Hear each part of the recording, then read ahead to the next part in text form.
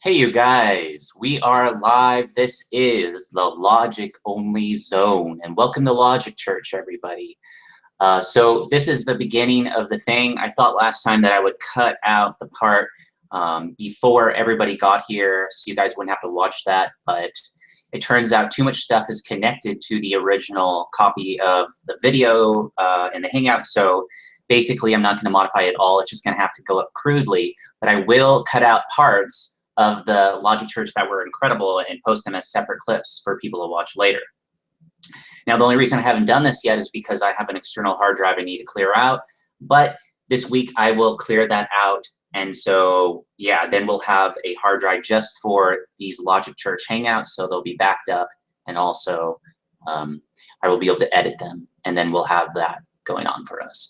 So I'm gonna get this started, you guys. Also gonna be probably releasing my techno album here in about a week or so. So I'm pretty excited about that.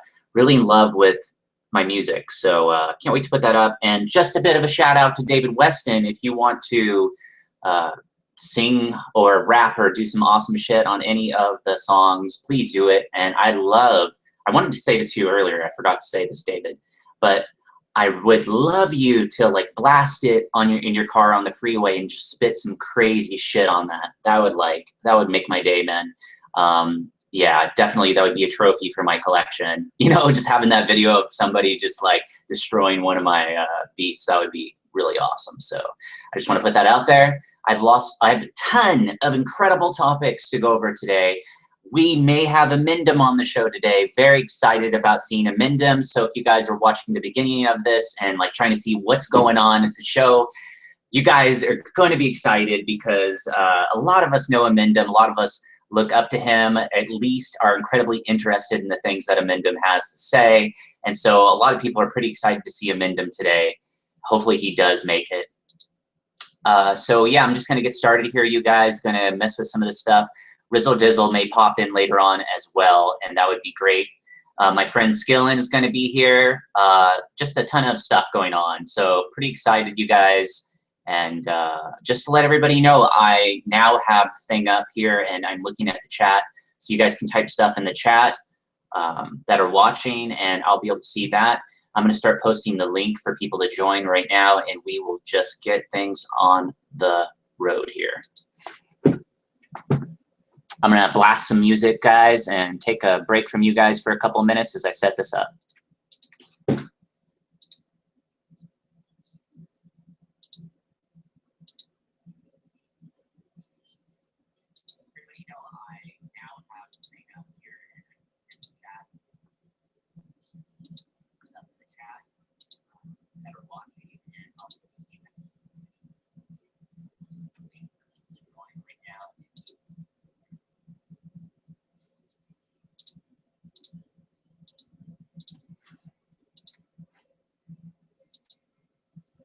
Okay, copy the link and post it.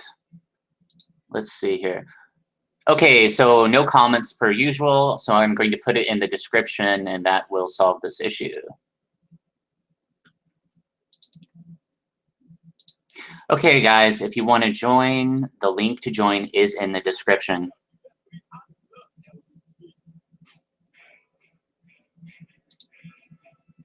I'm also going to post it on our announcement, so I'm going to go there right now.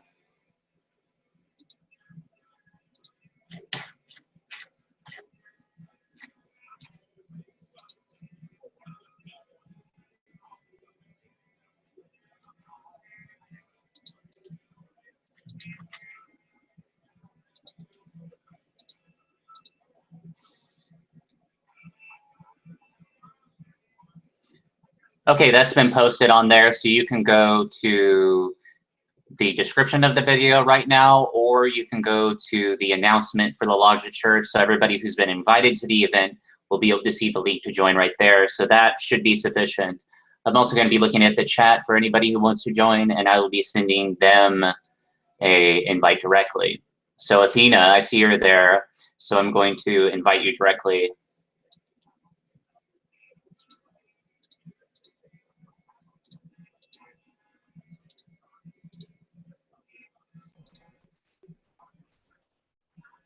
Oh, there's more people watching already, I thought. Already 7 people, already 8 people, great. And I just popped this thing up. I suppose it's almost noon, so people should be showing up. Yeah. Let's see here. Athena, Athena, let's get you in here with us. Athena, what was her name? Athena something? Hensley, oh, here it is. Athena Yeah. Hensley Cobb. Yeah. Okay, she's been invited, so that should do it. Alright. Should be good here. Looks like everything's set up properly. Mm-hmm.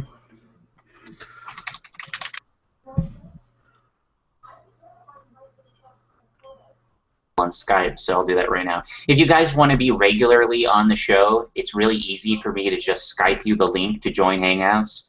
So if you guys want to get on my Skype, let me know. Alright. Yeah, let me know. Yeah. I've got to copy this. But if you found your way in here already and you don't really care, like dude, Aaron, can I call? What should I call you? Just call me Connor. Connor. Okay. Is my god damn it, my name is shit. Yeah. Honestly, I need to fix that because like I'm gonna put my name in there from like fucking 3 years ago, so I need to fix that. Yeah. Don't worry about it, man. You're too hard on yourself. It's all good, brother. I'm not too hard on myself. I'm a dipshit. No. You know who's a dipshit? What? Not you. Oh. Okay. Okay, so Athena's not ready to get on camera yet. Okay. These spots might fill up pretty quickly. We have a fair amount of people watching, so let me just type this link in description to join. Wait, can you put it in the chat? Okay. Yeah. Because some people have to refresh the so they don't. I had to refresh the page in order to see the description, so that's what they have to do. Yeah. Okay. So now we play the waiting game. My favorite. You're like, I want to play a waiting game. It's better than the be quiet game. Totally agree with you on that one. Fuck quiet people. Fuck you, quiet people. Get loud. Be quiet, quiet people. What? What? What? Shut up, quiet people. Oh, it's MJ, the anti-feminist rebel. Woo-hoo. What's up? What's up, Andrew? Tell him, MJ. Tell him about the whole stupid men are slaves to women. Well, it's true. What the hell is that garbage about? I almost flipped my shit when I saw that video. Which one? The music video, Men Are Meant to Serve. Oh Yeah. I'm like, I don't know, I'm losing it right now, you know. It really made me flip out. Yeah, me too. I was just like, bitch, don't start singing. You're just known for having a third tit. Don't. It's like, you did it. Did you just make that song? No, I can't believe that shit. I was shocked when I watched that video myself. I got curious and I haven't talked about her in a while. It was only one time I mentioned her in a video, but then when I saw that, I was like, oh, hell no. She did not do this. Yeah. Hell no. Yeah, that's it. Oh, hell no. Hell no. What are you doing? Men are meant to serve women, and that is our only function. That sounds like good reasoning to me. Kind of feels that way in this country, though, doesn't it? Yeah. I heard third tit, and I'm just like, what? Are we talking about Total Recall there? No, we're talking about porn. Well, you know, some women are gifted with the physical awesomeness of a third boob. So, I'm blessed Alright. with second dick. however awesome that may be to some, yeah. Some people have a third boob fantasy, I hear. So. I can't Probably believe brought on that. by Total Recall. Yeah. Not the new one. That one sucks. Yeah, well, isn't there a really stupid karate film where this girl has a third boob? Or is it?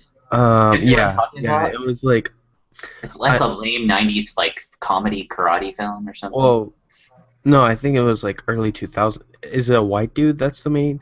Yeah, some white dude No, who it was like nobody early knows. 2000s. It's like they put I don't think the girl originally had like one boob in the movie, so like because it's what they did was they added new effects to like an old movie from the 70s, and then like they got Oh, Kung yeah. Pao.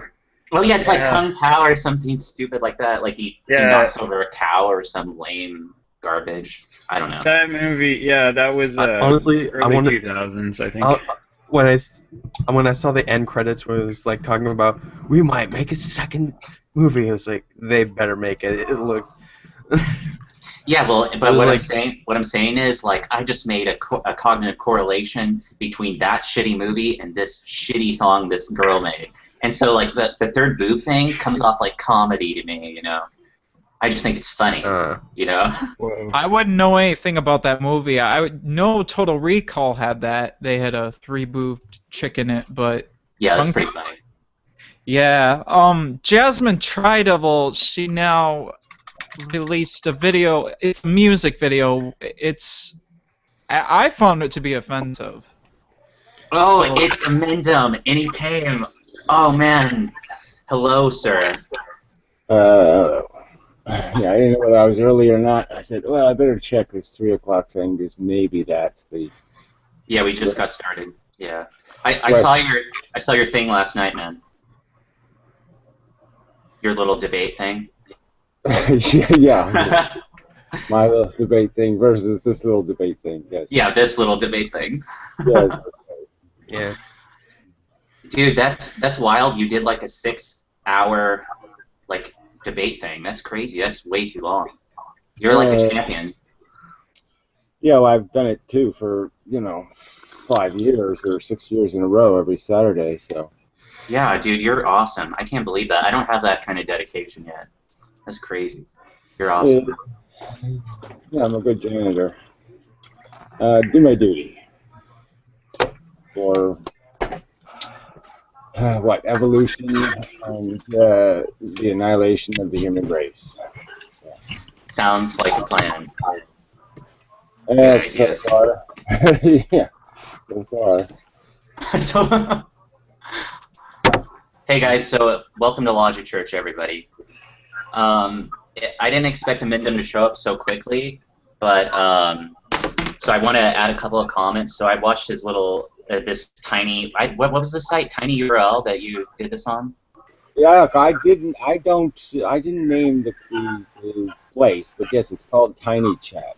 Oh, it used to be Stickam, but Stickam went defunct, so I've used Tiny Chat. But Google's evil, so I try not to use Right. Google because Google's evil. Blah blah blah blah blah. Okay. Should we? Do you think I should move my Hangout to Tiny URL? What do you think? Is it like should I fight against Google as well? I think that's personal choice and all that stuff, but Okay. Okay. you know what? It doesn't hurt to do both, just because some people can get into that room and some people can get into this room, so it's sort Right. of a good idea to do both. So I might do that. Alternate. And one of the reasons why I wanted to do this is I remember hearing you say before that there's like nothing going on in the atheist community. And I thought, well, shoot, there should be more going on. So I came up with this little idea for the show. Okay. Yeah. I mean, you do a lot of little things. I mean, maybe it's time to do something to think big. Yeah, big. Yeah. Let's go big. Yeah, let's do big rooms, big ideas. So I'm definitely open to these new ideas. Let's go big. Yes. So do you guys want to just get started? I have a bunch of topics we can talk about. Okay. So Something that I like to float around is self-actualization as instinct. And so, like, I hear people talking about the basic instincts that people have, like social and sexual and stuff like this, but I think, like, I feel like it's instinctual for me to try to self-actualize myself and understand myself and what I am and what my purpose is. Do you guys think that that's something instinctual, or do you think that a particular type of people, such as a people with a particular IQ or something, have that facet to themselves? Or am I just out of my mind? Go ahead, guys. Do you just want to explain what self-actualization is, like what you see it Sure. to be? Sure. Well, let me look up the definition then. I think that'll be Well, better. well, look, you can simplify it. It's just about desires, and the argument is what part of your desire, the package of your desires, are useful and which one of them are rubbish, evolution bugs. So you would call it self-actualization. It's kind of a tough one to answer because you got so many things going on with instincts. Inmendham cut out, but he was. Bug. You know what I'm saying? Or you could say that. Oh, there he is. Or you could say you want to try to do something better than be an insect. I'm just saying that self-actualization just means just actualizing your, individual, personal ambitions and aspirations and desires. And I'm just saying they all have. You can be a narrow person where your desires are just visceral and crude, or you can be one of these fancier people who has an ambition to square dance or something. And then the question just be, is square dancing something that needs to be done, or is it just another bullshit desire? Okay, that's very interesting. Does anybody else want to say anything about that? I think that some people it is instinctual, but not for everybody, because me and my boyfriend, we've been together for 17 years, and he's totally opposite. So for me, it's kind of instinctual, but it's not for him. So I think that some people, and we both have a high IQ, so I think that it's just some people have it instinctual and some don't. Yeah, it's kind of interesting to think about. I mean, it seems like everybody.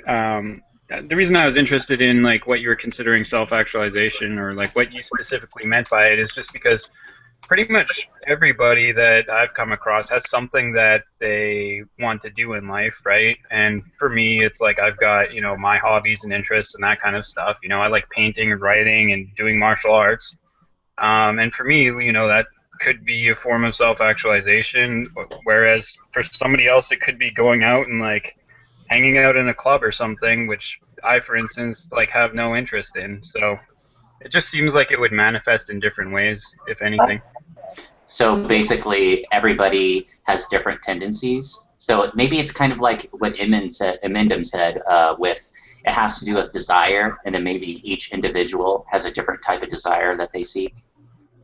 That would be interesting to explore. But couldn't you describe it, if you're going to be fair? You could say that they fall into categories. You might say it's all psychological masturbation or ego masturbation.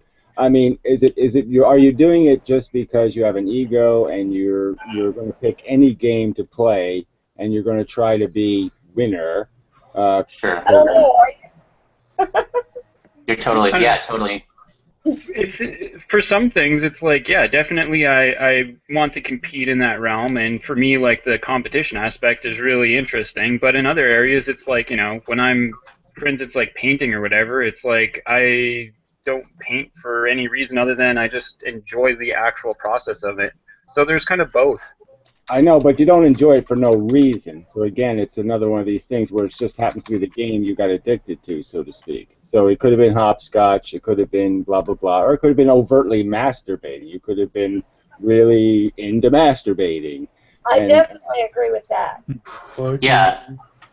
That everybody has some kind of something that's like an addiction, even if it's reading or something. People always channel into different places in their life, and for me it's artistic. I'm left-handed. I don't know if that has something to do with it, but for my boyfriend, we both read a lot, and he reads a whole lot, so that's his thing. Well, my theory would be, this would be my contention, is the human race has totally wasted its potential because it's become addicted to frivolous nonsense, where it could be addicted to things like curing cancer, right? It could have Totally. It could have ambitions to. Could be competing with each other instead about who's good looking or who has the biggest penis and all this other bullshit we compete about. We could be competing to be who's closer to curing cancer, who's closer to unifying the field theories, as I think I'm about. Well, what about the people who that is their thing? I mean, well, I'm just saying that's my point, though, is that we all could be doing something incredibly productive as part of our self-actualization. We could be self-actualizing as being fantastic human janitors, on planet Earth, and we could be cleaning up the messes and fixing the problems instead of borrowing money and, causing financial disasters and polluting the planet. So instead of having good addictions that are constructive to civilization on planet Earth, we have a bunch of addictions that are corrosive to civilization on planet Earth. And inmendham, would you encourage us all to aim higher and to do that? Like, why not aim to cure cancer? Because I feel like if you want to be happy in the moment, it's difficult to have a goal in the future that's really big because it's really hard to obtain it. But because that's functional and aiming towards high things is what we need, maybe we should forego that momentary happiness. Do you see what I'm saying? I wish it was as simple as that, but this is another one of those conditioning kind of things. And once you condition somebody to be a pervert or something, you know what I'm saying? You're not going to unpervert them, and so it's just like you have to raise kids to be disciplined and have a sense of social obligation and to gain personal gratification from being productive. You can't just say it as words. They have to feel it emotionally, and so it has to be an emotionally thing that's conditioned into them. Okay, and I guess what I'm saying is, like, us here, we will listen. So, like, if you have good ideas and good advice, everybody here wants to listen and wants to be better. And so, should we actually, the people that are here, should we aim high? Always. Well, what should I say? Duh. I mean, what? Yeah. I'm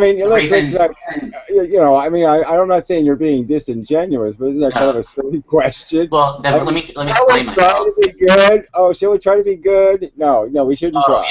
Yeah. Okay, but I guess what I'm saying is, it's frustrating, and so should we endure that suffering? Because it is suffering to be good, because you're foregoing desire. Right. That's what I'm saying, though. That's my whole point. Is if you engineer us to be good worker bees from the very beginning, if we as children are made to feel ego gratification through the process, I'm just saying that is like engineering yourself someone who enjoys being a slave or a dominatrix circumstance where a male could enjoy being whipped. I'm just saying you can engineer us. Okay, to find satisfaction in that kind of pursuit than instead of watching NASCAR, for example, or doing some other stupid, idiotic, moronic brain-killing thing.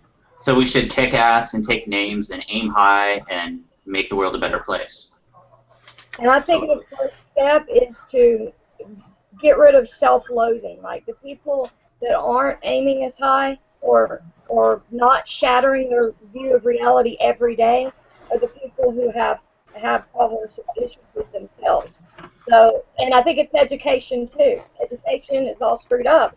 So you have to educate yourself in better ways. Yeah, well, I would sort of disagree with that. The self-satisfied sort of pissed me off, frankly. I mean, I want somebody to be pretty dissatisfied with themselves because then they'll have the ambition to do better. But anyway. Oh, that's a good point. So maybe foregoing desire is motivational in a way.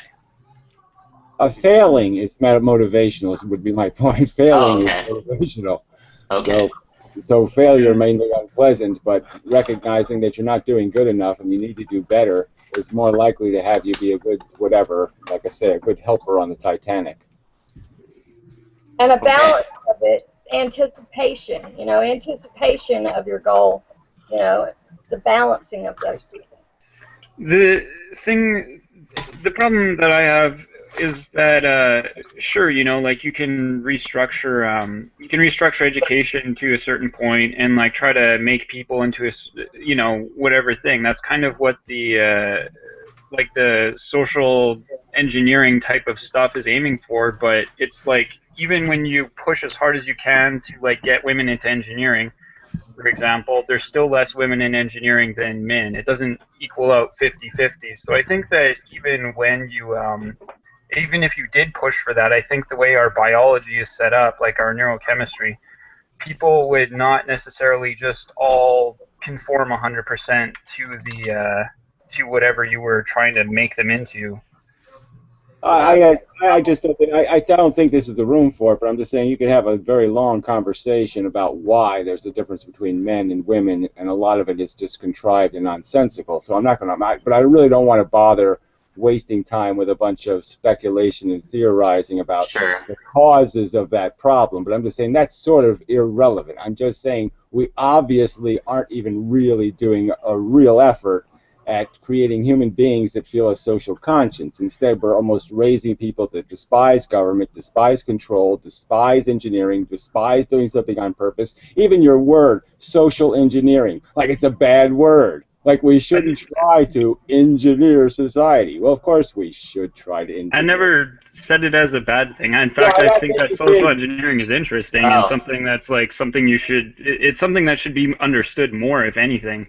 I just, that it is what it is. You are trying to engineer a society. That's the way that laws work. But you clearly described it by using a very negative example rather than a positive example. So I'm just saying I could use, for every negative example, I can come up with plenty of positive examples where a little tiny change, a little change in subsidies or rewards and punishment would create very different results in people. So I'm just saying it's quite easy to engineer us in many respects, and the fact that we fail in some respects has nothing to do with the fact that we could succeed in many other respects. Well, like subsidizing science, instead, give a huge, gigantic financial prize for scientific accomplishment rather than kicking fucking footballs. Okay, instead of having a bunch of kids trying to kick a football, maybe we should have big, huge prizes for people for coming up with new equations in mathematics. Oh, and then like that.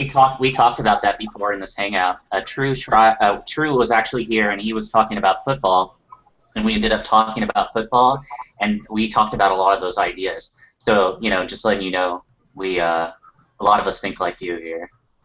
Well, I'm just saying as an example, that would be one example. I'm just saying there's a ton of things that people do for entertainment that they're only doing because their psychology has been trained to think this is valuable, when we could just bend their psychology a little tiny bit to think it's really valuable to win Nobel Prizes or something. Okay, sure. Right on. Yeah. So in some cases, manipulating people for the forces of good. So you think that's okay to manipulate people for good in this case? Yeah, well, I'm just saying we right now are subsidizing welfare whores to have kids. That's pretty dumb. What we should be subsidizing is their sterilization. We should pay them, okay, to give away their fertility, and we'll make so much more money in the long term. I mean, we'll socially profit from the experience because we'll have to waste less resources on people who are, basically training each other how to be less and less human every year. And it comes back to people who hate, and the people who hate in this world are always going to try to control the people that they hate. And that's what makes it keep going around and around, is because, we're all here, but, there's also people out there who just are, like, thinking about hating people. And, until we figure out a way to give them a reward that's not hate. Well, I'm just saying we're not using the power we have as a society. I'm just saying we have given up on natural selection, and we're not even doing any intelligent selection. So I'm just saying we're not doing either one. We're not being good farmers, but we're pretending we're scientists, and we understand that nature shouldn't be in control. So we're saying nature isn't smart enough, but we're not saying we're smart enough. So nobody's taking control, so you end up with chaos and mush. And that's a good point. That's a good point, Gary. I totally agree with you on that. Does anybody want to comment on that? I agree, and I have to say that in my area where I live, I own a lot of books, like over 2,500. And if anybody ever starts asking me a question, I will just take them to my library and give them some books on things that they are interested in, because that's my way of helping motivate people to be smarter. Because, you know, it feels like, you know, the people that I've done that for have made better people after years, you know? So, I'm not certain that just simply supplying people with knowledge makes them will have the result of making them into better people, though. I mean, again, I don't know who said that. Obviously, well, she just was talking about. Is that you have to incentivize the accomplishment. How people get to the finish line or the goal is their individual, you know, mechanism. Well, So Gary, Gary's thinking of it. So Gary's thinking of it within actual reality. So he's not considering like the mental shit going on in the head. He's thinking, well, this is reality. This is how it needs to be in reality. So yeah. that's what he's thinking. My comment was more just to taking somebody to the library and then giving them the book. I mean, ideally, yeah, that would work, but a lot of people just are very, that doesn't work on them. Yeah. Sorry, that's all I was saying. Right, I didn't know you were commenting on that. I would have reacted to the comment myself just by saying, what, that really works for you? You bash somebody in the head with a book and that works? Because, yeah, I don't find that works at all. Most people resent patronizing elitist motherfuckers, well, excuse my French, but I mean, you know, they just automatically repel at the idea that you're going to tell me something. So you have to make them think that they figured it out themselves. So you fool them into tripping over the book. Like if I put the book on the floor and they slip on it, they have a chance then of respecting it. But if I actually hand it to them and say, this will improve you, yes, they're going to say, oh, yeah, I've heard that before, like the Jehovah's Witnesses keep telling me that. well, that's why I said before, my boyfriend, you know, that's obviously not a good enough reward to be, like, out of his own head. He's a good person, a good parent, that kind of thing. But to be more incentive would be, yeah, monetary and rewards that where you don't feel like you're just drudging through survival every day. That would help, I think. I definitely agree with the premise of like incentivizing like more positive behaviors for sure. I mean, all I was really saying before is that sure, it's definitely a good strategy to do that, but I don't think absolutely everybody will really conform. Like you're not going to come up with you know, an excellent solution. It's going to have like major margins, but it's not going to be perfect. Okay. Yeah, well, I don't know. Let's not argue perfect or not, but I mean that, you know, I'm going to have my counter argument would be is that I think you can get to anybody if you're willing to put in the work. So I'm just saying that the real easy ones, you're going to get pick the easy fruit first, you know, the $10 fruit. And for sure. Some of the fruit's going to be $100 fruit, but I'm still going to argue that you're better off spending that $100 trying to pick them than you are dealing with the mess they make if you let them just, you know, disease the tree. Yeah, and Gary, can I ask you something? So this comes from the chat. So this is from Terry Wallace Santos, and she says, Gary, if you were successful in engineering social constructs that were indeed virtuous, would it change your antinatalism viewpoint and find value in human progress?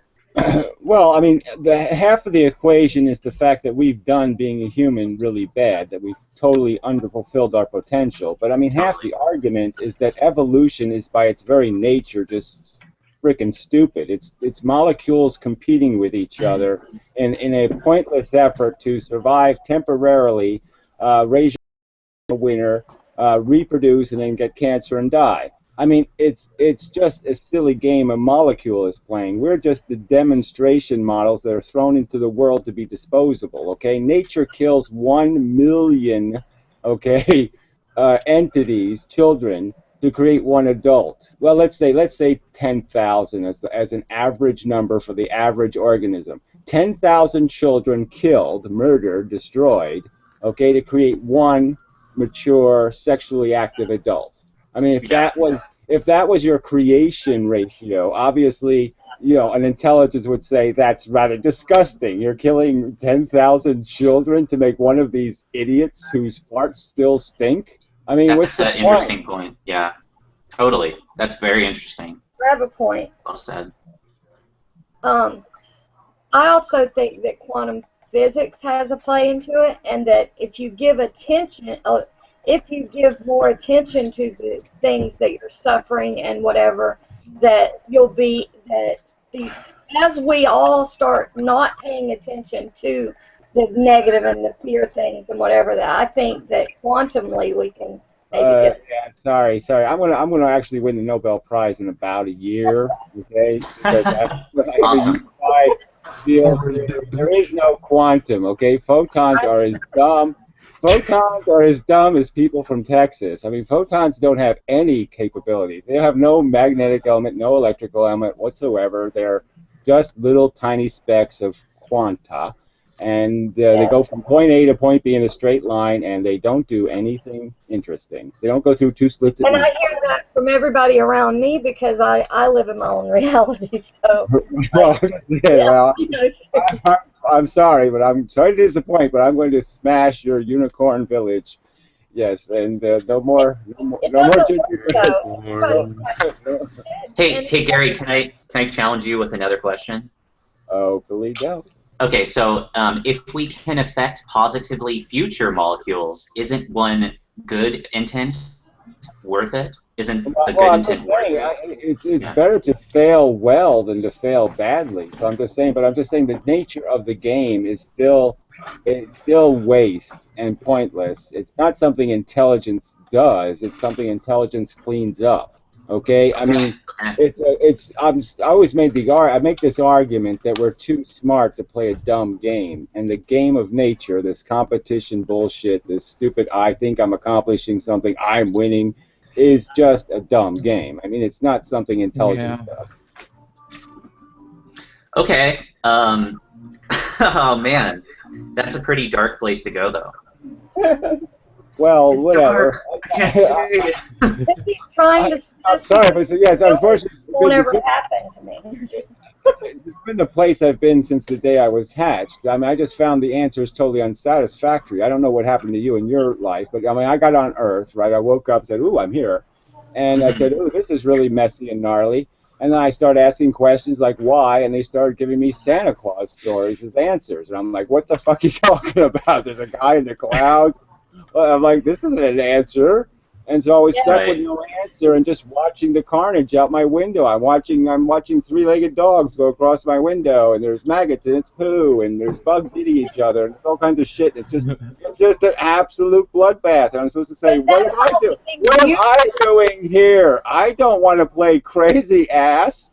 It looks like it's all crazy ass out there. Why should I play crazy ass?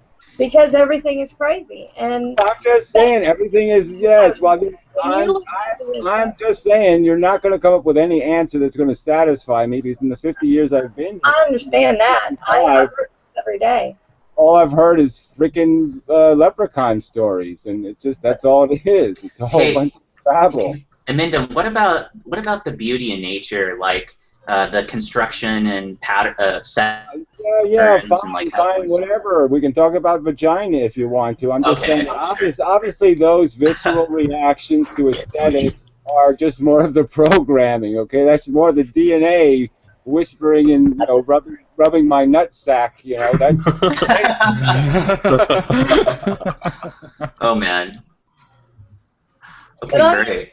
My boyfriend's a nihilist, and the things that I feel like I've manifested in my life, nothing can ever smash that. So I think that nobody can ever deter me from thinking that I can make a conscious decision to do something like that, and I'm in a different universe because I did that decision. Yeah, well, you can't talk to Jehovah's Witnesses either, so, okay, I can't dissuade you from thinking you got magic powers to create thoughts in your mind and blah, blah, blah, and you're not controlled by determinism, you're not a programmed little dishwasher, swish-washing through the universe. I mean, we're just programmed machines. We're just programmed machines. I like the photon.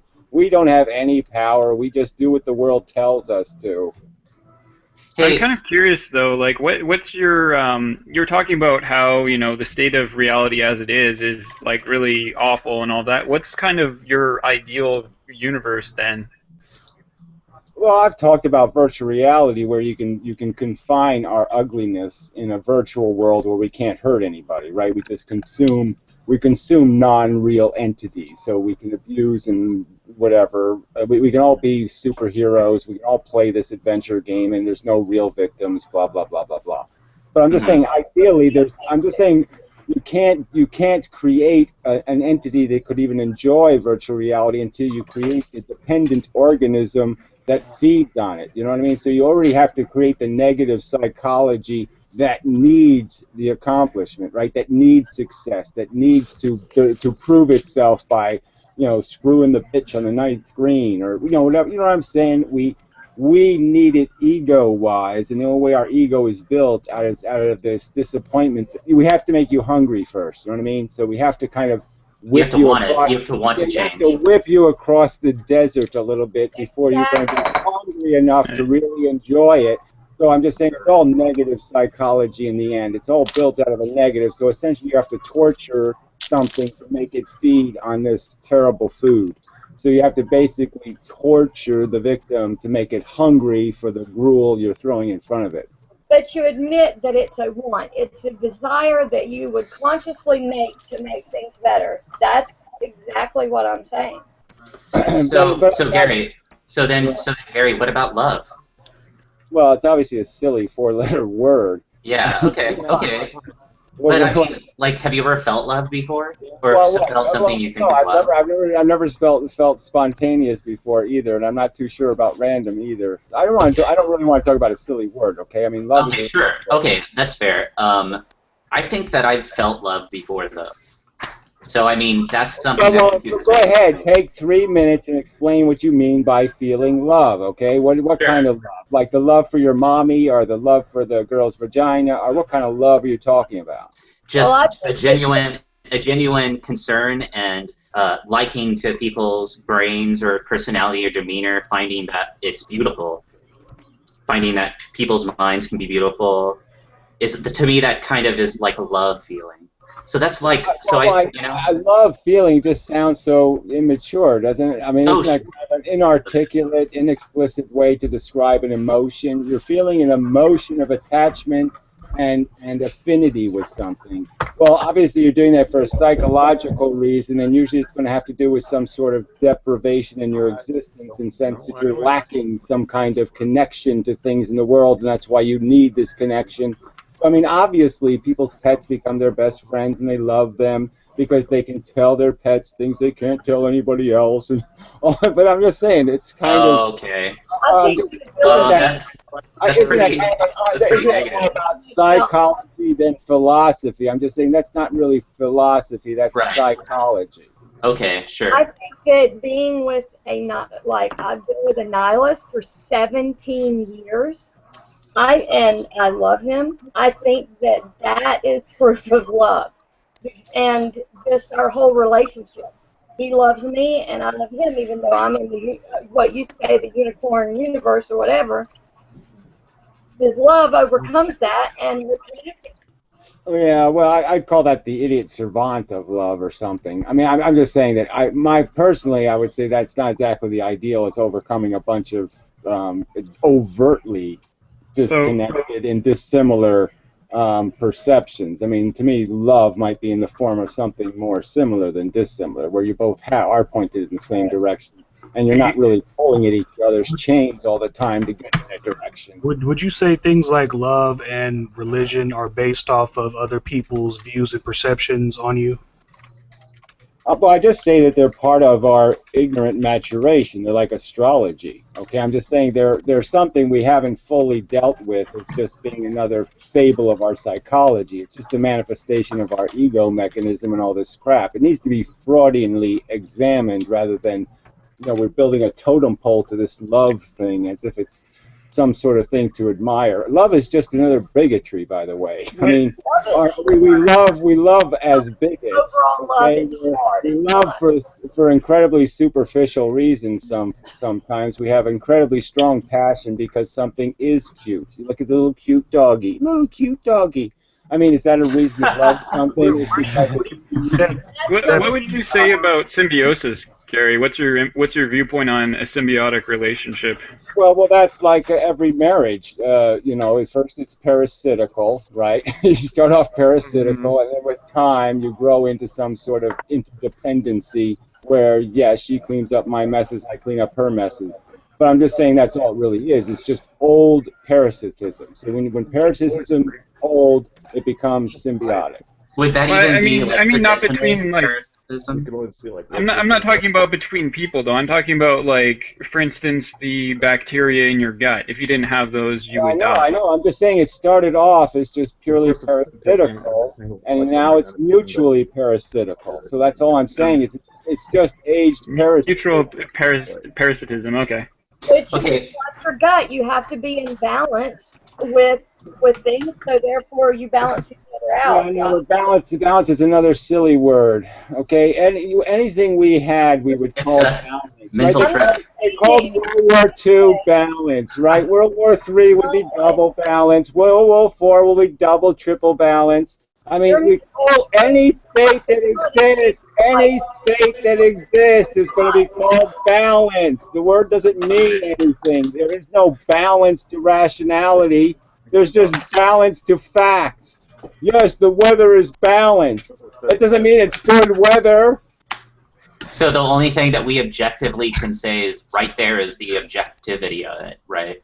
So like you might feel something, but what we objectively say is that we have about 50% of the English language is bullshit words that we should try to get rid of because they don't mean anything. Okay. So I want to move on to the next topic, which is related, and this is something again for inmendham. So the mind as distraction from reality, and this is kind of a topic that we just keep talking about, like attacking it from different angles. Inmendham is arguing that the subjective experience of the mind is something that's not actually there, and it's the reality in front of us that we should be playing with, and the truth of reality and the facts that go along with it. So inmendham, can you discuss that ideology for us, or that way of perceiving reality? Well, I don't know if that was exactly accurate. Is it not? Okay. Well, first, I was just going to say, look, our brains are made to model the world, just like a wolf's brain. You know, a wolf models the world so it can run through the trees without running into trees, right? So the whole point is for it to understand enough dynamics and gravity, and it understands how its weight, its body weight, it understands how it can move so it can run through the trees really, really fast and catch its prey. So we're doing the same thing. We have a model of reality in our head. That's our personal reality. Who would you say right now in this time and place? Can I finish one more sentence? Really, just one more. Okay. Hey, Inmendham, we're all friends here. Okay. So. I understand. I'm just saying. Let me just finish the one sentence. Yeah, totally. Go ahead. Sorry. I'll listen to you. So when we model reality, I think there's a pretty high correlation between an effort to get it right. Our brain doesn't try to get it wrong, it tries to get it right. So logic is a real thing in the sense it's the real mechanism of creating a model in our brain that correlates to the actual world. So who would you say is pulling the strings, because obviously people are not as primitive to that thought process to be able to adapt to the environment?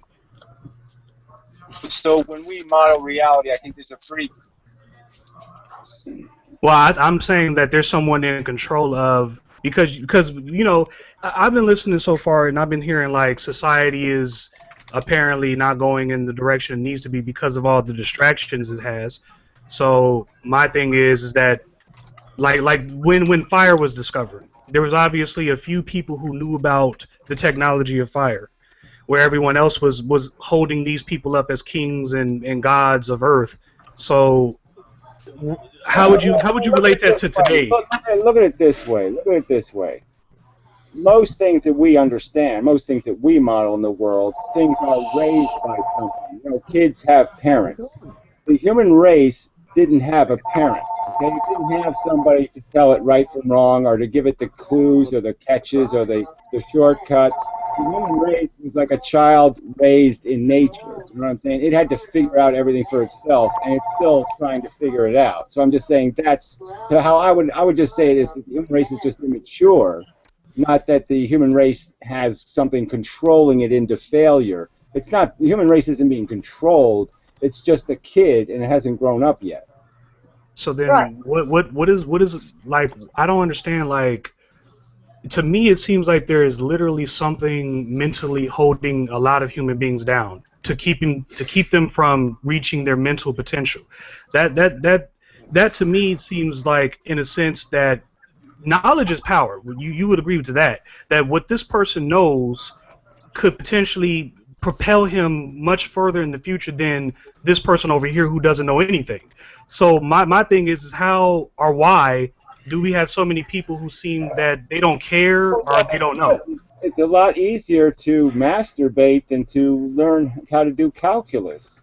I mean, it's just a fact. It's just easier to jerk off, and so people have jerked off. So then why are we not teaching people, like, why is Pornhub popular? Why is something like calculus not popular? How do we make calculus popular relative I've to... suggested some ways to do that. In fact, you could do it through game shows. You could do it through the society actually rewarding people for it. And I'm just saying that people... Does this help? Does our hangout help? Excuse me? Does our hangout help that purpose, you think? Yes. Well, I'm just saying any conversation between humans may be helpful. So, yeah, I say go for it. Okay, yeah. So here's my thing. I don't think it's making it worse. Here's my thing. What I'm saying is that there's someone in control who knows as much as you do. They're not putting calculus in game shows. They're not putting intelligent shit in reality TV shows. Someone up in the top is consciously knowing this. They know what they're doing. It's called capitalism, and I don't think you can sit there and try to make a conspiracy theory out of it. It's not a conspiracy. It's reality. It sounds like someone's in control. Yeah, I got the evidence. I got the proof. Well, you can tell me it's a reality, but where's your evidence? I've not seen evidence of any grand conspiracy theory. Yeah, I see a bunch of selfish, poor people. I see selfish people in their own self-interest selling the human race Twinkies because the human race will buy Twinkies. That's what I see. I don't see a conspiracy. Okay, so guys, poor people. hey guys, I don't want it to turn into a yelling thing, but we can all see that Gary's really passionate about this. So, just to put that out there. Well, I'm just saying, if you're going to suggest God exists and in the form of some conspiring Jews, not at all. I don't know whether this is a Jew theory or not. Not at all. Not at all. What I'm saying is that people don't look at things from your perspective. They're going along with the game. They're going along with whatever they're being fed. Exactly. My question is. But what's the difference? I explained sort of the difference, right? The difference was I never had bullshit in my brain, so I didn't have to extract it out. Most people get bullshit in their head, and then they spend the rest of their life trying to pick the sands of bullshit out of their head because it's like sand. That's what I'm saying. Like sand in your bathing suit. Once it's in there, it's just almost impossible to get it out. Well, that's what I'm saying is that... Sorry. Go ahead. I think he said it in the beginning. Capitalism is a huge part of that. It's not a conspiracy. It's just that capitalism has caused a certain amount of people in the boom of our civilization. When we really started getting going, it caused people. Well, my thing is, if it's just going to be as simple as we're going to just say it's capitalism, we have poor people because whatever, then it's like what is really what is wrong with these people doing whatever they want to do in terms? Because they're not gonna wake up tomorrow. Selfishness isn't a winning philosophy. It's not a rational way to make a good building. Is do things in your self-interest. Okay, it takes something more than that. Selfishness is way too little to construct something great. You're not going to make anything great out of selfishness. Oh, okay, so on that note, guys. inmendham, I want to try to get you on something. So I noticed in your videos you use art in your background. You have a little, I don't know what to describe that as. But you know what I'm talking about in your videos. You have that little art background thing. Yeah. Well, I go swimming in the summer, okay? So it's just something I'm trying to do. I go swimming.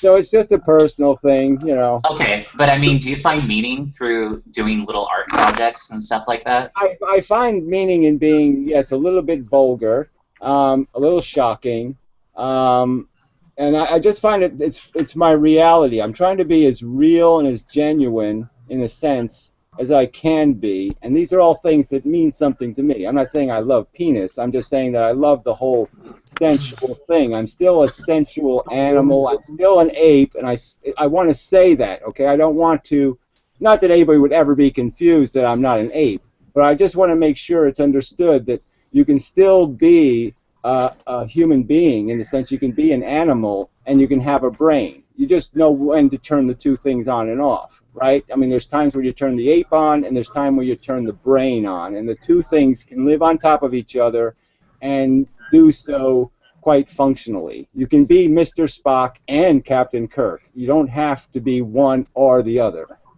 Right. Okay. I agree with that. I think so we can have like multiple cells. Do you have any advice on they're not really selves. I'm just saying that our intellectual capacity can live completely independent of our individual subjective bullshit. We can be objective. Oh, totally. Okay. We can think mathematically, clinically, explicitly. We don't have to think emotionally with loaded language and loaded words. And to piggyback, like what I was saying earlier is I wasn't saying that a conspiracy man or anything like that. I'm just simply saying that there are certain people in positions of power and knowledge that I would feel that when they see somebody else rising up to the top, that they would systematically try to bombard them to keep them from being successful. You know, that's all I was saying. Obviously, the king wants to stay in power, and the king will do what's required to stay in power. So I'm saying to you, if you want to think of it as conspiracy as structure, think of it as conspiracy of structure. Once somebody owns slaves, they have the power, right? The slaves don't have the power, so it never ends unless somebody forces it to end. It's a systemic circumstance. Once you have the steel bar around their neck that blows their head off, you know, it's going to take a lot of force to be able to get that off your neck. Yeah, true. Absolutely. Okay, so I guess we'll move on. Have you guys seen this movie called The Gods Must Be Crazy? Yes. Yes. Have you seen that, Inmendham? Have you seen that movie? Well, it was made in like 1910, so yeah, of course I've seen it. Yeah. I remember. Okay. Stupid. Sorry, it's stupid. I mean, you know, I was alive when it came out, okay? And even as a teenager, I said, this is stupid. Can I say something? Yeah, go ahead. There's a lot of books out there that tackle the subject of island people and how they used to worship the airplanes and the boats and things like that would come and bring, you know, just show up, and they would have food and supplies and stuff. And it was kind of the same thing as the gods must be crazy, and I think that it comes from a place of relieving people's suffering. People feel like anything that relieves their suffering is better. Being here, even watching your videos, Gary, is very entertaining to me and relieves my suffering of life. The Lord of the Flies comes to mind. Yeah. So it's a very similar concept. Mm-hmm. I'm not sure if that's a similar concept. One is a cargo cult, and one is like people are reverting to animalistic tendencies. Yeah, I wouldn't put the two in the same category at all. It is in the way that they're both suffering. When you're on an island in a cargo cult, you're literally don't know if you're going to make it through the next day or whatever. Lord of the Flies, it was kind of the same thing. I see it in that way the same. Well, I was just thinking in terms of them regurgitating back to a primitive state to where, you know, before civilization and things like that. Right. That's reptile brain. You're a reptile brain, and like he says, you're an insect. You go back to that point where you're no longer like a functioning human being. You go further back than ape. You become the insect or the reptile. You know? Yeah. Well, I suppose you always have to put things in context, and obviously for people when they were ignorant, magnetism was magical. Lots of things were magical in terms of because we didn't understand how they worked. So lightning, everything was something that you didn't have an explanation for. So I can see pursuing explanation. You find something, you don't know what it is. You say, where did it come from? You say, I got to figure this out. So our curiosity is enough to explain one movie. Like I said, Lord of the Flies, you could spend 10 years writing a thesis just on what would be how it would really play out. You're right. Of the whole psychology of that story. It's a story. Let's remember, it's a story. Yeah. Right. Not reality. Okay, so it's not real. That was just a story. Yeah. Okay, I didn't get that. I thought that maybe they actually did do a documentary. I'm like, what? Obviously, it could be based on something real, but the reality would be that they were stealing each other's library books or something. Who knows? Right, so you think that's just complete garbage? Because I saw that, and that gave me, like, a ridiculous amount of hope. I was like, oh, so if everybody can't have a bottle, nobody gets a bottle. That's kind of like how I was thinking after seeing that. Yeah. Yeah, well, I'm just saying most movies, even the ones that are supposed to be real life, aren't real life. So just if you're watching a movie, assume it's a lie. Just how big a lie. So it's all propaganda. Yes. There's no Darth Vader. Are you sure about that?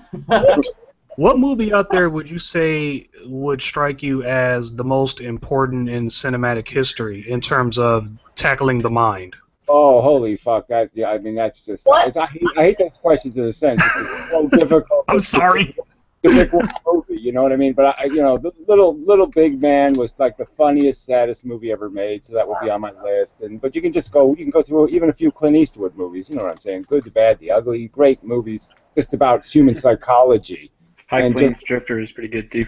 I'm saying, in terms of the psychology of people, these are really, there's lots of metaphors and stuff in there to learn from. I think What the Fleet Do We Know is very good movie because it opens up quantum physics. Well, the movie that meant the most to me is kind of a silly movie for most people, but A Christmas Carol. Okay, so the Scrooge story was probably the movie that had the biggest impact on me philosophically of any movie I ever watched. No, that's to me that's not silly at all. To me, that makes a lot of sense because a movie like it opened me up to the idea of self-examination and examining my own life. It put my life on trial for me. It said to me, okay, put yourself on trial. Are you a Scrooge or beforehand, or are you a Scrooge after? Have you succeeded in learning anything through this experience? And I realized, no, I'm a selfish cunt. And so it was really a great moment for me in terms of learning that I'm just an ego, I'm just a selfish bastard, and I've always got to be watching that. So, Gary, I'm curious, what do you do in your daily life, to improve this situation, right? Like, how do you, try to live above this? You were kind of describing that a little bit before. I'm just curious about, what direct things you do. Well, direct is such a tricky word. I mean, I'm just basically trying to learn how to do it myself, right? I'm trying to find the best ways to do this kind of stuff. But I have a lot of interests, so I end up doing some art, and I do the physics thing, and I do all these different things, and so I don't have enough time in the day, so to speak, and so I don't do any of it well enough, so I'm doing this whole, master of none thing. I don't do anything as good as I should do it because I'm doing everything just good enough to get by, kind of thing. But I don't have any advice for anybody. My life is kind of a mess. Well, it's not so much about advice. I'm just wondering, you're talking about doing art and going swimming and things, and I'm just kind of curious on what is it that you do in your life that you find to be a worthwhile pursuit, I guess. Yeah, well, it's sort of changing. I mean, I used to get a great deal of, I've always been a mechanic fixing things, so I used to get a great deal of personal gratification just from fixing things. But, that's gotten kind of a drag too, and it's all about who you're doing it for, and people aren't grateful, and so I can get into all the psychology of it. But, just on a basic level, I like being useful. So, that's a kind of a nice ego thrill, is to be useful, to show up and do the Fonzie thing, and punch the jukebox and it plays. I love doing that. That's just fun to have superpowers now and then. Yeah. Okay. Hey, So- Gary. Well, it's like, Hey guys, should I let Anthony in? He's a Christian. He's a big fan of me, but he's a Christian. Gary, do you want to go one-on-one versus this guy? Do it. Yeah, Will you take him on? I'm not opposed, but I mean, he's obviously not going to be able to say anything reasonable. Yeah, but maybe it'll be fun. It could be fun. We can always kick him if he becomes trouble. So. it could be entertaining for people, I suppose. Would you be willing to give it a shot? It's like I said, it's your show. It's your agenda. That's fine with me. I'm just saying I don't know if there's much fruit to pick off the Christian tree. Probably not. But if it becomes an issue, we can just kick him. Yeah, well, we can just ask him to prove it and see what he comes up with. Maybe he'll have the great argument. Prove it. Yeah. Man, I'm totally gonna use that now. Like, if I ever start a show or whatever, I should call it like the agenda or something like the patriarchy or like evil overlords or something like that. Prove it. Oh, actually. Let me count. 1, 2, 3, 4, 5, 6, 7, 8. Okay. Does anybody want to leave so we can I actually mess need to with? Oh, okay. Okay. Athena, you were awesome. Thank you for coming to Logic Church. Yeah, I'm still going to be listening, but yeah. Okay, Athena, we hope to see you again. You were awesome. Yeah, I'll still be there, but listening. Okay, take it easy. Mm-hmm. Okay, and then we'll let this guy in. I have a ton of questions. We can go forever, but I thought it would be really funny to have a 1v1 logic battle here. See logic. Logic battle. Dun dun dun. I just thought it was like really interesting what you said about kind of like helping other people or being useful, because like that's kind of one of the things that is a major driving force in my life. I mean, even tonight, I'm going to help my my boss, who's also like a great guy and someone that I enjoy being around. I'm gonna go help him like hang drywall, but it's like I'm not getting anything really out of it except the opportunity to practice hanging drywall, I suppose. Yeah, but like I said, I personally do find that useful. You know what I'm saying? Because a job well done kind of thing. It's a controllable environment. It's kind of a good place to practice your humanity because it's actually something you can control. Where most of life it's hard to control. It's hard to help the homeless, right? Because everything you do for them, they'll probably turn it into crap. That's a good point. Like, it's kind of like a bad investment, but still, like, part of me feels bad. So. Yeah, well, I guess if there was a way to hang drywall for the homeless, that would be really cool. Yeah. Because then you could do something controllable and guaranteed, and they couldn't somehow piss or shit it into crap. So it seems like what you're saying is like in this instance, it's like it sounds like what you're saying is it's more useful to like kind of go a little bit small and like focus on like people in your life instead of trying to like change everything like big picture all at once. No, I'm all for it. If you got a big picture plan, if you can cook that recipe, go for it. If you can shove it in your oven, turn up to 500 degrees and make it happen, do it. Oh, and Gary, Anthony, my G-man, Anthony, he basically said he was too afraid to talk with you, so so he cowered it out. He's too afraid to face adversity.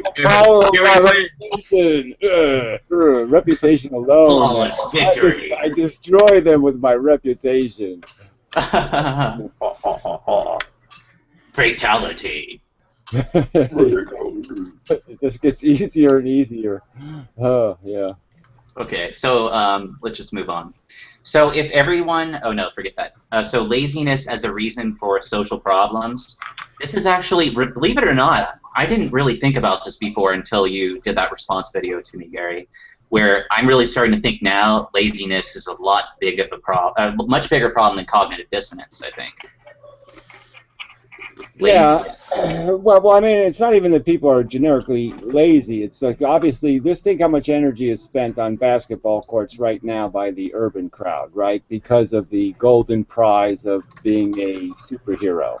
So I'm just saying there's a huge amount of investment being made in absolute nonsense. So it's obviously not just that they're lazy. It's just that they're obviously motivated to do something and just crack shit insane instead of something that makes sense. Okay, So, I coerced Anthony into coming in. He's going to come in. very good. He said, "Okay, fine." So here he comes.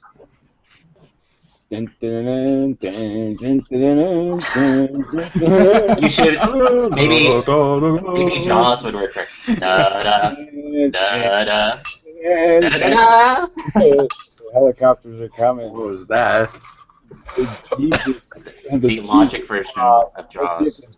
the Jesus fog can take us all. All hail Jesus. Jesus.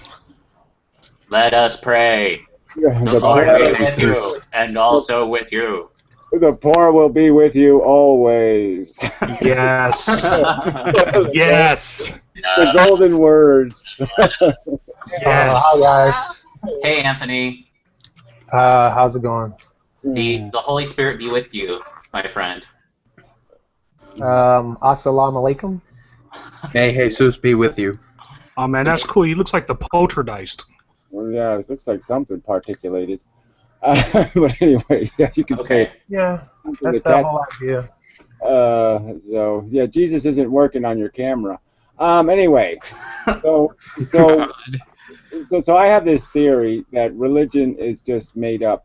You know, that like thousands of years ago, people didn't have a good explanation for things. So they just basically made up this whole story, and there was no superpowers, and it doesn't even make any sense anyway. Because if you could cure, if the disciples could cure disease, if they were actually given magic powers, why would they betray Jesus? Because they would have confirmation that God exists, right? They saw him walk on water, they saw him do the fish's thing. They have superpowers, and yet they betray God right in God's face. They basically just say to God, "Screw you, I'm going home." I have a humorous take on that particular scenario. It's nothing that I can like prove or anything. It's just a personal interpretation because I like to like make things funny.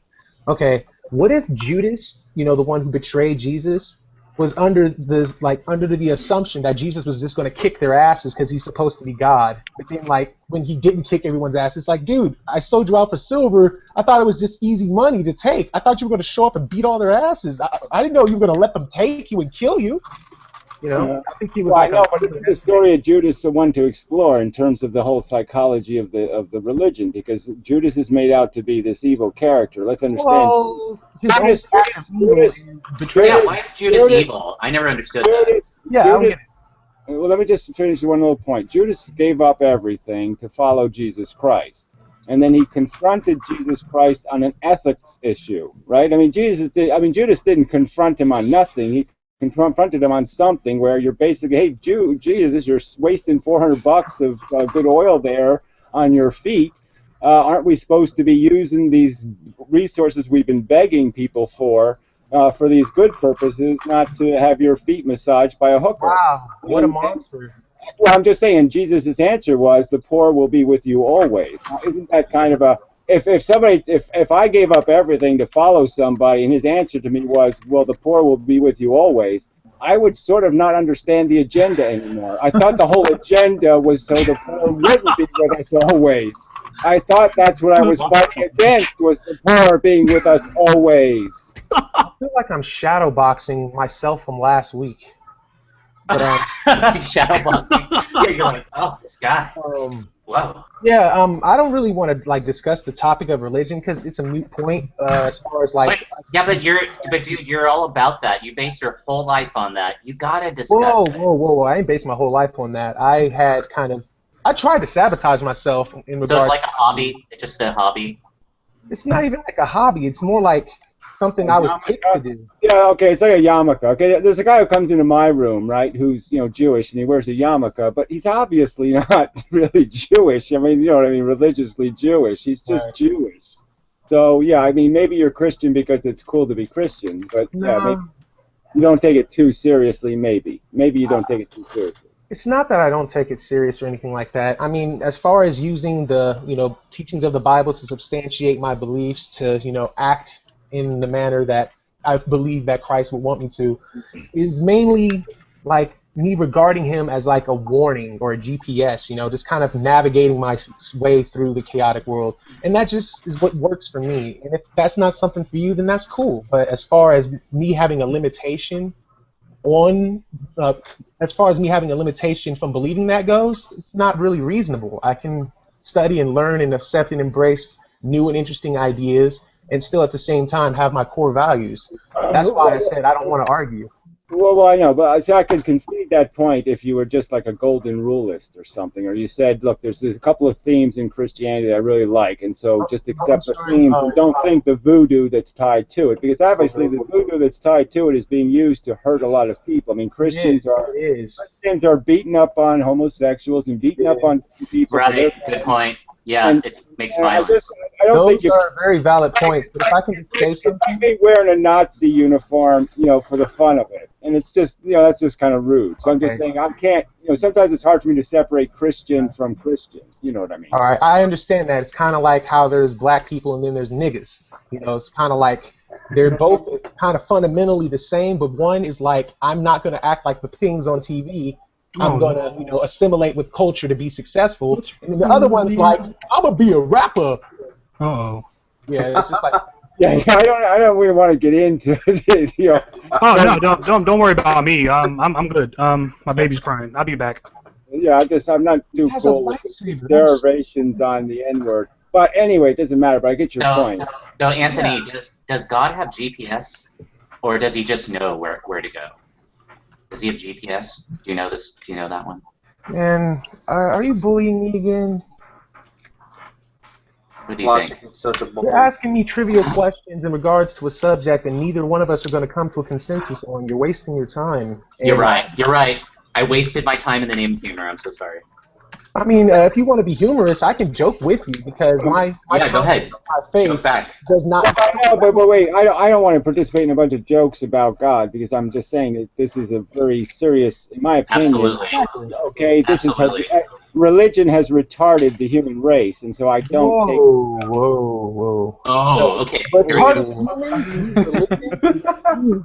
Their participation in the human race. Retarded people, basically, this is how religion works, in my opinion. Anybody can use anything to justify anything at their convenience for whatever selfish agenda they have chosen to embark on. And there are people who selfishly abuse the information and teachings in the Bible to manipulate people, to excuse themselves from, disrespectful behavior, to justify hatred. And when you really study the Bible, it makes you want to backhand all those people who do those things. It's like, wait a minute. Where does it say that you can hate? Is there a commandment that says thou can hate? Yeah, there's a big pile of, yes, there is a big pile. Is wrong. There's a big pile of that in religion. I understand that, and it pisses me off. By God's own words, kill the women and children. I understand that, and here's another thing a lot of people. The little girls. If you commit any act of evil and you say that it is in the name of God, that's an automatic, eternal damnation. In the name of what God, though? Not the God of the Bible, certainly not the God of the Old Testament. In the name of any type of God. Well, I'm just saying that, look, my argument is that this has been totally corrosive to human development, okay? This fact that we're accepting superstition, leprechaun stories as the guidepost to human conduct, and all it's been used for in its history is to justify bigotry. I mean, even the North American Indians killed each other because they belonged to a different tribe. I'm part North American Indian. Yeah, well, I'm just saying that the bloodbath from this myopic, narrow-minded, silly way of thinking has been extensive. So I'm just saying it's of no utility to the human race to indulge in stories about who's better, Goldilocks or Red Riding Hood. Well, in response to the beginning of your statement, if I can just respectfully point something out, humanity has progressed through a lot of adversity without all of the technological advances we've made as of recently. And during that period, they had a lot of superstition and religion. But it's funny how that type of thing is starting to kind of fade out with more people embracing the idea that there isn't a God. But at the same time, we're about to push our planet into complete obliteration through pollution and not respecting our environment. So honestly, it's like we did better longer believing in craziness than we did believing in Whatever. Yeah, you did better if you weren't a homosexual or a witch or any other non-European for a 200-year period. Being anything non-European basically got you slaughtered. So, I mean, to say that you did better because of religion, I'm just saying I'm just not going to buy this argument that there's any good side. There's no good side. It's just a stupid Humanitarianism is an aspect of the Christian religion. Is that not a good thing for I'm saying the golden rule is a good thing. It's a nice little piece of logic. Okay, so take the logic out of the I heard you say that twice. and just get rid of all these stupid mandates. You don't need 10 commandments if you have the golden rule. Don't do hurt unto people. others as you'd have others do unto you. Not complicated. I mean, it should be like written in the Constitution. It's like a piece of logic. Yeah, it's logic. That is not religion. Well, that honestly, in regards to logic, what's my incentive for treating you how I like to be treated? What's my Because Jesus told you so. That's I'm just telling you. I'm a better Christian than you. It's in the Bible, buddy. Okay. It's what Jesus believed in.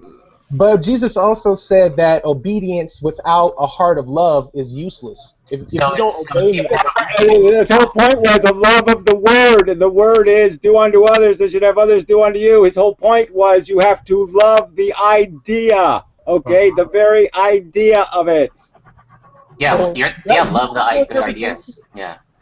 I'm sorry. We need a better Christian. He's not a good enough Christian for me to argue with. He doesn't know.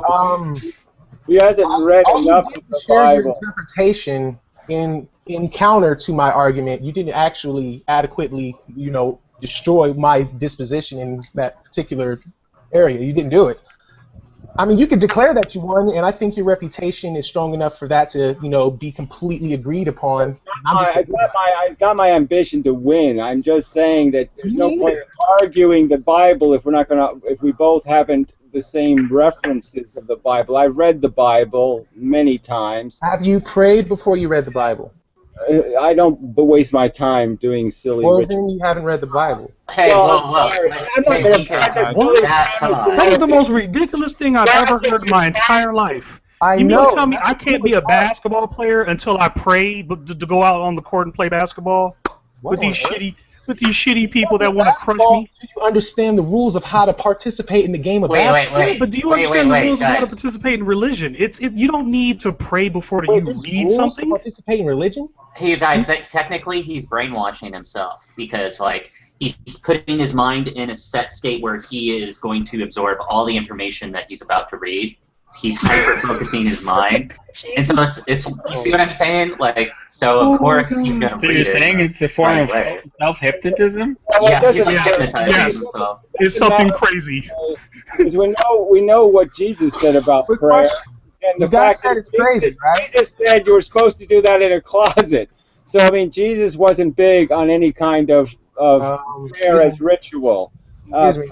Prayer was something you do for your own psychology. Why didn't you guys ask me why I felt that way? Well, hold on a second, dude. You guys all reacted and said it was crazy, and I can understand praying the reaction, but you didn't ask me why I thought that way. But praying before you read the Bible doesn't insinuate anything. It doesn't mean that you haven't read the Bible. You don't believe in the Bible.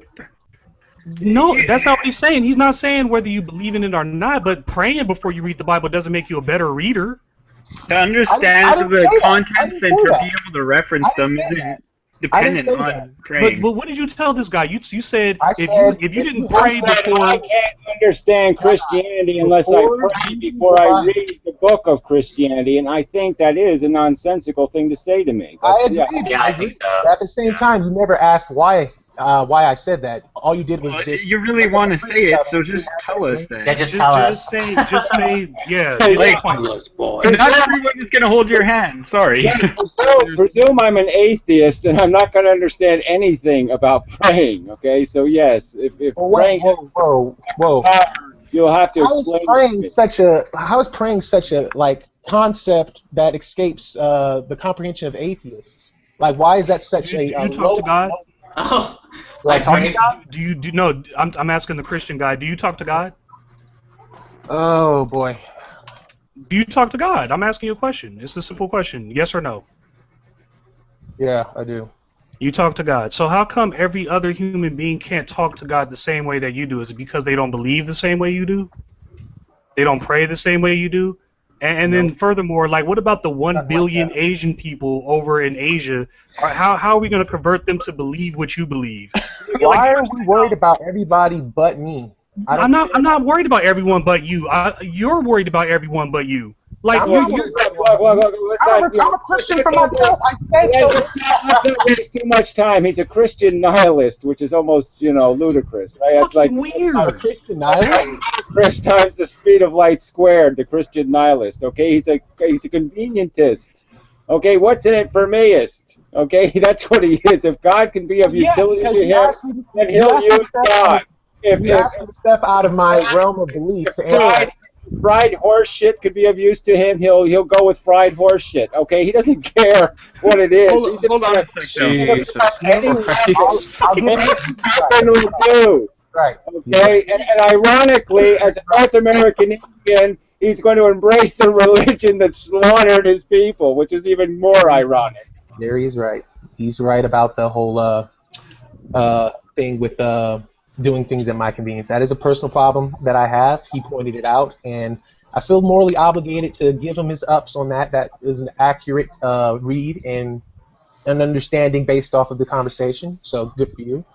But at the same time, me being aware of that flaw in my character, I feel that my faith is just helping me work through that in a positive manner. So how do you feel about slavery? How do I feel about slavery? Yeah, do you think it's okay because Which God one? felt it's okay in the Bible? Do you think it's okay that slavery existed another 100 years because of bullshit Southerners saying it's all right for see right here in this Bible here it says I could own some niggers. It's perfectly okay. God said so. Jesus said so. It's in the Book of Life. You have Have an you ever heard awesome someone make- Southern accent thing. Well, yeah, you ever It's heard very of entertaining. I don't know if Hey, it's guys. fruitful. I don't know if it's fruitful. Like, I mean, Can I you answer this do question what at you least? want, but I don't know if it's really there's much point in Can I interrogating. answer the question? Yes, you can. Just let me finish my little statement on it. I just don't see much point in interrogating him on individual Christian beliefs because I don't think Okay, he's guys. necessarily saying I he agree. parses any of that stuff. He is selective in his perception of what Christianity is. He has his own religion essentially. So in other Okay, words, it won't okay. matter what I ask him. It just No, that's not Yeah, true. May I answer the question, please? Hey guys, Anthony, you're welcome to. After you're done, I want to move on to a new idea. Instead of talking about religion in this way, let's talk about hope versus faith. We can talk Right. about the ideas of those two words and what they mean, and then we Right. can talk about the value of them comparatively. Do you guys want Okay. to I do? completely agree to that. Let me just answer his question quickly. In regards Sure, to go ahead. slavery, you have to really understand the distinguishing cultures that were being spoken to at that passage in the Bible. And here's my understanding of it. And of course, we can argue semantics as far as what is proof and what isn't proof. We can do that, but let me just share what I believe, and that's kind of it. That's all. I mean, everything is all beliefs, right? Let me just share what I believe in regards to slavery. Now, slavery back in the day was basically I conquered your land, and my arms are tired from killing all of you. So for the people who are left, I need you to do exactly what I say, and then pay tithes to us and give us a cut of everything you do. And if you don't, we'll kill you. And if you don't want to work, we'll kill you. Basically, you're still in your own homeland, but they run you and they take your resources and send it back to their group. That was kind of like being a slave back then. Now, if you compare it to the African slave trade, it was so different. It was scary. Like the African slave trade was so much more monstrous than the slavery that was spoken of back in the time of the Roman Empire and other examples of such. I don't think the life of the slave was any better. So I don't buy that argument. They were disposable. Well, quick question. If you don't do what the government, if you don't do what the United States government tells you, what's the consequences? Oh, he's an anarchist too. Ugh. Uh-oh. What? Wait, what? Well, I'm just saying. Yeah. Obviously, that's an agreed upon standard of law. Okay, so being a slave, at what point in your life did you agree with? Being a slave to the law is a lot different than being a slave to someone's personal indulgences. Okay, well, that was how slavery worked back then. You kind of just said what I'm sorry. It's not how it worked back then. So I just you're saying what I needed you to say. Slavery was basically like a law type deal back in the day, whereas absolutely not. Yeah, I'm sorry. I have to disagree with you. Okay. May I hear why? This is a rewriting of history that's just obnoxious. May I hear why you disagree? Yeah, you're right. Yeah, I think he's right because you're assuming like. No, I have historical references outside. Well, yeah, but that's just that. Those are minor. Those don't prove what you're saying. Those are just minor. That's minor evidence. If you're talking about like Roman slavery, it was definitely different than like slavery in the U.S. They had a lot of legislation very specific to it. Exactly. Check out the feminization of the black male parts 1 through 4. That's my proof. Because it's full of references to how you're. Go ahead, man. Let me type it up. Let me pull up a sticky note. What's that again? The feminization of the black male parts 1 through 4. Because that process, in a way, is still continuing to this day. I'm aware of that. I agree with you. I probably would agree with every single word on this page because that is a serious issue in the black community. Yeah, leadership is what's going to save us, and it's important that they make sure that black people lack that particular quality. And basically, they use shaming tactics to coerce them into behaving how they're portrayed at large on television. For example, I grew up in Compton, and because of me learning to speak English in an adequate and effective manner, I was told that I was talking white or that I was gay. And that was basically the shaming tactics to try to coerce me into embarking on the same self-destructive path of idiocy that they were on. So I agree with you. I know, but you can't blame the rebels for the fact that they are going to end up having to embrace something that's almost insane because the obligations of revolution are insane. But I'm just saying that my only argument is that we know what slavery is. Okay, it's just that power is a disgusting thing. Once people have power and they're selfish organisms, that slavery has been around forever, and it's in different. It migrates through different forms, but it's always slavery. It's not some kind of charity. Right, exactly. So inmendham, would you say that what I said earlier is a good idea? If everybody can't have a bottle, nobody gets a bottle, kind of a thing. I don't think that I don't think we have to be that myopic to our competitive nature. Okay. I also think we need incentives to improve ourselves. So everybody shouldn't just get anything. You should earn everything. Okay, so but it should be obtainable for those of us who want to earn it, right? Exactly. Okay, and that makes sense. I agree with that totally. That's great. So the next topic is hope and faith, right? Okay, yeah, hope and faith. So we can give that a shot unless it gets boring, and we can move on. Yeah, well, I think both words have no use, right? I mean, right. So that's what we're going to talk about. Yeah, I think those words were meant for other people. You see, you have it or you don't. Well, in terms of hope, like herpes, you either have herpes or you don't. Oh my God! There you go. Hey, since I've been watching your videos, dude, you mention herpes an awful lot, bro. What does that mean? No, I'm just saying, like, that seems like his go-to joke. I'm just wondering, like, is there a TV show where that's super funny? Because I'd love to watch it. I have a go-to jokes. I have like my Bill Cosby. This is a show, and we laugh. Yeah, it's Bill Cosby. You got to make sure that you get the pudding pop and suck it. You get the pudding pops and you suck it. Okay, so guys, let's stop cooning. Let's be serious, bro. Right. So are we gonna? Do you guys want to ignore that one, or do you want to say something on it? Well, I mean, it's all psychology, right? So psychology is always an interesting subject. So you could talk about what people need to feel good about what they're doing in life, and that we can't feel totally inept or we won't do anything. So you have to feel confident. So you could say that faith has value and that it gives us a confidence that makes us able to do something rather than be frozen by fear. So you could do something. You could frame it in a psychological frame and make it a conversation if you really want to.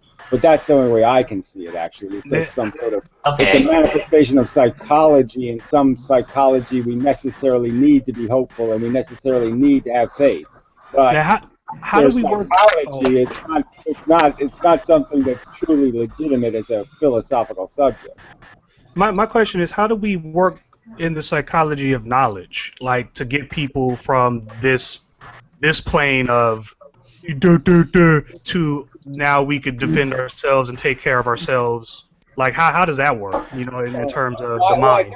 I personally kind of think that you can do the whole "This Is Life" in a 2-hour documentary. You know, you can sort of explain evolution, you can explain psychology, and that's pretty much all there is, right? There's evolution and the psychology it produces, and the rest of it is the knowledge of those two facts, right? So your brain is basically winning if it figured out that it's evolution and you're a fucked up psychology. Then you've almost done it all. It's a complete Earlier you said that you should Right. incentivize good behavior. I said what? Earlier you said you should incentivize good behavior to some degree. How does that coincide with what you just agreed upon? It coincides with the fact of acknowledging our psychology and that we are monkeys and that you have to give the monkey bananas to get it to do something, and you have to scare it sometimes with a whip to get it to do something. That yes, we're monkeys and you have to feed the monkey. Before I joined the military, I used to believe that it was only black neighborhoods that had problems. Until you go to other places and other countries and you start to realize everybody's got their own share of problems in their own way. It's goods and bads and everything almost. You know, you can't just say, ooh, look at this black guy robbing this house. Therefore, all black people steal. You know, it's the same thing applied to like Christians or like Muslims or something. This Muslim person did something, so all Muslims are evil, and that's inaccurate. Well, if you believe an extent of accountability. Cause and effect, yeah, you can obviously dissect all these circumstances and find the real causes and say, well, is there a way to disengage this from happening again in the future? Do we have to keep repeating it? Do we have to keep doing it over and over and over again, or do we finally learn that it's stupid? And so go ahead, Cody. Oh, I was just gonna say there is a writer that I really like who kind of discusses ideas that are similar or in the same vein, but he comes at it a lot more from like the neurology perspective. Like, there's one book called I can't remember the name right now, but the gist of it is that there's a guy who basically does surgery. Or he does like neurosurgery on people, and he basically rewires their brains up so that they feel pleasure from doing things that are not normally pleasurable, right? Like cutting themselves, for instance. Well, what I've heard also works is you just cut their nuts off and you solve their problems. 90% of your problems are in your testicles. Well, hopefully we can do a little bit more. Like, that idea is nuts. That idea is nuts, man. What's interesting though is like one of the major thrusts of the storyline is that we're highly driven to reproduce, and that determines a lot of our behavior. I mean, like that's where, for instance, like this whole love thing comes from. It's just a adaptation that we've had in order to improve our chances of reproducing and having our kids survive. Right. But that doesn't have any meaning to somebody who's even just grammar school educated, right? Because we're basically, nature didn't bother programming us to reproduce. It just programmed us to have sex. Like salmon swim up the stream, they don't even have any idea what the fuck's going to happen to them. They just have a passion to swim upstream, right? So that's the only passion they have, swimming upstream. They don't have a passion to have sex. They don't have a passion to have kids. They don't have a passion to have anything but swim the fuck upstream. So yeah, we have a passion to have sex. We don't have a passion to reproduce. No male has a. I've never, done. What I'm saying is thinking about making babies. I'm not thinking about making babies. Well, what I'm saying is that on the individual level, that's how you experience it for sure. But because these basically have yielded successful generations. It's effectively breeding people with these drives that allow them to reproduce successfully. I understand, but you're implying that there is a real drive to replicate, and there is no drive to replicate. I'm just saying that you have to be fair to the point, and the point is that salmon don't swim upstream to reproduce. They swim upstream because they are obsessed with the taste of upstream. They're not doing it to reproduce. They're doing it because they've been programmed to do it. We've been programmed to have sex. We haven't been programmed to replicate. Well, take for instance like sugar, right? Sugar is sweet, and people are like, oh, I like sugar because it's sweet. But the thing about, basically what I'm saying is sugar tastes sweet because it has a lot of advantages to us individually. So the people who basically taste sugar as sweet are the ones who end up, because they have more energy, they're the ones who effectively get selected in order to continue on, right? It's like because it's successful, it creates individuals who taste it as good. I'm just saying it's a scientific subject, and my biggest grievance with science is a lack of explicitity. You have to really be explicit in what you say, because saying things a little bit wrong, like light's a wave, can fuck up the whole thing for hundreds of years. You can have the wrong idea about what's going on. I'm just saying evolution doesn't do the longhand programming. Evolution is full of shortcuts.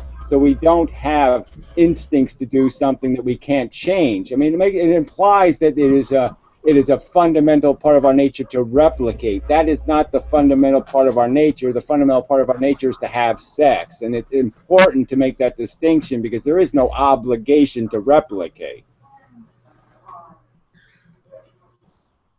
May I Awesome. add to that, please? Yeah.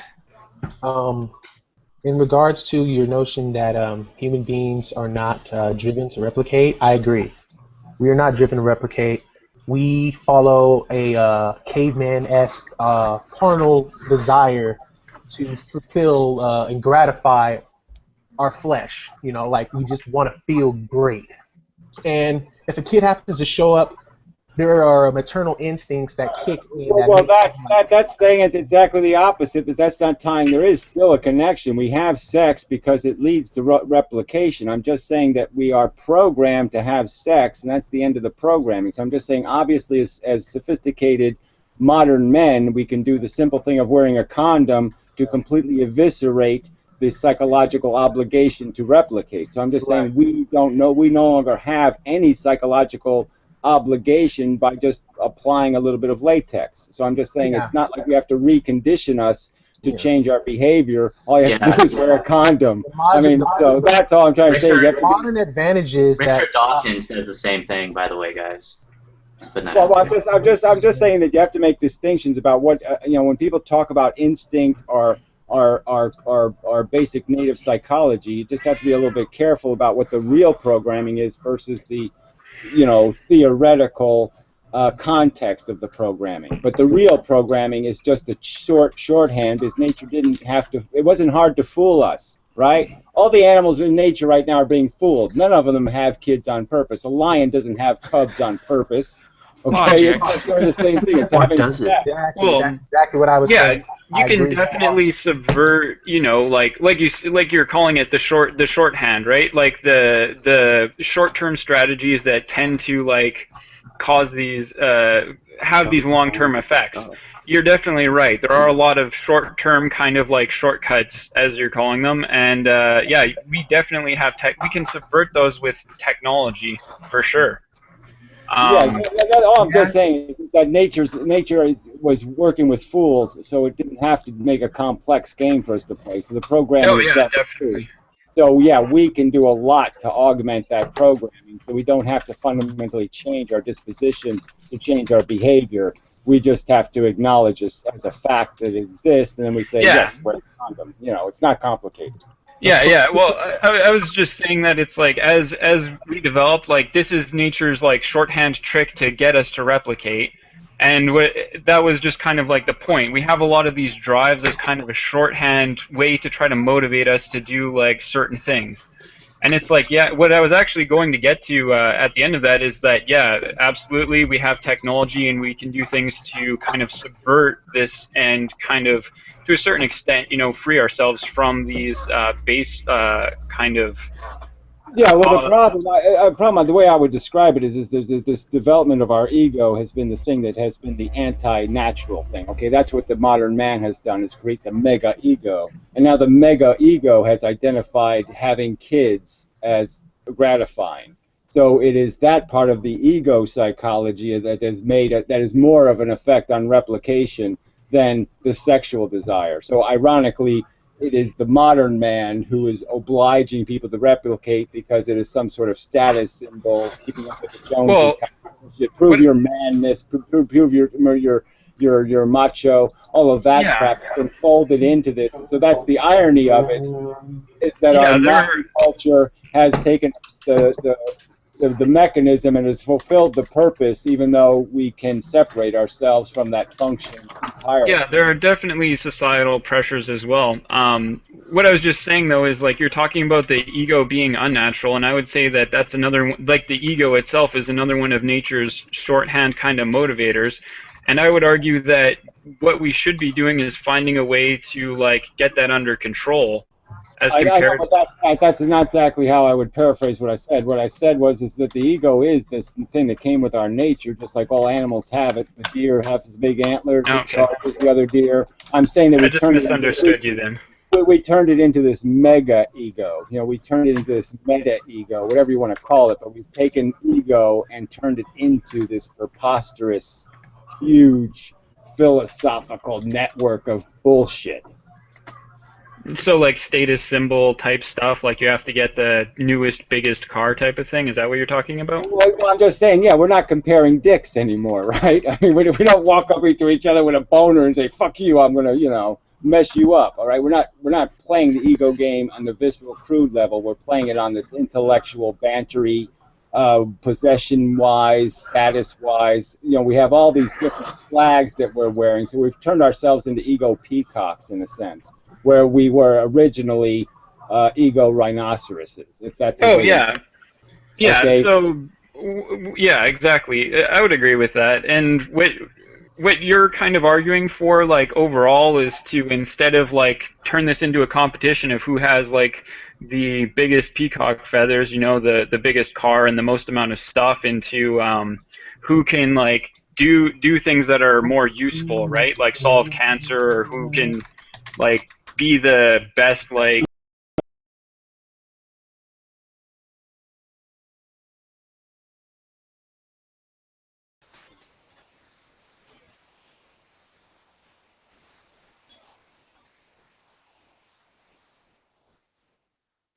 Hello?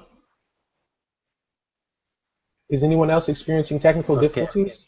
Yeah, I think the server dropped for a minute there. Yeah. Google Plus. What do you expect? If I can just have something to say in regards to the whole reproducing type stuff. I agree that most people who want to have... Hey guys, everybody here? Yeah, I'm here. Yes. Except for Edmund. Did I just go away because there was a server error? No, everybody's dropped. Yeah. Okay. I hope the broadcast is still going. It looks like it. Looks like the server is not logical. Okay, well, let me do some quick tests. I was really interested in what he was going to say, too. May I just make a contribution to what he was saying? Yeah. He's right about how a lot of people who do choose to purposely procreate, they're kind of narcissistically driven to like use the child as a figure of status, you know, like an immortality project type. I hope he comes back, because Inmendham, if you're watching, we did not kick you. There was an error, okay? Yeah. So please come back, Inmendham. We miss you already. My fault. Don't be condescending. Your voice. But I think we're full. 1, 2, 3, 4, 5, 6, 7, 8. Okay, somebody has to leave for Inmendham, guys. I will leave. I'll go back. Oh, somebody left, so we're good. It was some guy named Sty. Sty. Okay, so Inmendham, please come back. Random! Gary! No, Gary, no! Where's Can I ask Gandalf? you a question Oh, here he outside is. of Here he the is. subject we're talking about? Can I just ask you a quick question? It's majestic Gary. Sorry, Gary. Logic Zone, may I ask you a question, please? Absolutely. I watched Logic Zone. I mean, I watched Logic Zone, Logic Church 4 several times, and I was paying attention to how I was behaving. And I've made a lot of serious strides to try to behave much better on your program out of respect to you and this being your show. Okay, and I just thank want to you. know, do you see any type of improvement in my behavior? Oh, yeah, you're better. Definitely. All right, that's something that I Yeah, thank appreciate you. to help me. So, admittedly, these are the revolution of today. We are the revolution because we're taking little tiny baby steps every day. Yeah, well, we got about 500 billion miles times the speed of light squared to travel, so we better get moving. Yeah, we better go. We're really behind. Yeah. That's a pretty big number. We're going to need some sugar. We're on like a stationary bike, you know, but that's right. You are the super volcano. Yeah. What are you guys' thoughts on revolution? No, revolution in general? Like, no, do you believe that is an instrumental process that is necessary for progress? Like, do you think progress happen, it has to be some It's obviously a more complicated word, right? Because the CIA knows the word revolution, and so there's all these counter-revolution mechanisms in place. And it's like the March on Wall Street, you could call it a revolution, but it had no arrow, it had no point to it, so it didn't go anywhere. So revolution gets harder and harder as you get more sophisticated in terms of the culture, you know. And so the revolution has to be in words first. I made the same point last week in regards to the subject of a one-world government. You have to have a pop culture revolution. You have to, it's not a gun and bullet revolution. You have to have an idea revolution. Yeah, if you want, if you're gonna fight an idea, you have to use an idea. If you want to fight revolution in this country, you gotta fight against the money. Money controls everything. So if you no longer put propaganda controls everything, and propaganda only works if we let it work. So if you can educate people to be immune to propaganda and to be honest in what they accept as a belief system, you can get somewhere. But what's really the vice against progress is self-interest. To tell you the truth, it's the self-interest that defeats all progress. That's exactly right. If I can just add something, Logic Zone, I told you last week during Logic Church number 4, I said, what do you even need money for if you have mindless zombies? I said that, and it's just so cool to see this person of such high intelligence kind of coming from the same area of where I think, you know? Like, I feel like I have a metal detector and it's beeping a little more, you know? Yeah. Well, something as silly as 20-second commercials, right? If you can't beat 20-second commercials, then you suck, right? Exactly. I mean, we ought to be better Supermen than that if we can't defeat 20-second commercials of propaganda. Here's a personal theory I developed in regards to observing my little brother and my little cousins participating in this technological age they're growing up in. I think that there is a conscious effort to kind of, I guess, downsize or shrink or kind of diminish the human capacity for paying attention. Like, I think they're trying to kind of make a cultural ADD type thing to kind of further their progress in making people more subjugated to the system. Because it's a 7-second video, right? It's 7 seconds, and you're laughing. And then I noticed my little cousins, they couldn't sit through a 30-minute TV show, and they would pull out their phones and start watching these 7-second videos. And I'm like, how did that happen? And I'm just wondering. That's sort of like growing up in the donut shop, though. Is that I think the problem is that there's too much candy in the world. I mean, I think if I grew up in a world that had so much information available, so much porn, everything I want is just a click away. It's really hard to get it's really easy to get distracted. Let me put it that way. It's very easy to have 10,000 interests when they're all available, and you can take a bite out of every single donut in the shop. I mean, nobody's watching. Go ahead, take a bite out of every single donut. Yeah, you're going to be really fat. In an effort to take advantage of the internet's ability to give information, I've actually made syllabuses for myself, so that way I can have a bit of a mission statement as to what I want to accomplish and understand and learn with the resource of the internet available to me. So I don't just sit there and just slowly melt into an idiot, you know? Well, I mean, you do have to have some discipline. I mean, I was, you know, I played video games a little bit, and I found that, yes, I'm totally addicted to video games, and so I had to quit because I knew that I'm just going to waste my time in this fantasy world if I don't say I can't do this. I can't do this and be productive. But Gary, but you make that argument for virtual reality, that it's a replacement for yes, because we don't have to be productive in virtual reality. You don't need to unify physics. You don't need to solve world hunger. You don't need to solve a single problem. In virtual reality, problems are your ally. They're fun. Because May I just say something in regards to virtual reality? I'm a bit of a computer nerd. I'm like a PC gamer and stuff. I'm a big fan of mods and modifications of games and indie developed games. And when it comes to virtual type things, there's the Oculus Rift, there's the new augmented reality glasses by Microsoft, and all of these things are supposed to help facilitate day-to-day tasks in a more efficient manner so that we can kind of basically slowly integrate ourselves with technology, like being a part of a virtual world. But there's a problem though. If you know you're in a virtual world, you have to make a conscious choice to embrace this virtual world as reality over the real world that you're actually in. Yeah, well, why wouldn't you? Why wouldn't you do that, though? Why wouldn't I? Hey, there's no rule. Look, when you go to sleep at night, you don't remember who you are, and you don't remember your right history. Your suspension of reality takes place, so that would be easy enough to go with virtual reality as a complete memory loss and all that kind of stuff. So that's easy to do. But I'm just saying, I wouldn't even care if I was in virtual reality and all of a sudden I said, no, I want to play a different game, and a list of games would pop up, and I could just hit a button and go to a different game. I mean, 1 minute I could be playing golf, and the next minute I could be shooting baskets, the next minute I could be the Super Bowl hero, and I could just press a button to do that. I would be perfectly fine with that. I don't mind knowledge of the fact that I'm living a synthetic life, because who cares? Because the women are still hot, and if I could just, as big as I want it to be. So who cares? I don't want to make any assumptions, but I'm going to assume you're familiar with the original Twilight Zone series, the black and white old school one. Yep, I remember that. And One Step Beyond, too.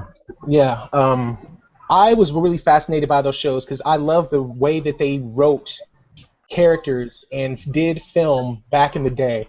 They could draw you in with so much less than what is available now, and it just makes you wonder if they were so awesome with such few, technical abilities and effects.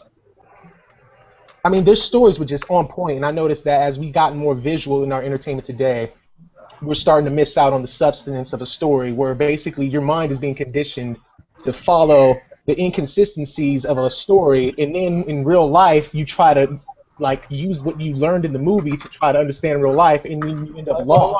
I know, but I'd still argue that our nature is crude, and you don't need. It's all Shakespeare plays. So all you need is some sort of adventure. Whether you're a Jedi or whether you're Superman or whether you're Spider-Man, it's all about being the hero and getting the women. So I mean, I'm just saying that virtual reality is just an entertainment device to keep us from making a mess.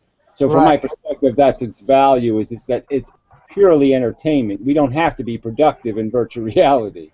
Yeah, but do you believe that that is an adequate stasis to suspend the human mind for an extended period of time? Like, how long do you think someone could be in virtual reality? I would only do it to prevent human beings from AK-47 hell. I wouldn't do it because it makes any sense. It's just a wank, okay? And we've already wanked about 10 billion times the square speed of light square time. So I'm just saying I don't really care if the human race exists 5,000 years from now, or 500 years from now, or even 50 years from now.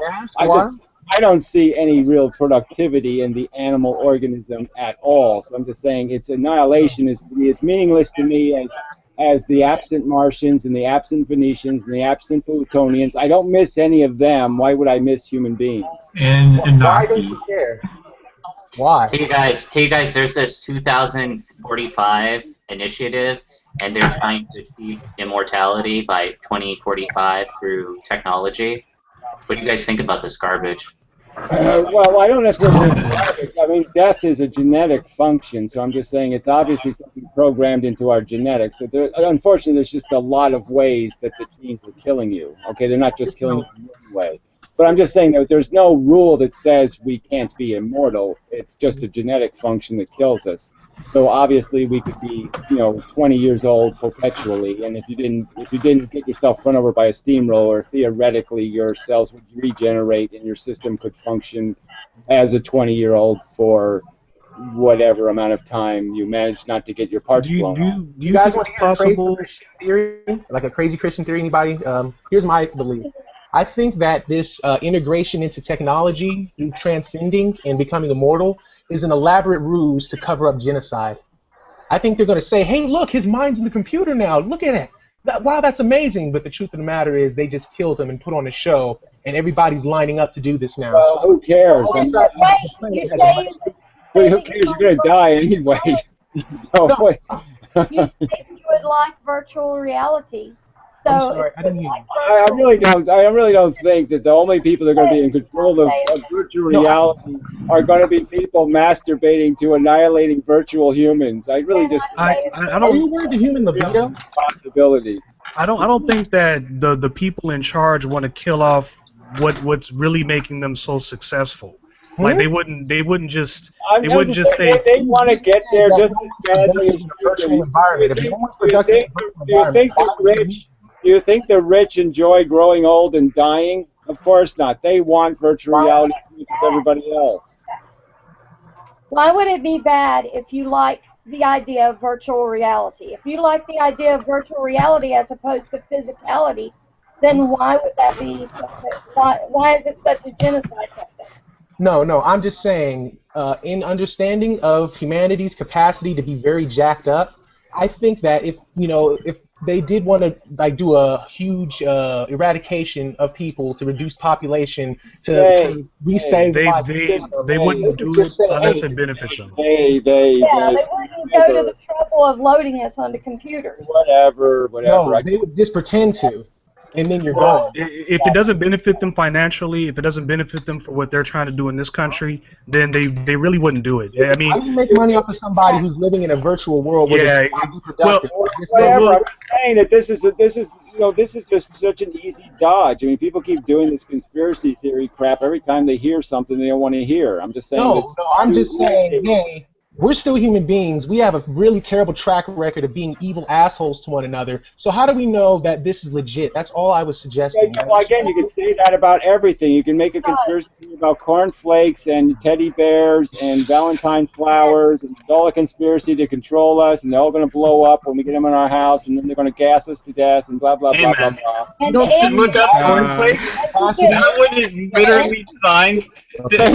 Literally came out for they're designed for this crazy nefarious purpose. So what about ideas that people have come up with that have actually been made a reality? Like I believe the submarine was written about in a fictional work, and then later on it turned out to be a plausible way to make a submarine. So as far as that person coming up with an idea that had no substance or basis to it, it wasn't exactly far off with a mark. It wasn't exactly brain surgery either. The colonials used the submarine. The submarine was basically a bucket they put over their head, and they walked into the ocean with lead boots, okay, and drilled holes in the bottom of the boats, okay? I mean, it really wasn't brain surgery.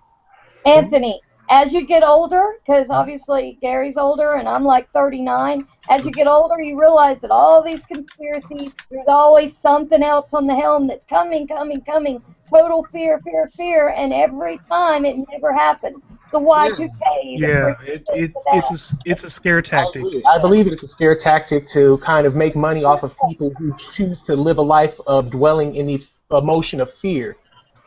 Well, I'm just saying it's a way of oppressing change because everybody hates change. But yes, it's just a dodge and just kind of a waste of time to have to go through all this garbage to settle all the nitpicking and the Well, I'm naysaying. glad they didn't say that about the submarine. Nitpicking and naysaying are just, they are going to defeat the human race from doing anything of value. I mean, we can't build the Hoover But Dam. you just illustrated nitpicking by nitpicking. Well, the submarine wasn't used against us to hurt us. Like I said, they're not going to come up with a plan to eradicate us if there so many of those few people who are in control are benefiting from us. They're not going to just, okay, we're going to wake up tomorrow and plug up everyone to the Matrix, and then as soon as everyone's plugged in soul-wise, we're going to pull the plug and kill them all. How are they going to live after that? Who's going to do the work for them? You know what I mean? Like, who's going to do the... So the whole point of using virtual reality is a temporary solution. A temporary solution. Like, we are a temporary solution. We're in life temporarily. This planet is like 4 billion years old. We only have like a small window of life. That's it. Yeah. One point. Did somebody just yell logic out loud? That was awesome. Logic. Embrace nature. Well, one point about the nature of human psychology. My argument for virtual reality is it's a very inexpensive way of making people happy, right? You plug us into 10 watts of iPod electricity, and we live a grand and fancy life in fancy buildings and fancy worlds. If you had to actually build those worlds, it would be preposterously expensive to actually keep our bodies alive, to actually build the crystal city, to actually do all that stuff would be hugely expensive and burn tons and tons and tons of oil, and we'd have to get oil from other planets and do all this crap. So well, that's why there's a body. Obviously, if we want to live in perfection, it's going to have to be a virtual perfection because building real perfection would be colossally expensive. And we're already living on a polluted, dirty planet that no way could sustain perfection anyway. It'd get blown over. Or how do humans come up with the word perfection? Exactly. MJ said something. Yeah. Well, we talked about this before, Logic, the whole virtual reality thing, and what did we say? We said it was better, correct?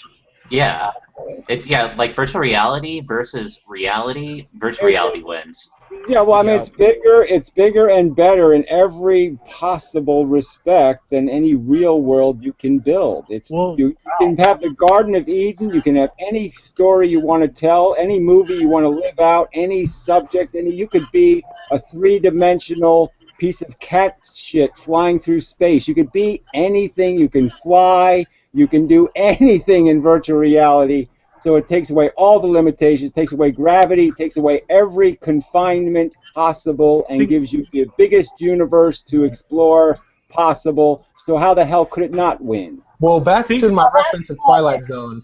There was an episode of Twilight Zone where there was a man who had basically kind of went into a state of limbo after he had gotten shot in an attempted robbery. He assumed that the guy who was running this room that he was in was a cop who was trying to arrest him. But he's like, no, there's no trick. Anything you want, anything you choose, it will happen in this room. Anything you want. If you want anything, it'll happen. And so later on in the show, he just gets horribly bored and frustrated because everything keeps going his way. He has friends come over, play cards with him, but he keeps on winning, even though he wants to experience a real challenge that he has no control over. But in this particular dimension, his ruined the whole continuity. It might be a problem for you, but it's not going to be a problem for me. Okay, I'm going to really enjoy throwing the 95-yard touchdown pass and going to Disney World and flirting and fucking Christina Applegate or whatever. Yes, I'm really going to enjoy it. I'm not going to waste any of my time saying, oh, gee, I wish I was in reality where, yes, my farts stink. You realize your body counts for nothing in a virtual world, right? Well, who's to say that this world isn't just a made-up perception? I mean, if you think you're doing something called reality inside your head, then you're pretty deluded. It's already a virtual reality, buddy. Okay, you're already living in goo. Okay, you exist in a bucket of bloody goo inside a brain. You Right. don't exist in reality. You're an illusion created in a brain. You're just an illusion. Think about it like this, man. Like the Matrix. It's like what Morpheus said, man. Your five senses. That's what really makes you up. That's air you're breathing. Yeah, you think that's air you're breathing? That's not air you're breathing. You're not breathing air. You don't. You gotta learn. You don't have to learn kung fu. You're in the new world now. So it's all a head. It's all a head game, and you ought to just make the wires as straight as possible. Okay, Right. Just forget the nonsense. Forget the jiggly lines. Forget the middlemen. Forget the bullshit. Go straight from my brain needs adventure. Here's adventure. Right. I'll tell you right now, if How I long got does that keep your brilliant mind occupied? I mean, with your extensive knowledge of, everything and your ability to comprehend and form complex thoughts, how long If you dissected my brain and figured out how much of my brain is doing that and how much my brain is thinking penis, penis, penis, penis, penis, penis, penis, okay? I'm just saying it's 99 to 1. Okay? Penis wins every time. No, but yeah. I guess. Gary, you're so awesome. it's just My the whole mind's fact been that blown like 3 or 4 times already. I personally Gary can't is imagine my penis mind brain. being occupied by a it's- virtual environment. I can't imagine. it's just the whole fact that your mind's already being occupied by a virtual reality. Like if you think about it like this, dude. But it's locked though. It's locked. This is locked. That's the major difference, I would say, is because sure, you're experiencing the world as a model, like in your brain, right? It's a imitation of it. You can't experience it directly. But the major difference between a virtual reality that we can control, the major difference is that a virtual reality we created is something that we can control and form to our desire as compared to this. Exactly, and just imagine what you can do with your senses. Just imagine what you can do with your sensuality, okay? I mean, you can have literally 10-foot penises. I mean, you can do anything with the sensual wiring of your brain. Imagine that you will be able to know what it feels like to have wings, right? You could actually feel having wings. I mean, come on, you could do things that were just, You're right. You're totally right. What would be reality is a mega huge universe. It's like saying I want to live in my closet. To say you want to live in reality is to say you want to live in a closet compared to the universe. I'll tell you like this, man. Because I feel like we're being a little rude to our female guests. If I could just kind of shift the discussion your way to ask you a question about how you feel about this. If I could just get a female perspective, please. If they want to. Yeah.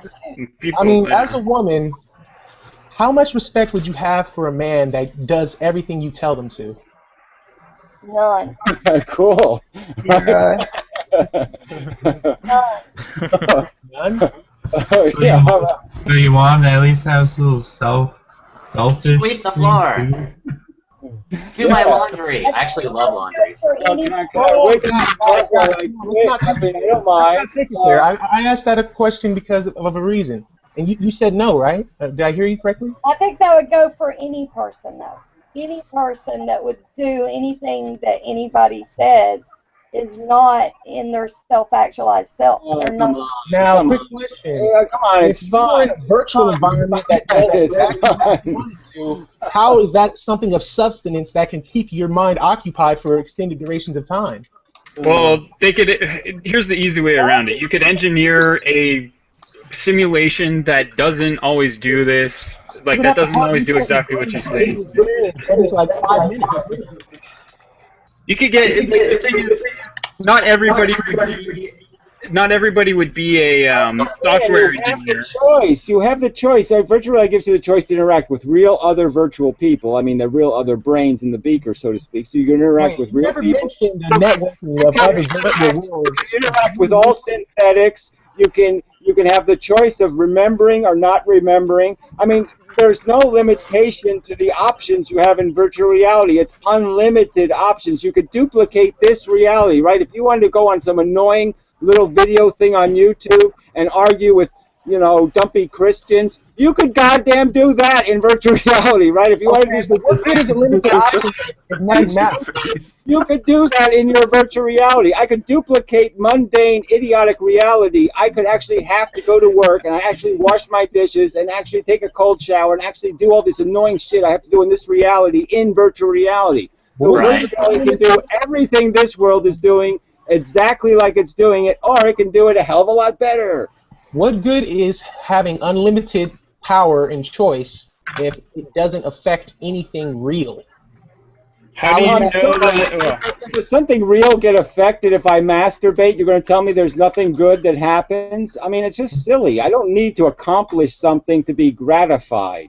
Wait a minute. So then leave the VR alone.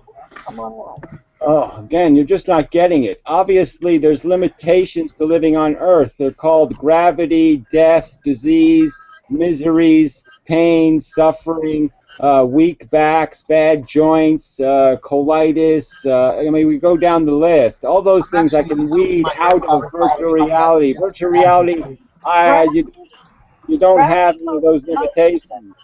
My grandfather's fighting pancreatic cancer right now, and that's an experience that I've been helping him go through, and it's been difficult for me. And in observing this this slow fade to death, I've really found myself wondering what is there to what is it with life? Like, why would someone do this? Like, who would make I can't figure out why God did all of this stuff. But now we want to try to copy the same thing when we can't even validify. Well, I'm just saying, we're not copying it. We're doing exactly the opposite. We're saying, let's get rid of all these nasty bits. Let's take all the shit out of nature and just play the adventure game. But again, I'll remake my argument. I'd rather just turn us into Martians, or Venetians, or Plutonians. In other words, I'd rather just make us all disappear. Thank you. I can agree with that. That would be awesome. But inmendham, you know what? I would be sad if you disappeared. I like that you're alive. Go to a place called Avatar. You can sync up your virtual realities. Wait.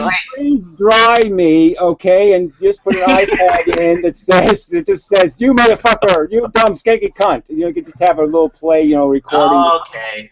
So it'll be just like me. Will you put that in your will? Yes. My frozen body goes to the logic only zone.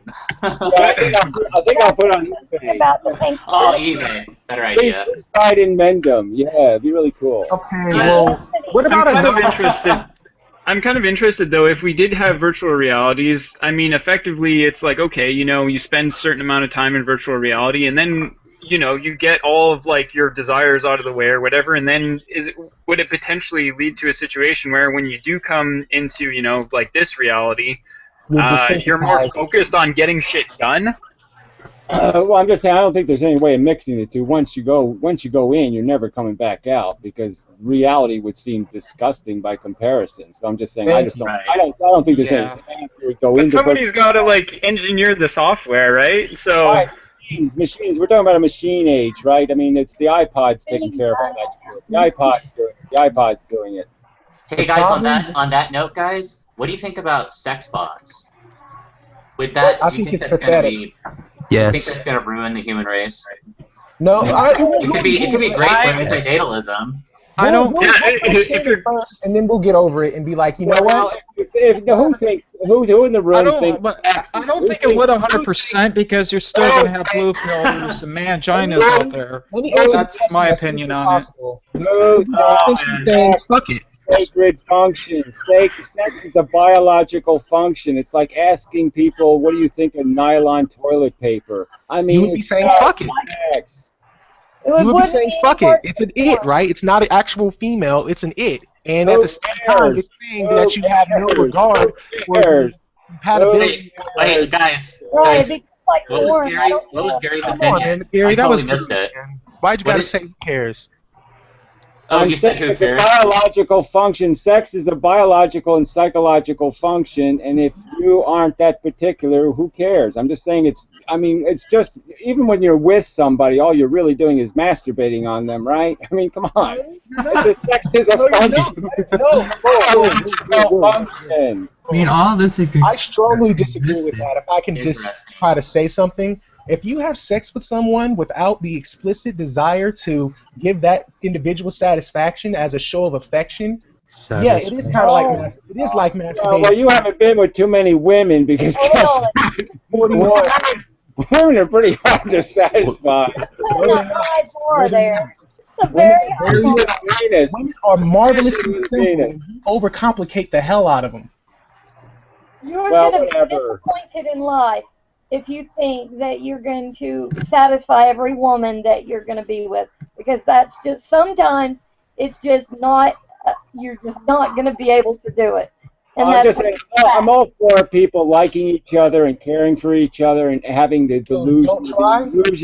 the illusion of being inside somebody, and it's all really wonderful and all that So don't stuff. try. I'm just saying it's still a biological function, and frankly, yeah, it's, especially for males. Males are really visual. It's Right. really about the ego thing. So I mean, I almost rather that males got their did their one night stands with synthetic women rather than doing the Okay, one night well, stands going back to what with she real women. said, With real women, they lie to. So I rather they lie to the synthetic women than lie to the real women. okay, may I go back to what she said? And I believe she said you're not going to be able to satisfy every woman you want to be with. Was that what you said, ma'am? Yes, well, I'm not saying that you won't be able to satisfy every woman. I'm Mhm. saying that in every instance of sex, you won't be able to satisfy a woman because, so, like he said, sometimes men are very visual. That's why sometimes women have holidays where they put more into the sex, Right. because sex is different for females than it is for males. Well, Yeah, would this you is just personally take passion. offense if a man wanted to have sex with you? And I'm being very respectful. I am not comfortable talking about sex, but since we are, here we go. If a man explicitly explained to you that he is using you for the purposes of ejaculating and he could care less that you reach a level of satisfaction, wouldn't that kind of ruin the experience? Well, It depends. yeah, It depends on whether it's Arnold Schwarzenegger. Look, women, like men, women have what are called moods, okay? And sometimes they're in the mood for tasty cake, and sometimes they want some real meal, okay? So just like men, Get that dick. Anthony, Jean-Claude Van Damme. I have been with my boyfriend for 17 years, so that question is Congratulations. really valid. But I mean, I've been with him for 17 years, and we've done some things and here and there, whatever. But it's mostly about us, and Exactly. it's not And that's why I say when a human always being going to be decides to satisfied. copulate with a machine, they're basically diminishing the natural mechanisms that are important for so appreciation. you don't masturbate, then. You don't masturbate. You don't masturbate. Uh-huh. You don't masturbate. Me? Stop lying. No, Anthony. I didn't even say no. I didn't even say no. Well, I'm just saying. Well, what's the difference if I masturbate with a synthetic as a complement to my masturbation instead of masturbating to porn or some other bullshit? If I masturbate with a I synthetic, treat masturbation like how I treat my workout routine. what rule of logic or what rule of decency have I violated? I don't think I violated any rules or any Well, logic or anything. I've done something. It's a perfectly reasonable thing to do. And if I drink some champagne and smoke some dope, who cares? May I answer your question? You asked me about the whole masturbation thing, right? I'll put myself out there. I treat it like how I treat working out. When I try to not masturbate, it's kind of like pushing weights. And in lifting weights, you reach a point where it's like, nah, fuck this, I'm done. And then you just put the weight up. And that's kind of how I treat masturbation. Satisfy a woman, anticipation. Well, I don't even know what that means, but I'm just saying. That's how women work. It's just not usually that men work like that. I'm just saying that for most of the relationships men have, especially now, I mean, when you think about how, it's a train wreck of sexuality out there, I'm just saying if they're going to take it casually anyway, it's better for them to take it casually with a synthetic than to take it casually with a real woman. So I'm just saying, if men could sow their wild oats with a bunch of synthetic women and then be, say, true or devoted to a partner in their life later, well, that would be great. And if they're just addicted to synthetics, that's great too. I'm just saying that it's just a sexual function. And sex and relationships and all this stuff is a little bit complicated. And men and women are they are from different planets, and so you just have to concede. Do you see any value for fun in regards to sex? Do you see it as a fun activity? Well, I'm just saying it's obviously our whole sensuality, an aspect of our psychology that is rather important. As I stated before, many of my neurons seem somehow or other to be connected to the necessary male organ. And I'm just saying that obviously it has been a driving force in my existence. But yeah, I'm just telling you, it's just psychology. Yes, that's all it is. There's no God. There's no mystical, magical, sexual, mystery, super whatever thing. Okay, it is just a biological function through which we derive pleasure. That's all it is. Okay, well, I can understand your disposition on that. And if I could just give you my opinion on that. You're missing out on so much fun, dude. You're brilliant. Whatever, dude. Well, look, dude, I don't really think you got what it takes to be anywhere coming close to my grand and fantastic existence. So yeah, I don't feel left out because I'm not living your delusions. So yeah, you want to play some sort of bullshit game where you're going to sit there and tell me I don't got it. I got it, buddy. Trust me. I know what I'm not attacking. I know what sex is, and I bet I've gotten more mileage out of my dick than you have by a long way. Look, I didn't mean to go that direction, sir. I didn't mean to offend you in saying that. What I was simply saying is that there is a mental strategic element that comes in the pursuit of trying to get a girl to have sex with you. I'm telling you, I already got that psychology made. I'm telling you, I know what women are. I know how to respect women, both in bed and out of bed, okay? So I know how to do that, buddy. Dude, I'm not trying to say that you can't do. I'm just letting you know that that's what I personally enjoy. Well, let's go interview the victims, okay? Maybe let's get a selection of our victims together, and you can tell me how many women have been impressed after you left the building, and how many have been impressed after I left the building. Well, and then are they happy that they were with you? Like, was it? You know, people don't know me without being impacted by it. So I'm telling you, trust me, okay? I've made impressions. It is not a damn contest between what we do with our sexuality. It is not. You made it a contest, buddy, by telling me that I'm not getting it. That I haven't eaten the magic leprechaun, the Apple Jacks or whatever. No, I've eaten your cereal 10 times over. Okay, based off of what you had explained to me, I wasn't aware that you took any value in the foreplay, in the getting to know of a woman, and the understanding and bonding with someone who potentially could Sex is one part of relationship, okay? And it really doesn't even have to be part of relationship with human beings. You can be spiritually, so to speak, connected to somebody you never have sex with. I have a couple of minutes. This is like a circular argument because, Anthony, you have to explore your sexuality for any of this to be valid. Obviously, you're asking somebody who's way older and has way more experience, and we can't explain to you what sex will be for you. Well, ma'am, I don't mean to brag, and I'm not trying to pop myself up. And I'm not trying to do that. I'm pulling out the big guns now. I'm about to do something. Guys, come on. Let's be honest here, because you gotta understand. Let's be honest. Let's be honest. Let's be honest. Yeah, let's be honest. Let's be honest. Let's be honest, you don't know anything about my dick. Of sexual expression. You do not know my dick, Anthony. Anthony, you started, okay? I'm just saying. I didn't start it. You took it somewhere else by me. No, you started. We need a new dickmometer. Sort of Buddhist bullshit where you're basically saying, I don't know what nirvana is, okay? What I'm telling you, I know nirvana. Okay, I know it. Okay, I've been with a woman. Natural selection process.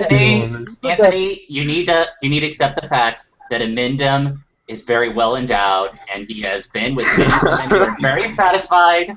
Just accept the fact he could do the job, Ed. Yeah, he I'm not saying that at all. I'm saying if your grand conclusion through all of your sexual experiences has led to you fucking a robot, something went wrong. Well, I'm sorry. I'm just saying that I can do it any way possible. I can do all the positions. Okay, you're the one limited. You're the one stuck. You're the one stuck saying I can't put on the caveman suit. I can't put on the wedding suit.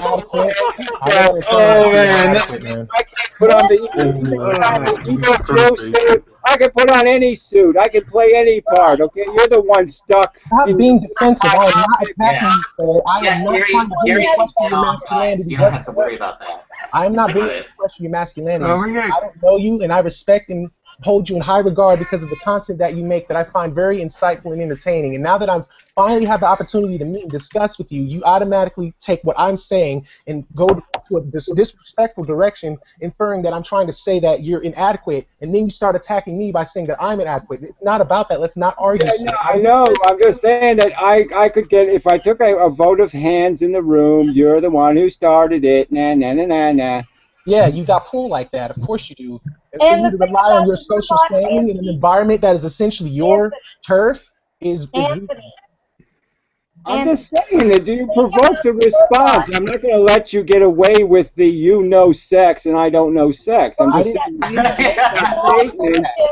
can't make that statement. I'm going to defend myself from your unproven statement that you know the game better than I know it. How am I remotely a threat to you?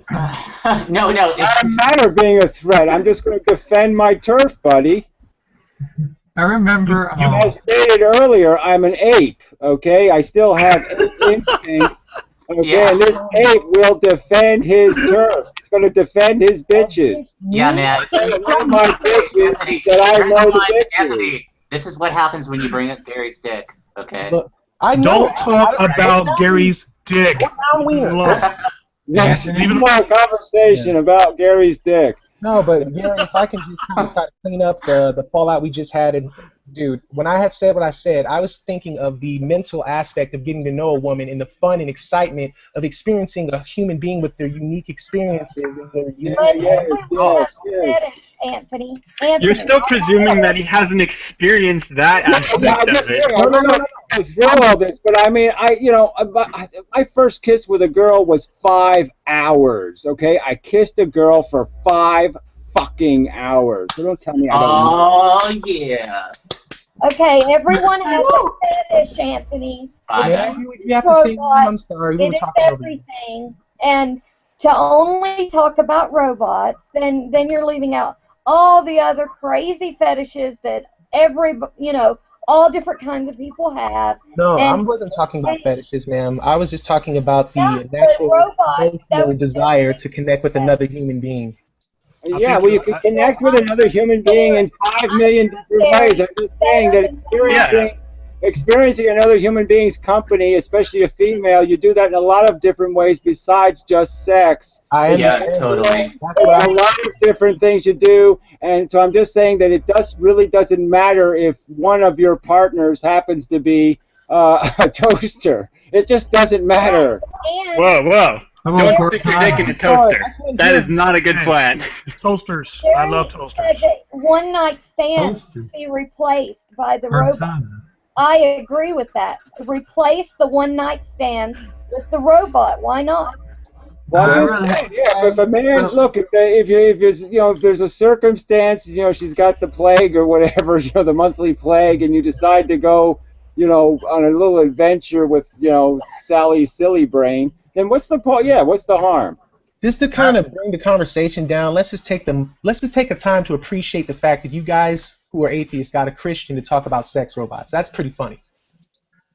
I mean, you're not really a Christian. You're a Christo-nihilist. Right, because you don't That sounds like a disease. Oh, you got a case of Christo-nihilism. No, but here's one thing that I noticed when it comes to the delicate relations between men and women. If a man can substitute the value of a woman with something else, there's a societal consequence on the negative side of things for women. Yes, exactly. And you don't think men are infinitely just as replaceable? How many women have you seen that have replaced men with little chihuahua dogs, you know, that they feed turkey to all day?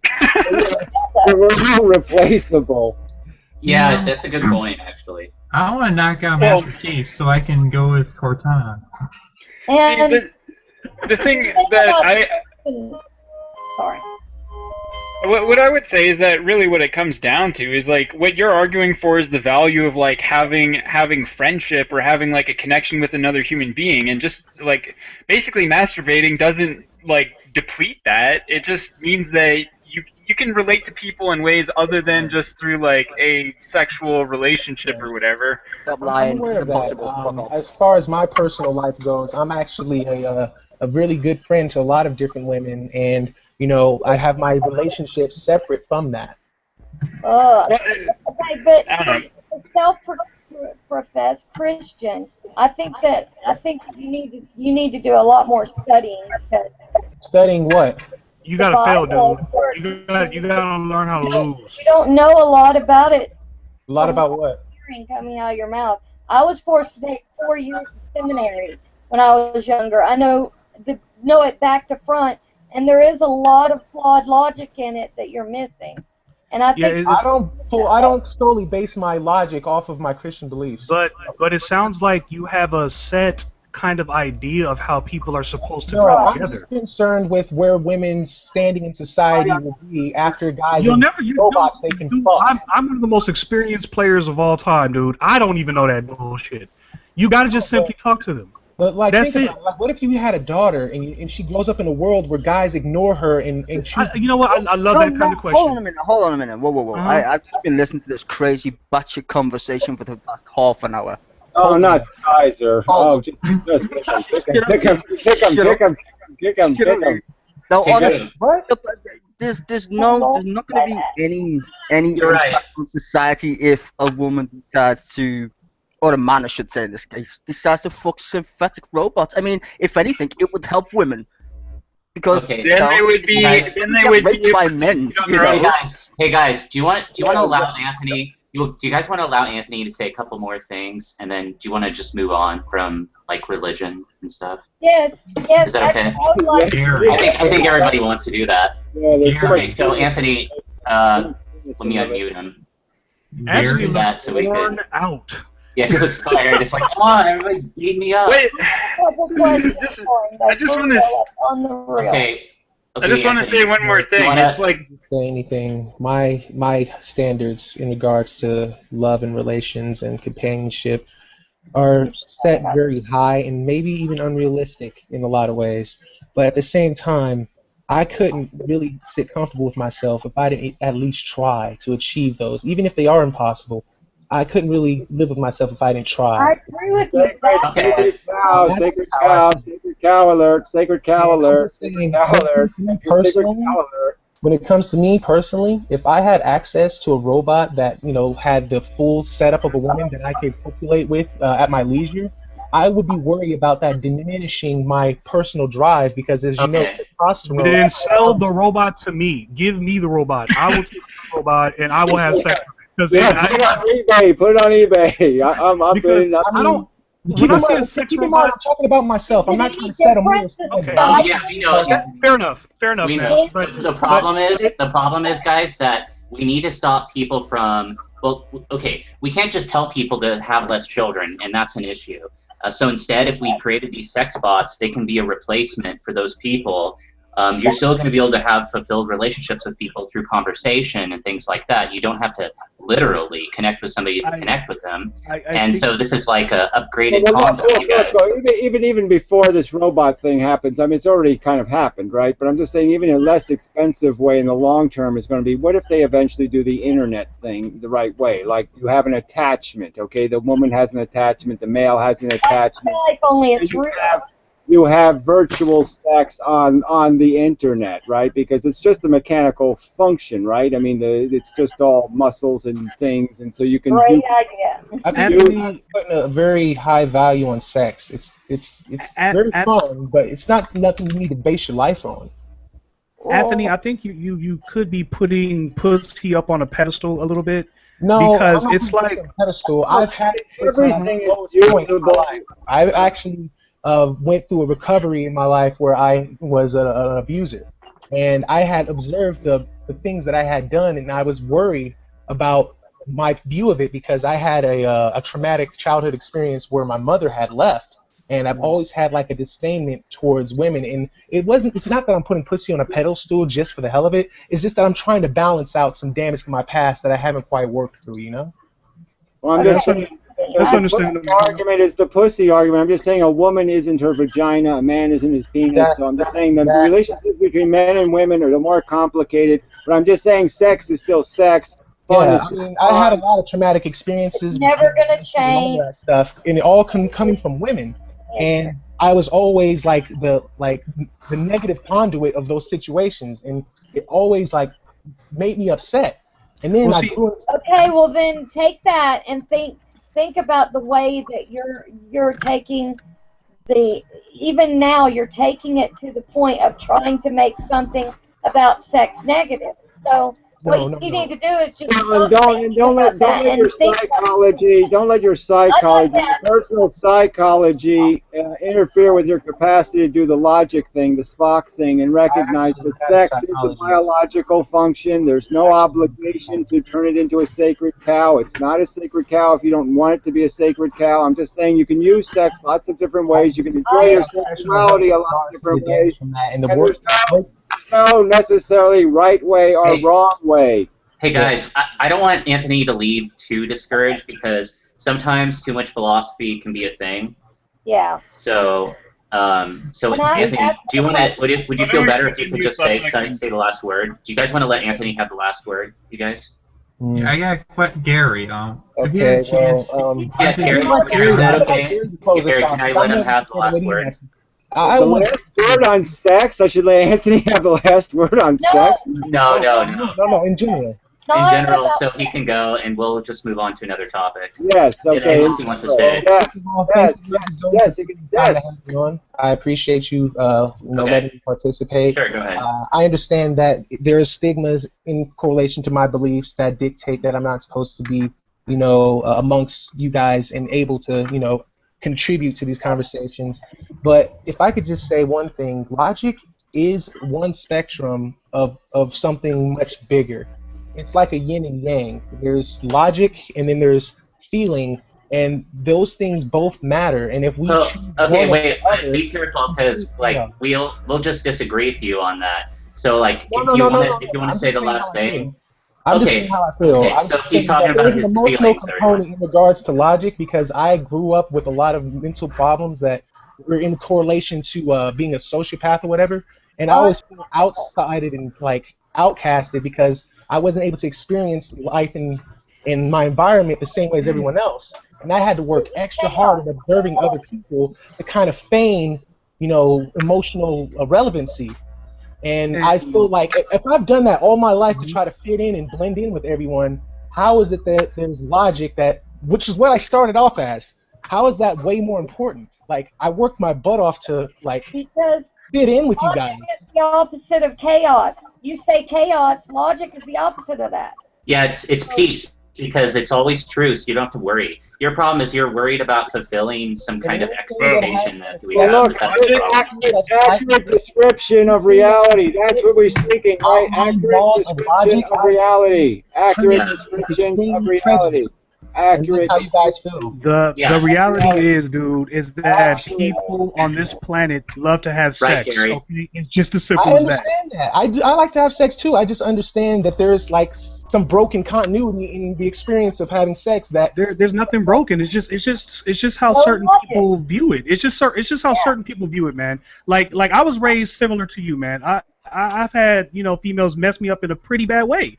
But that doesn't mean I'm going to hold every single female in the same regard, in the same negative light as that one female who fucked me over. That was the breakthrough that I had experienced in going to a therapist, and I'm really glad that service was available to me through the progressive logic thinkers that are in this room right now. Because of guys like you, there was a value in that field of work and that type of research that became valuable that I benefited from. So I'm not trying to say it's all just one way, because there was nothing in the Bible at that point of time that actually was helpful in that experience. But do you really base it off of the Bible? Do you really base everything that's involving love and feelings and sex and relationships off of the Bible? I base it off of my personal life experience, because I feel that the Bible isn't trying to dictate to me, it's trying to help me avoid trouble, you know? No, but you're an instrument of culture, so let's not deny that culture is totally I grew up in Hey, we've been raised to be embarrassed, to be naked, we've been raised to be all kinds of things. So I'm just saying our whole sexual identity is so fucked up that there's no point in even having a conversation about, you know, what we do with it. I mean, I just don't think it doesn't have anything to do with philosophy in the sense that it's just that you acknowledge its existence as part of our psychology, but there is no golden orb of relationship nirvana that's better than any other kind of nirvana. Nirvana is nirvana. Bliss is bliss. It's all just a psychological function, and you have to acknowledge it's just a psychological function.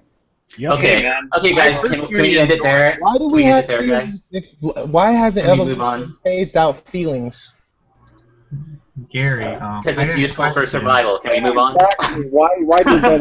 Why do bananas taste good? I mean, it's just not a necessary question. Do you remember on the third Terminator movie? Why is red red? Gary? Yeah, well, the third Terminator movie is a little hard to think about. I know why you feel, but it is nothing I can never do. It's not something I can ever do. The female robot from that third Terminator movie. Why you cry? Yeah, that's the second one. The second one kicked ass. The third one was totally incomprehensible. I'm just more into that female robot, you know. I'll give you a newsflash. She wasn't really a robot. Well, how is feeling depressed a part of human survival? Okay, it's part of human survival because it helps motivate us. Depression makes people motivated? That's strange. I thought it makes That's people a mutation. No, but actually, because you look for change. Depression is a kind of injury. You have to think of it that way. It's an injury to your ego and your functionality in the sense that you got defeated in the fight. So many animals get depressed, like cheetahs. If they fail, sometimes they'll go sleep for 2 days because they failed. And so it's a recovery kind of thing. Depression is what they do to recover. It's a way of your stronger drive. It's a learning. Functional. It's like you're dysfunctional. It's a way of taking you off the road. It's like if your car's leaking oil, you don't drive it, you take it off the road. And that's what depression is. It's kind of like a functionality where it says take you off the road for a while till you get this oil leak fixed, so you can go catch it. So what is the logical method for service and maintenance to human psyche in regards to a traumatic reaction to an experience? I tell a lot of people that you're not going to get anywhere without failing. You're not going to learn anything unless you learn how to go through the misery, through the hardships, dude. Think about history, man. Martin Luther King went through some hardships. They threw bricks at his face. Now today they use those bricks and build statues in his honor. So you see what I mean? He also lived in terror that he was going to get assassinated, and he was assassinated. so that's you have to weather the storm. But I'm just saying it's all a head game. So I'm just saying there's some parts of the head game that we can play with, okay, and there's some parts you can't play with. Like, say, if you're homosexual, you're not likely to be able to just think your way out of it and say, I'm just not going to be homosexual anymore. But there's some parts of your psychology that just thinking differently can change your psychology. You can get yourself out of a stupid addiction by just recognizing it as a stupid addiction. So that kind of thing. We can work with a lot of psychology. Some of your neuroses you're not going to be able to fix. Some of it you can't. I had looked at some research in regards to neurology where the human brain can actually have a metaphysical change in regards to how it's trained in the conscious use of the brain. What's a metaphysical? What's a metaphysical? I might be using the wrong terminology here, but basically your brain can develop in line with how you're choosing to use it. Oh, neuroplasticity. Well, I'm just saying that, Yeah, there we go. I think that's what. That's just evolutionary psychology. But of course, that's the way we're made. We're being constructed by a DNA molecule to be an efficient machine. So of course, our brain acclimates to our circumstances. So of course, it does. So what if we were able to lie to ourselves and dictate circumstances that didn't exist to make us good at something that we haven't yet experienced? The whole society is lying to itself. Our whole culture, everything we wear, the way we cut our hair, the way we look, everything is a goddamn contrivance of bullshit. So I'm just saying we're already in the pile of shit. Yeah, true. But do you enjoy life personally? I personally don't. Obviously, it's a silly thing because yes, I enjoy life when my hand is firmly grasping my penis. Everything is quite nice in the world. But when I lose the grip, then everything starts to fade to black. But yeah, I mean, life is moments. Okay, some moments are fun. Some moments absolutely fucking suck. Interesting. Okay. Okay, guys. Okay, so here's the next topic, guys. So how do we beat fear? How do we beat fear and like not be like the cheetah and go off to sleep for 2 days? Like, how do we Look at AI. Should we be afraid? Shouldn't I use the line, be afraid, be very afraid? I mean, people are so reckless. They have kids that they can't sustain. They don't have insurance policies. They don't have a plan. I mean, this whole reckless attitude that people, I want people to be afraid, damn it. I want them to be scared to fucking death. So we should be afraid and use that as our motivation rather than denying that. I believe logic is the means to overcome fear, because fear is basically a distortion of your understanding. Yeah. An epiphany, y'all. Logically, can you really? Opposite rule again. Yes, Anthony. We completely disagree. Okay, it's exactly the opposite. The smarter you are, the more reasons you'll have to fear. Yeah, it's true. I'm aware of that. I'm aware. The smarter you are, the more unhappy you will be with being a physical human sometimes, but not necessarily fear. Fear is totally doesn't have to exist. Well, if I give you the statistics, okay, and what's going to happen to the average person through their life, and I just reel off statistics to you about how many people, what's your likelihood of having cancer, what's your likelihood of doing this, what's your likelihood of doing, if I spell that out to you, don't tell me it's not going to scare you a little bit. Oh yeah, it should. Not me. Oh, you're not afraid of lymphoma and all of that shit. I just have to say, I've been in like 5 car accidents. I've been in the drug culture. I've been an addict. I've been all over the place and seen crazy crap. I've had AK-47 put to my chest for no reason one time. Yeah, well, I haven't had bowling pins up my ass, and I'm afraid of them, okay? So, yeah, I haven't had everything up my ass, so I'm still afraid of shit going up my ass.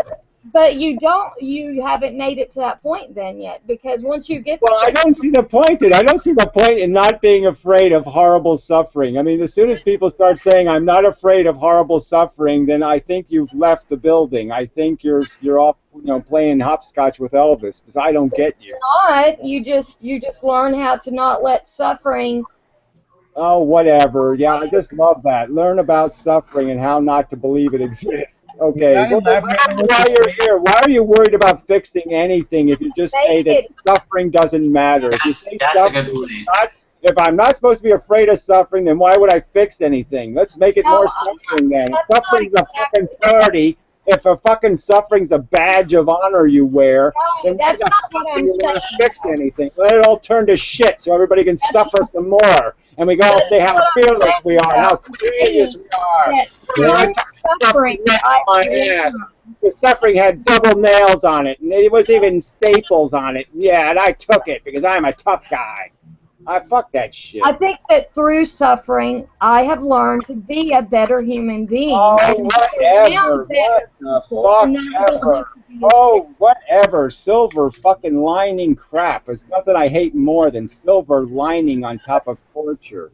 You sound just like, my partner, so that's okay. Yeah, well, that's one of those things where women really start to move out to Pluto. When women start talking about suffering, then they're not from Venus. They're goddamn Plutonians. because I don't get you.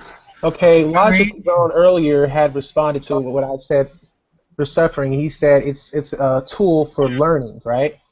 Yeah, suffering, we can use suffering as a tool for learning and becoming better. Because if you're suffering, that means you have something that's bothering you and it needs to be fixed immediately, and there's no reason to continually suffer with that thing, so let's fix it.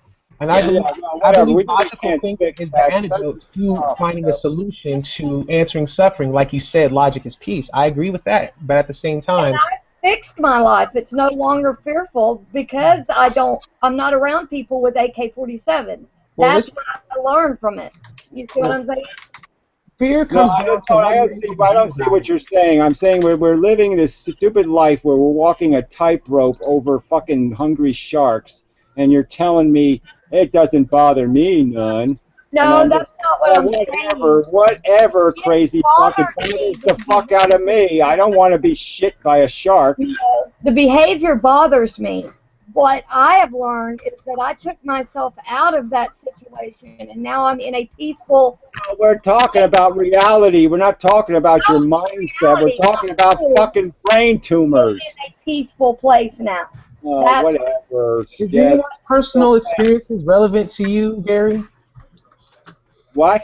Is anyone's personal experiences relevant to you, Gary? I don't know what that means as a sentence. What do you mean? Oh, you want to? Yes, I used to volunteer at a nursing home. You can damn about what anyone in this room has to say. The refuse is the old people thrown away, miserable, having their face falling off. And yeah, I saw that. I saw them shitting their pants and all that kind of crap. I saw them being hosed off. I saw the indignity and the disgustingness. Yes, so people have impacted me. Yes. I'm just asking because I'm having a hard time. I mean, of course, this isn't my place. This is not my home. You guys are just being very nice and cordial guests. But as far as other people contributing to the conversation, I'm trying to hear what they're trying to say, because once you understand where they're coming from, I'm excited to hear what you come back with. But you keep going, and it's like they can't say what they have to say, and it's like, damn, I want him to understand what they're saying so he can really flip it back.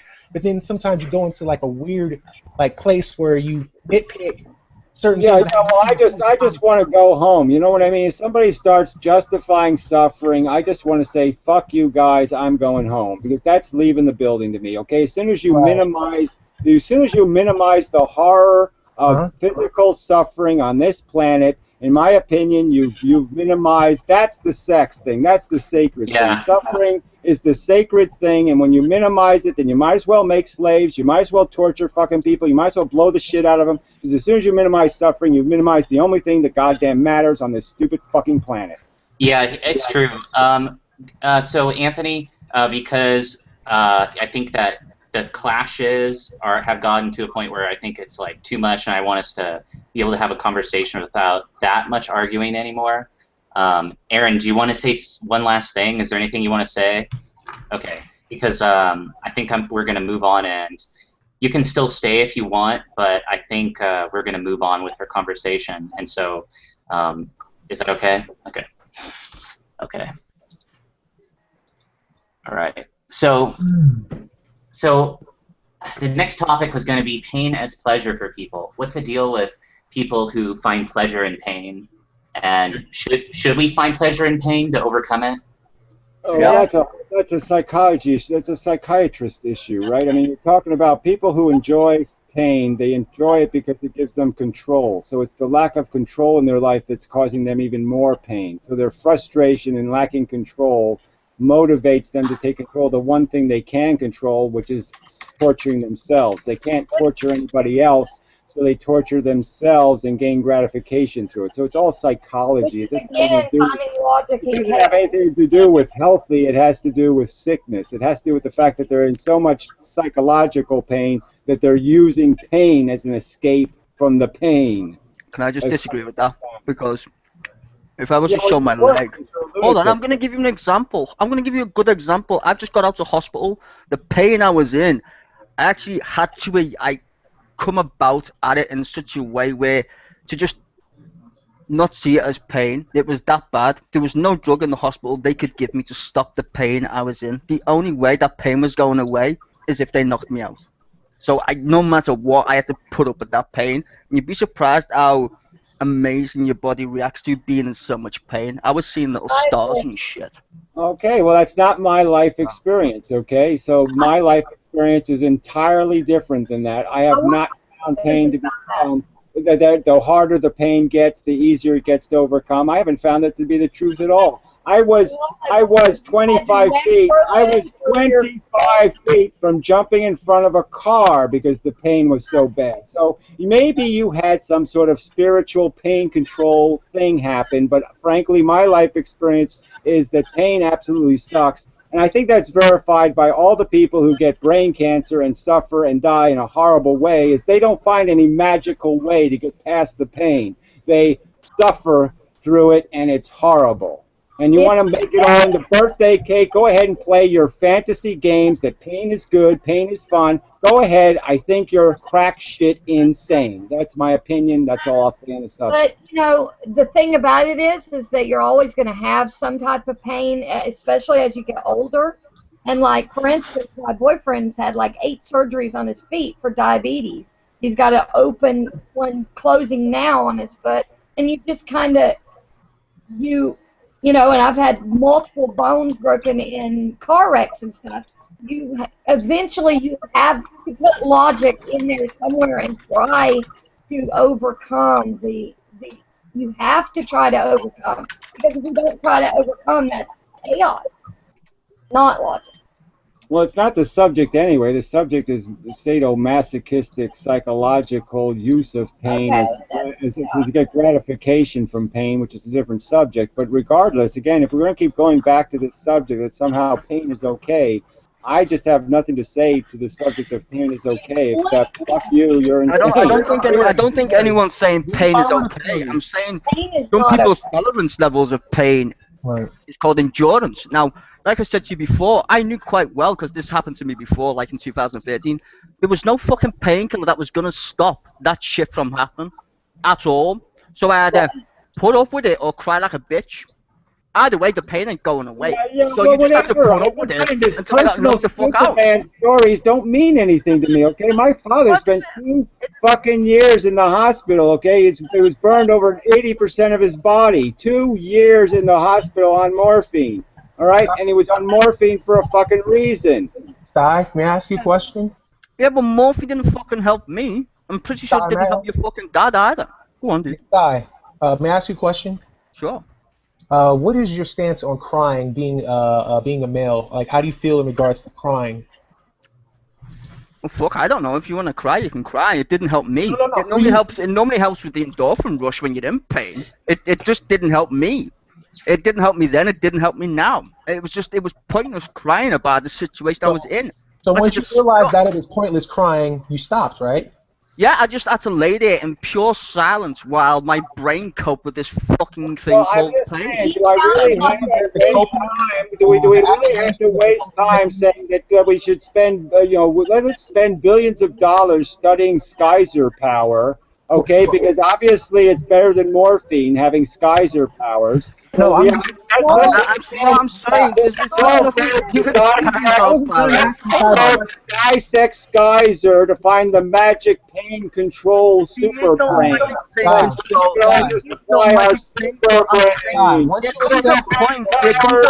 when your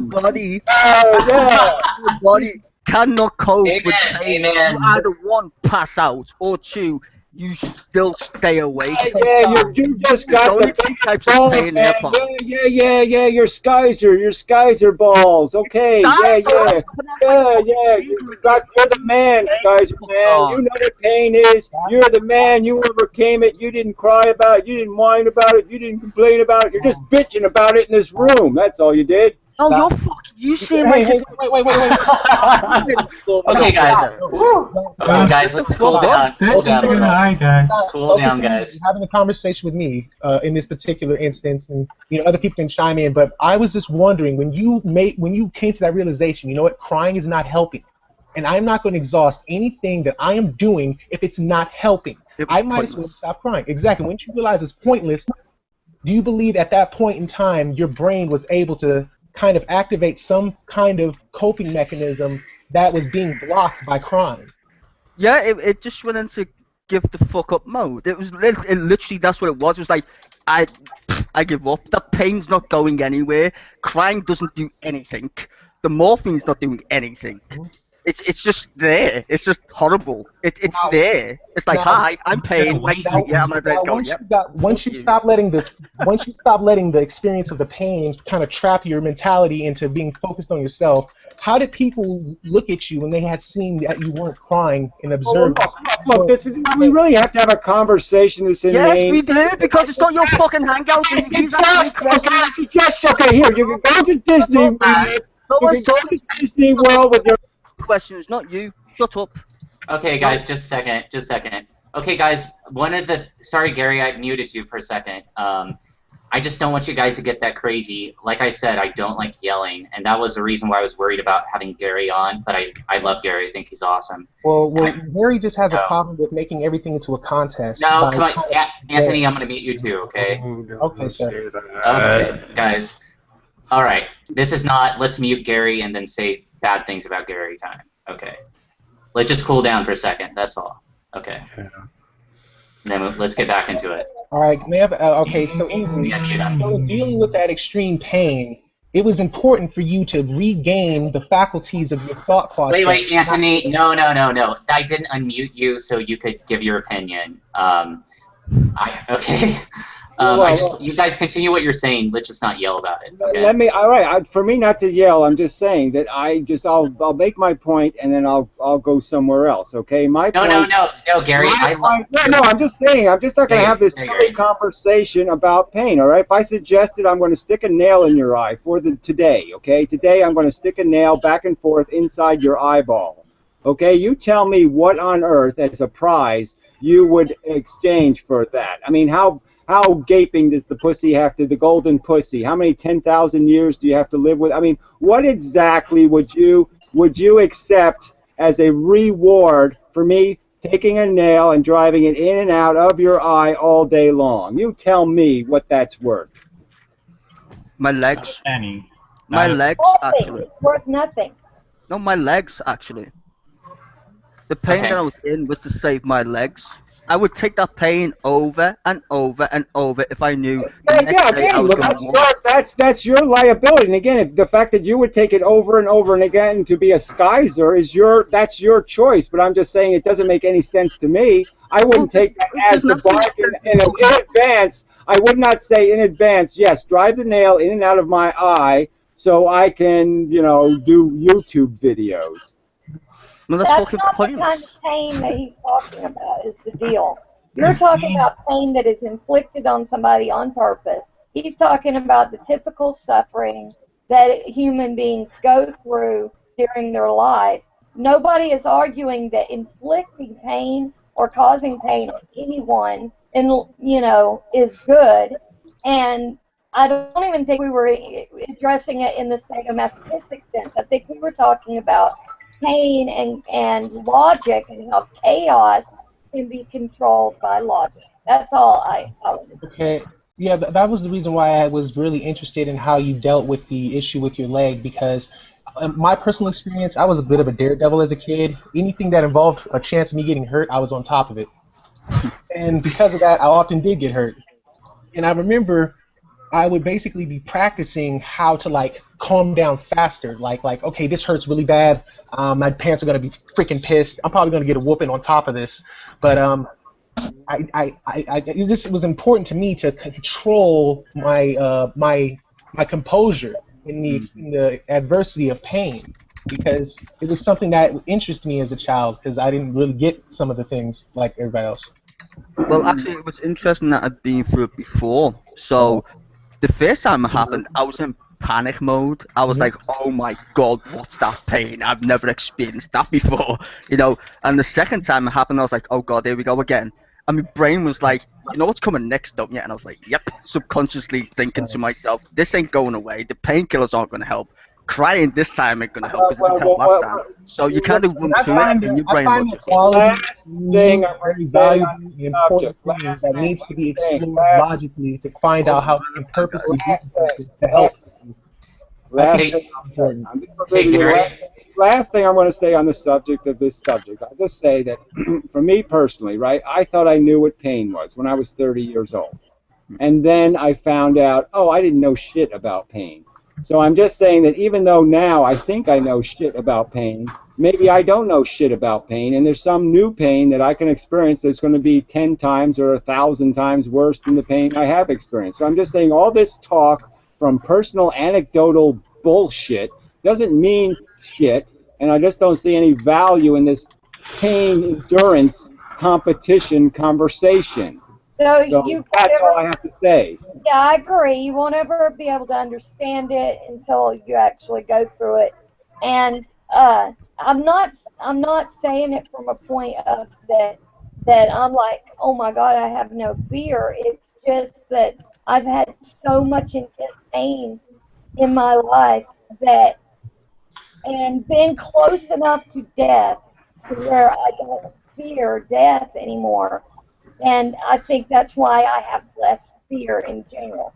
But I do not think that any kind of inflicted pain is good. Hey, Gary, would you be having more fun if I ejected Anthony?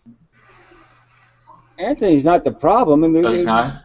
Well, I'm just saying, the girl just talking, she just ignored exactly what I said, okay? This is all this subjective, anecdotal evidence of how much weight I've lifted. And so fine, I'm just saying that what use is it? I'm saying that I find suffering on on planet Earth by sentient organisms to be the problem. Suffering sucks. Suffering is the thing to prevent from happening. It is the only mission statement any of us should have, is to reduce suffering by all sentient life on planet Earth. So I think, I'm just saying, any conversation about how suffering is, oh, it's just part of life, or oh, it's just nothing, or oh, we're not really paying when we're suffering, I think is a nonsensical statement. Suffering is the liability. Suffering's the liability. It's the cost. It's the credit card bill. It's the baddie. It's the negative thing on Earth. Fear that is gone.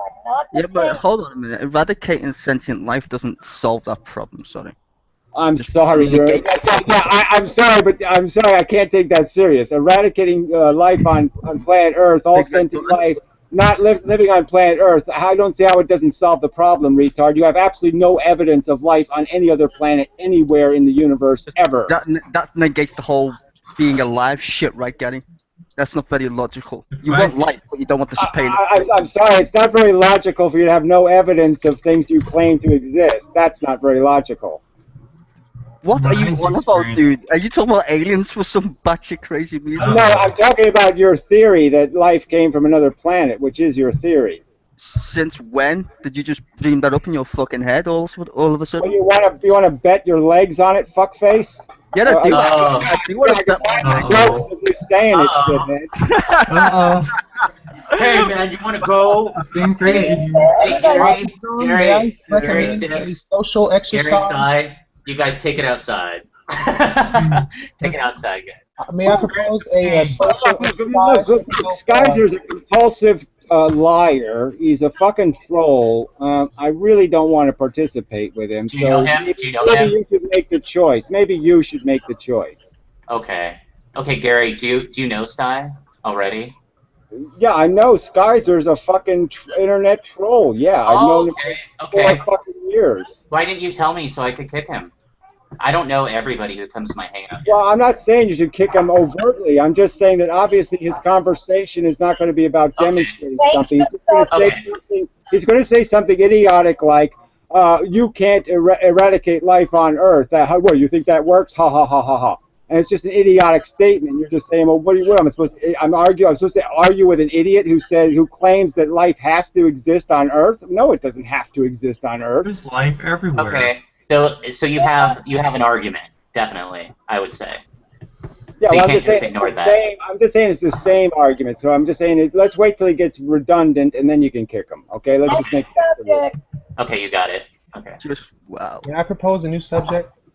Yeah. You may propose. I'm not even gonna dignify the desire for being entertained.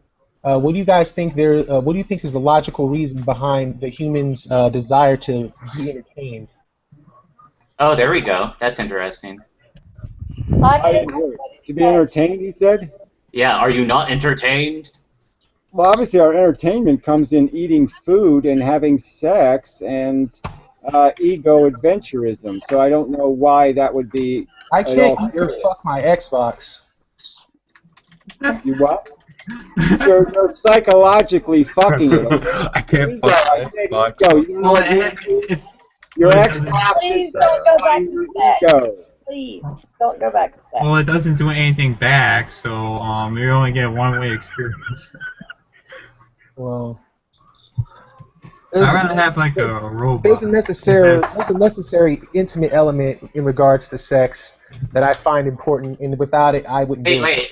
Guys, okay, we're not talking about that. Moving on. But like we Okay, like to what was the entertain, topic? right? What was the new topic? Yeah, there you go. Entertainment. Okay. Well, I'm just saying, entertainment is a silly word. We're a package of desires. We're just here to have our desires satisfied. That's entertainment. So what the hell are you talking about? It's not a subject.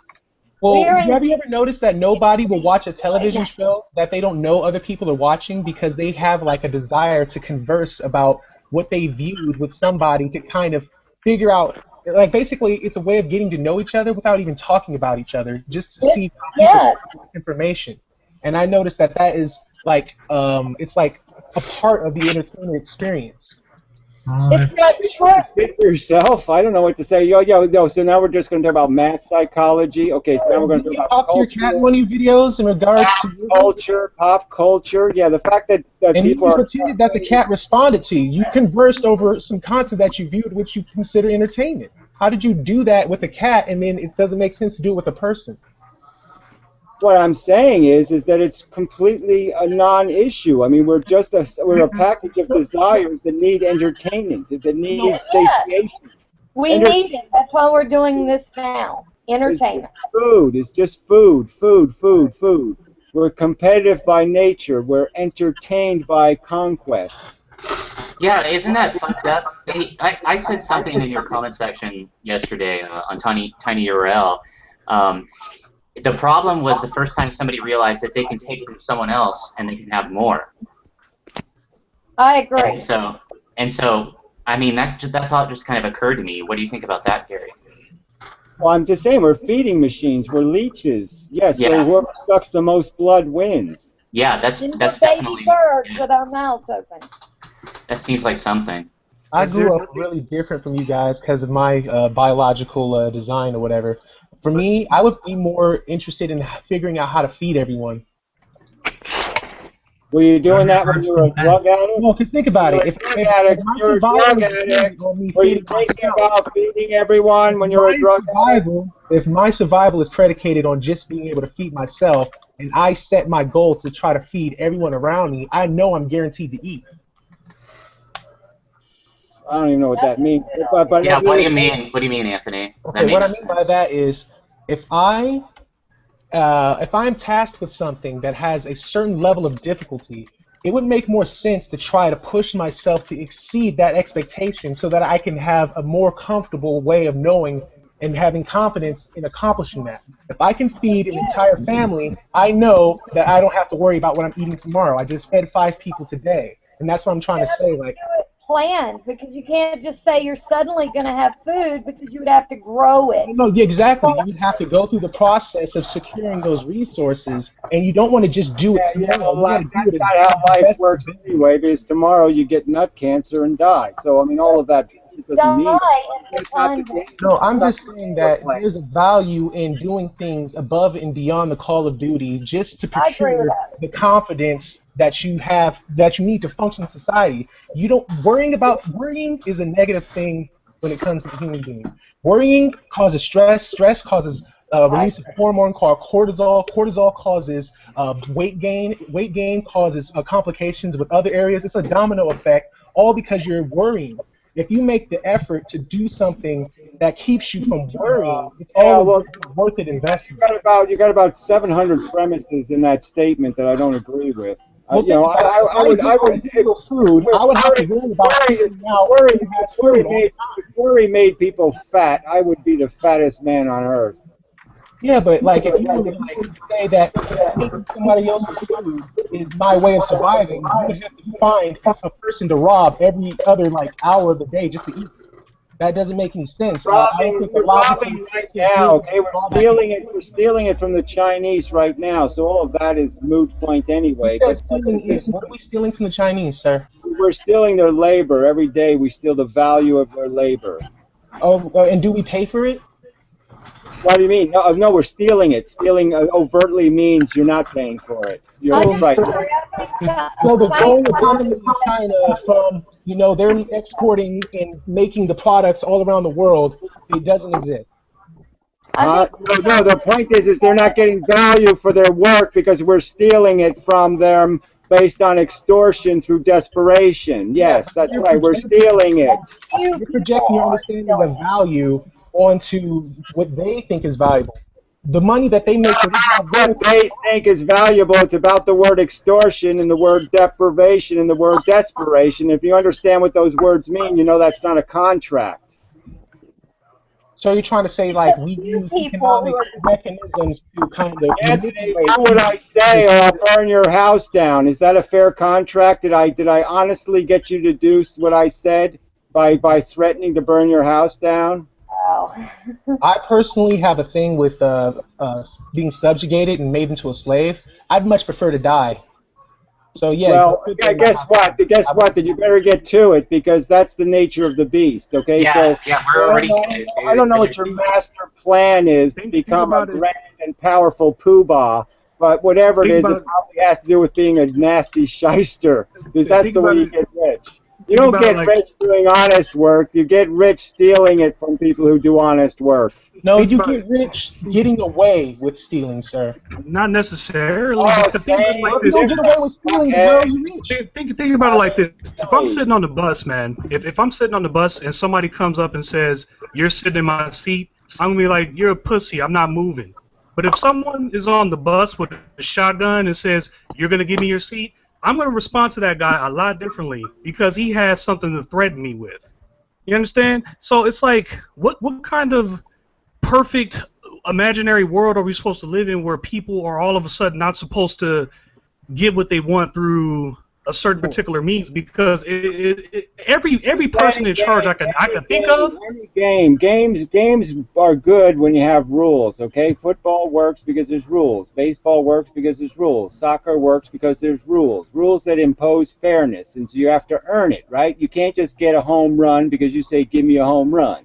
You have to earn the home run. That's okay, right. So we have an economy that has nothing to do with earn. Little babies fall out of rich people's vaginas and say, "I'm an owner." Okay, I'm going to be able to control and manipulate you with my power. That's bullshit. They didn't earn that power. They didn't earn that control. That's where the machine goes all wrong. And I'm saying those people are stealing trillions of dollars of value from people by putting a gun to their head and basically saying, "Do what I say or you will starve and you will die."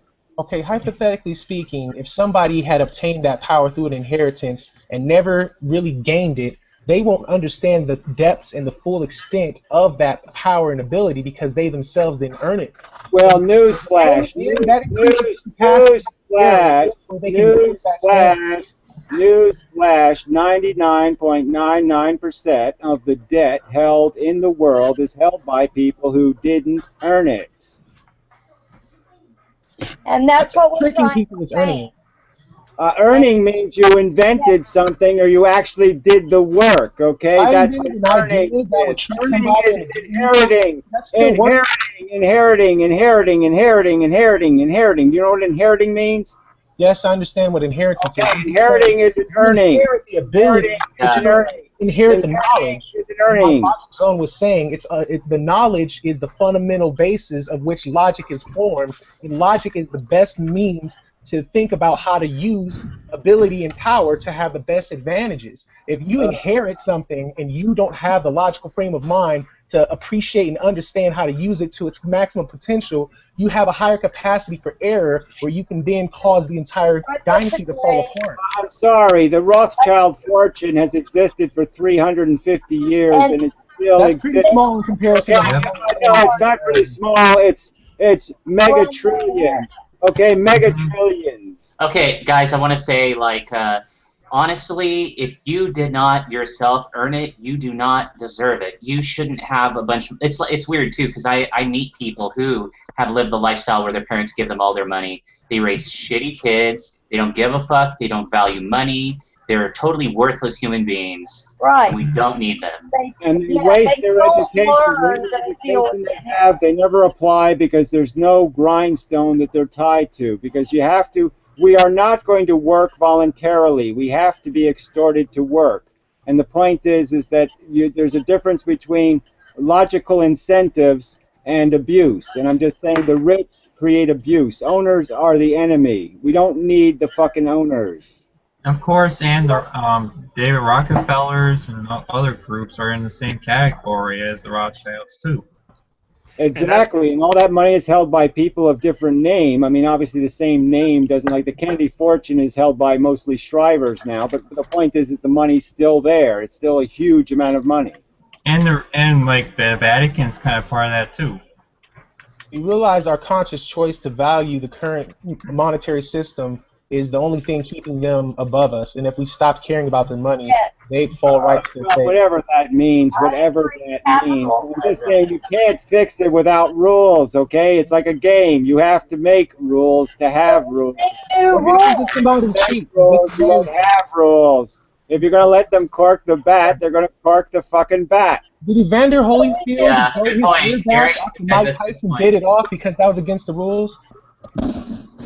Well, didn't he violate the rules? I mean, what? That fight was over, right? After they came to the conclusion, hey, you broke the rules and bit Evander Holyfield's ear off, did his ear grow back? It doesn't matter whether his ear grows back. I'm saying a civilized, all the games we play require people to earn it by rules. I'm just saying, are you disagreeing? Show me the chaos game that everybody... What happens if I succeed? Show me the game where deserve has nothing to do with it that we admire. Show me the horse race where we have horses halfway down the track that people go to. Show me the head start. Show me the cheaters game we admire. Show me a cheaters game. The Hunger Games? Yeah, we have a pretty shitty game. Hunger Games right now, movie? guys. The Hunger Games is a perfect illustration of that. Battle Royale, Running Man. There are a lot of instances where... I'm saying a real game, lunatic! Yeah, a real one. I used to watch Street Fighting down in Pedro, California. They would go to the shipping docks and they would do illegal... right, and they'd have to earn it, right? They didn't let some guy win because his name started with a J. They didn't say, you win, your name starts with a J. Okay, here's my question. Mine starts with a J, and I don't do... Okay. Here's the question. The people in charge. This is what I was talking about earlier, but somehow it got turned into some kind of conspiracy thing. And this is what I was referencing to as far as the people in charge, the owners.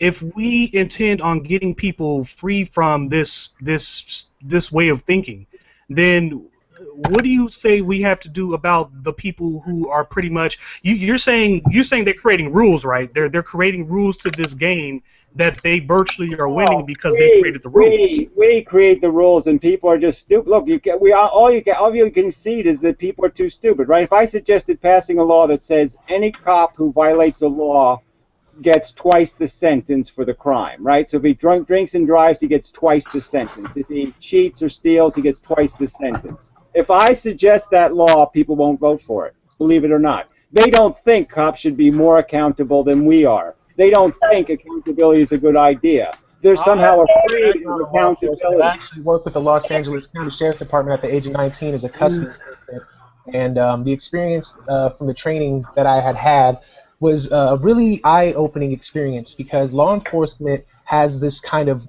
unwritten rule called the path of least resistance. Whatever they can do to get what they want done, to look like things are followed to procedure, even if they go outside of procedure, as long as they can make it look like it's in procedure, they'll do it. Well, I'm just saying there's easy solutions to our political morass, and we just won't vote for them, is all I'm saying, because people don't like change because they don't want to lose their mortgage deduction, or they don't want to lose their welfare check, or they don't want to lose their special interest perk. But what I'm saying is that... An honest game means they're going to lose what they have, and so they don't want to play an honest game. But I'm just saying that the game is for us to fix. It's the rich people aren't writing the law.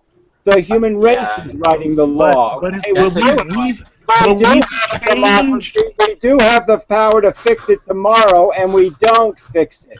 But we've tried changing the rules before. We've tried having small business compete against big businesses, and I'm telling you, the rich people who are in charge systematically set it up to where people who are on the rise fail. It's just like you said earlier. The king doesn't want to be challenged. Well, hold on a second. Let me finish my point.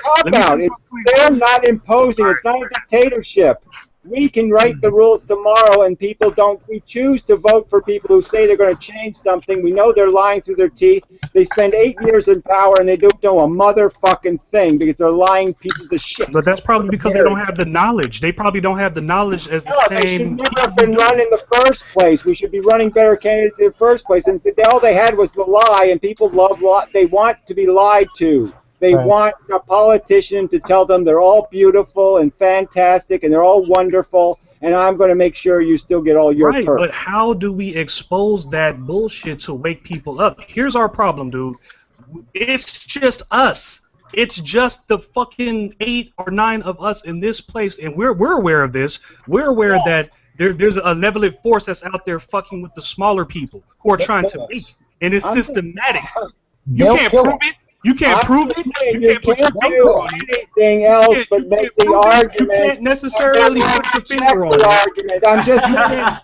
Look at the world. Look at the world. They believe in God, for fuck's sake. Okay. I mean, human beings believe in angels. They believe in the chick even mentioned quantum crap before. And we're playing fables and fairy tales. They don't want to hear the truth. They don't want to know the truth. All I'm simply saying is that there are people who set this shit up. They set it up, and they know what they're doing more than the people who don't know. No, I'm sorry. You're blaming the wrong party. I'm just saying it's the average selfish cunt who is the problem. Everybody wants to be a billionaire. They all want to own slaves. They all want to control everybody else. They want That's not the point. That's not the point if money is destroying everything.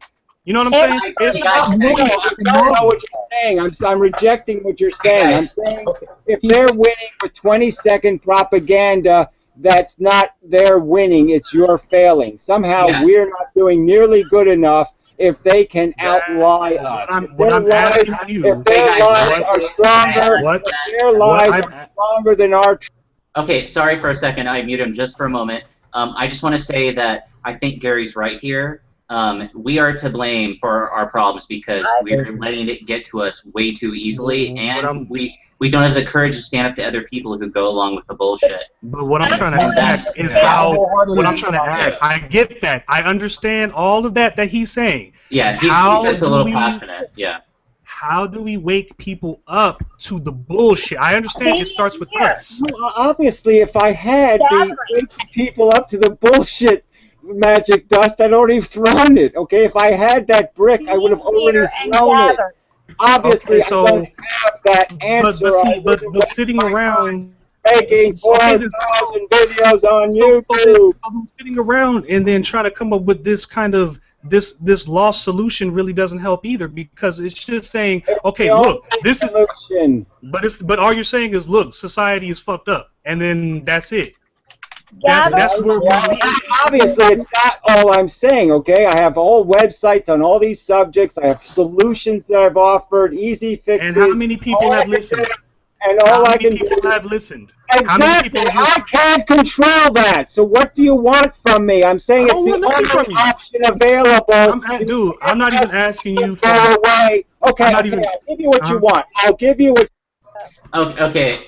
No, dude, I'm not even arguing with this guy. It's not even point of arguing. We're just having a failure of communication. Logic Zone, you're running this, right? You're the boss. Yes. Okay. With you being the boss, I would just recommend you do. I want Gary to stay, but I just want him to calm down a little. I'm so high right now. from all the yelling. I'm so high, guys. Well, Logic, Everybody's feeling it. Gary, thank you. I think we all feel really alive right now. well, it So would be a thank you great for show that. of leadership if you kind of like gave a distinguishing order based off of maybe the chat queue to make things more efficient, and No, then oh utilize no, Anthony, I don't really need help on that level. I'm not. I mean, I know what's going on. I know what's going on here, but Gary, you need to just calm down a little bit. I'm not trying to. Gathering here is the best thing we can do. Gathering here. Yeah. Logic. For most of the show, it was good, but that was too much. Yeah, I'm not trying to tell Gary that, look, Gary, you are the only dude in the world who can solve all of our... I'm not saying that. I'm not putting any burden of responsibility on any one individual. Dude, I realize it's going to take an entire country, dude. It's going to take all of us to fight this oppression. Disagreement. That's not the disagreement. Your argument is that they're controlling us, and my argument is that I'm not saying they're controlling. We have dropped the ball. The people are the assholes in this equation. The average human being has no character, and that's why our civilization has no character. Well, I'm not saying necessarily control. I'm not saying control. I'm saying... Where does a lack of character come from? Well, where does it come from? I mean, the fact is that anybody who has kids is already suspect character-wise. May I propose a possibility as to where that may come from? We have a whole entire pop culture that is teaching people how to be assholes. Fucking... But if I can just say something in regards to character goes, the issue of character arises when somebody stops focusing on themselves and they start making too much comparative analysis of things that are completely beyond them instead of making comparative analysis of themselves from yesterday. And when people lose sight of that fundamental progression of character development, they become stagnant, and that is what makes them lack character. And the external forces of the environment can completely dictate everything that they think and say and all that stuff, because they never took the time to understand who they were. All they did was try to understand what everything else was. And it's like there's a time of meditation that every human being owes themselves to say, hey, I am me. I am my own human being. No one else in this world can be me. I can't be anybody else but me. And I have to respect and understand that. For whatever reason that may be, that's just how it is. And I can't keep playing these fictitious what-if games in concerns to whether or not I could possibly be this or that and the other. Sometimes you got to look at things where you are. And when you look at things where you are, you might find solutions that you'll never find looking at somebody else's situation. Whatever, whatever. I don't know what that is. Okay, but yeah, I don't think that's character. I don't think that's character development, frankly. Well, then say that. Don't whatever. A context of understanding the fact that you're not the universe, that you are just one sentient being among a whole planet of sentient creatures, and that it isn't about your welfare. The future's bigger than you are. The game we're playing is much more complicated than what's in it for me. So I'm just saying but this whole you can't experience the game without you. Well, that's so what? It doesn't mean anything. Of course, I'm not here if I'm not here. I'm just saying that I'm just recognizing the fact that I'm one pawn on the board, and the board's just covered with pawns. You're your own pawn. You should cherish and respect that. And if everybody in the world took the time to cherish and respect, you know what? I may just be a pawn on the board, but I am me. That is who I am. That matters. That has value. Okay, says you. I just don't see how that's character. Frankly, I don't see. No. It has character because identity shit as being anything called character. Character is outside of yourself, not inside of yourself. Anthony, what you just said outside of myself was a very Christian thing to say, because you're trying to say, please don't bring in my faith regards to that. No, but that is a faith thing, kind of. Oh my God, the game would be defunct without him, and you should understand that any of us could die at any moment, and the game would still go on. Character is principle. Quick question. If I can make it simple. How do you know the world goes on? Principle. Let's just talk about what a principle is, and then my argument would be a character is acknowledgement of principles. Cool. I understand the acknowledgement of principles, and here's a fundamental principle that I'd like to propose. And go back to the argument. No, I'm not. No, I'm proposing the principle in separate of that.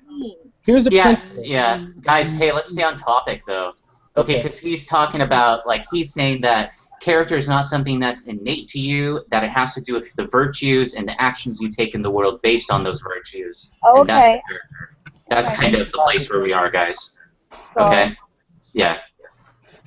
Yeah, what are virtues? They're principles, correct? Right, yes. I was simply asking in terms of the ones in control, not the ones controlling us, okay? The ones who are, like you said, Gary, the kings don't want to be challenged.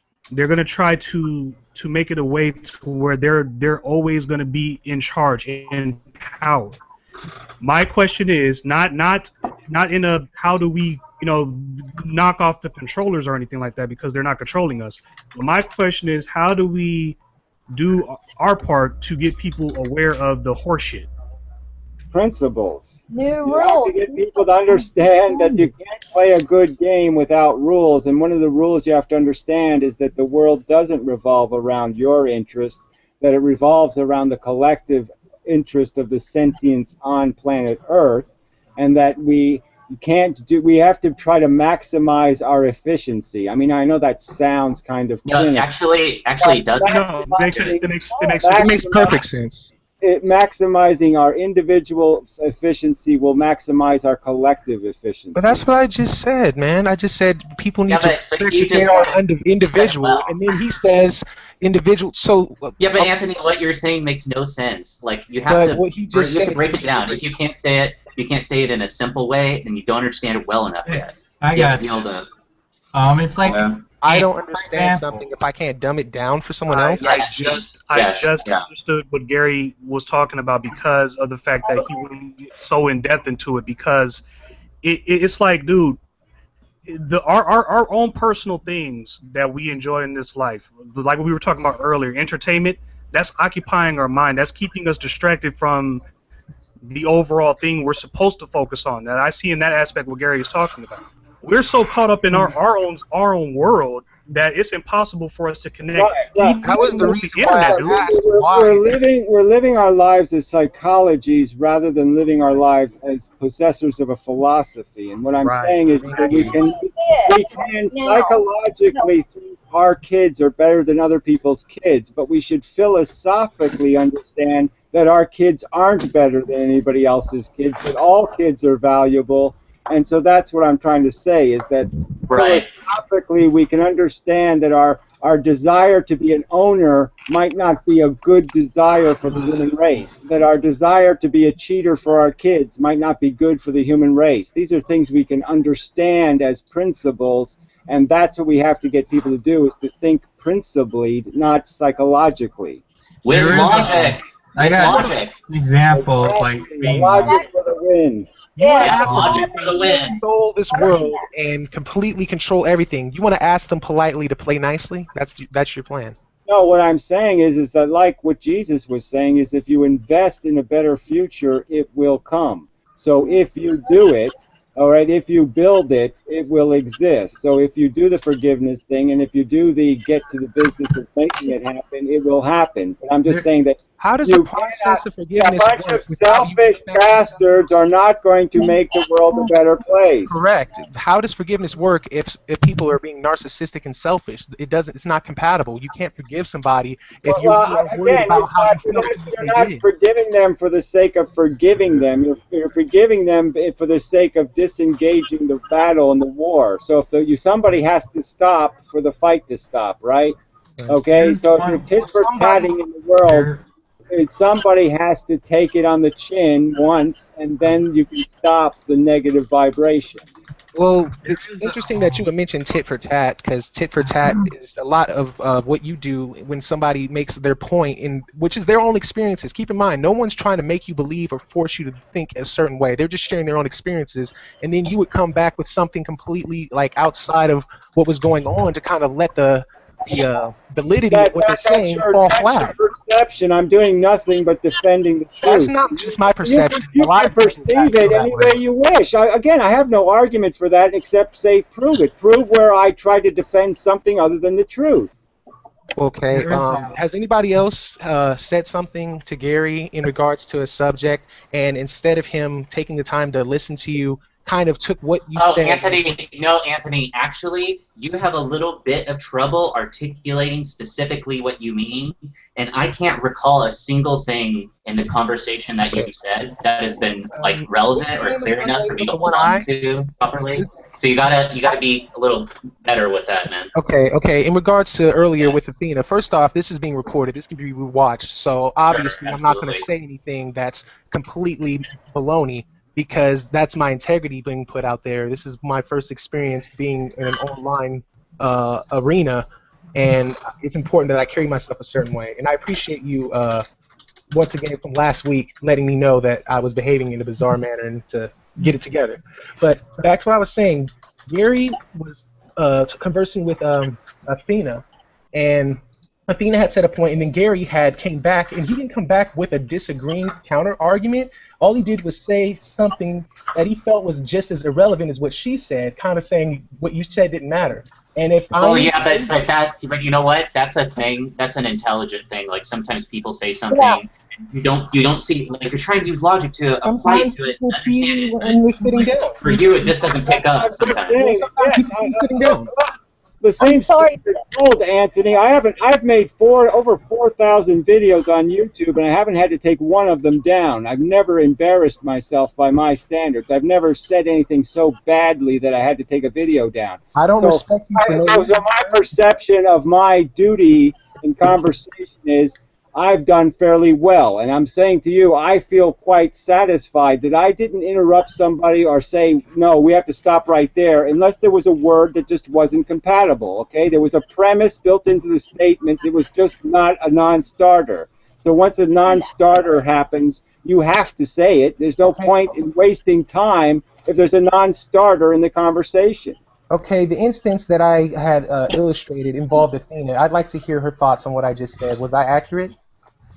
I agree with Logic because I really cannot remember you making any kind of statement that wasn't an argument about trying to inhibit everything you do by fear. And I think that there's some kind of block there. I think there's some kind of block there because I say my silly stuff about, he was saying my unicorn reality or whatever. But at least I own that and know that it's not really, other people don't believe that. You know what I mean? Right. And I don't know. It's just you need to be able to express it where somebody will remember it.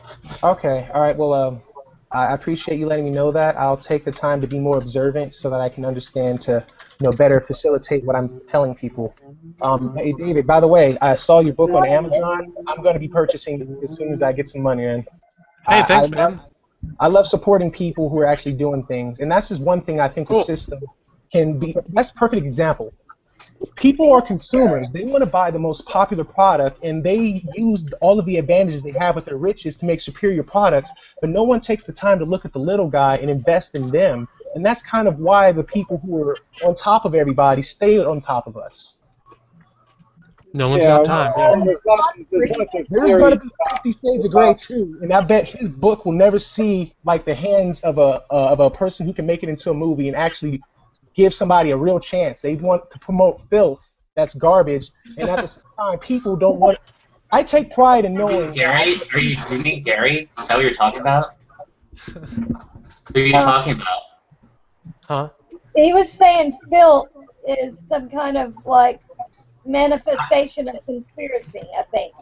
Anthony, I just don't follow your logic when you're talking about stuff. No. I was just talking about David's book. I'm just saying that you got to be you got to be a little careful in making these broad brush statements about like all small business is good, all big business is bad, or anything like that.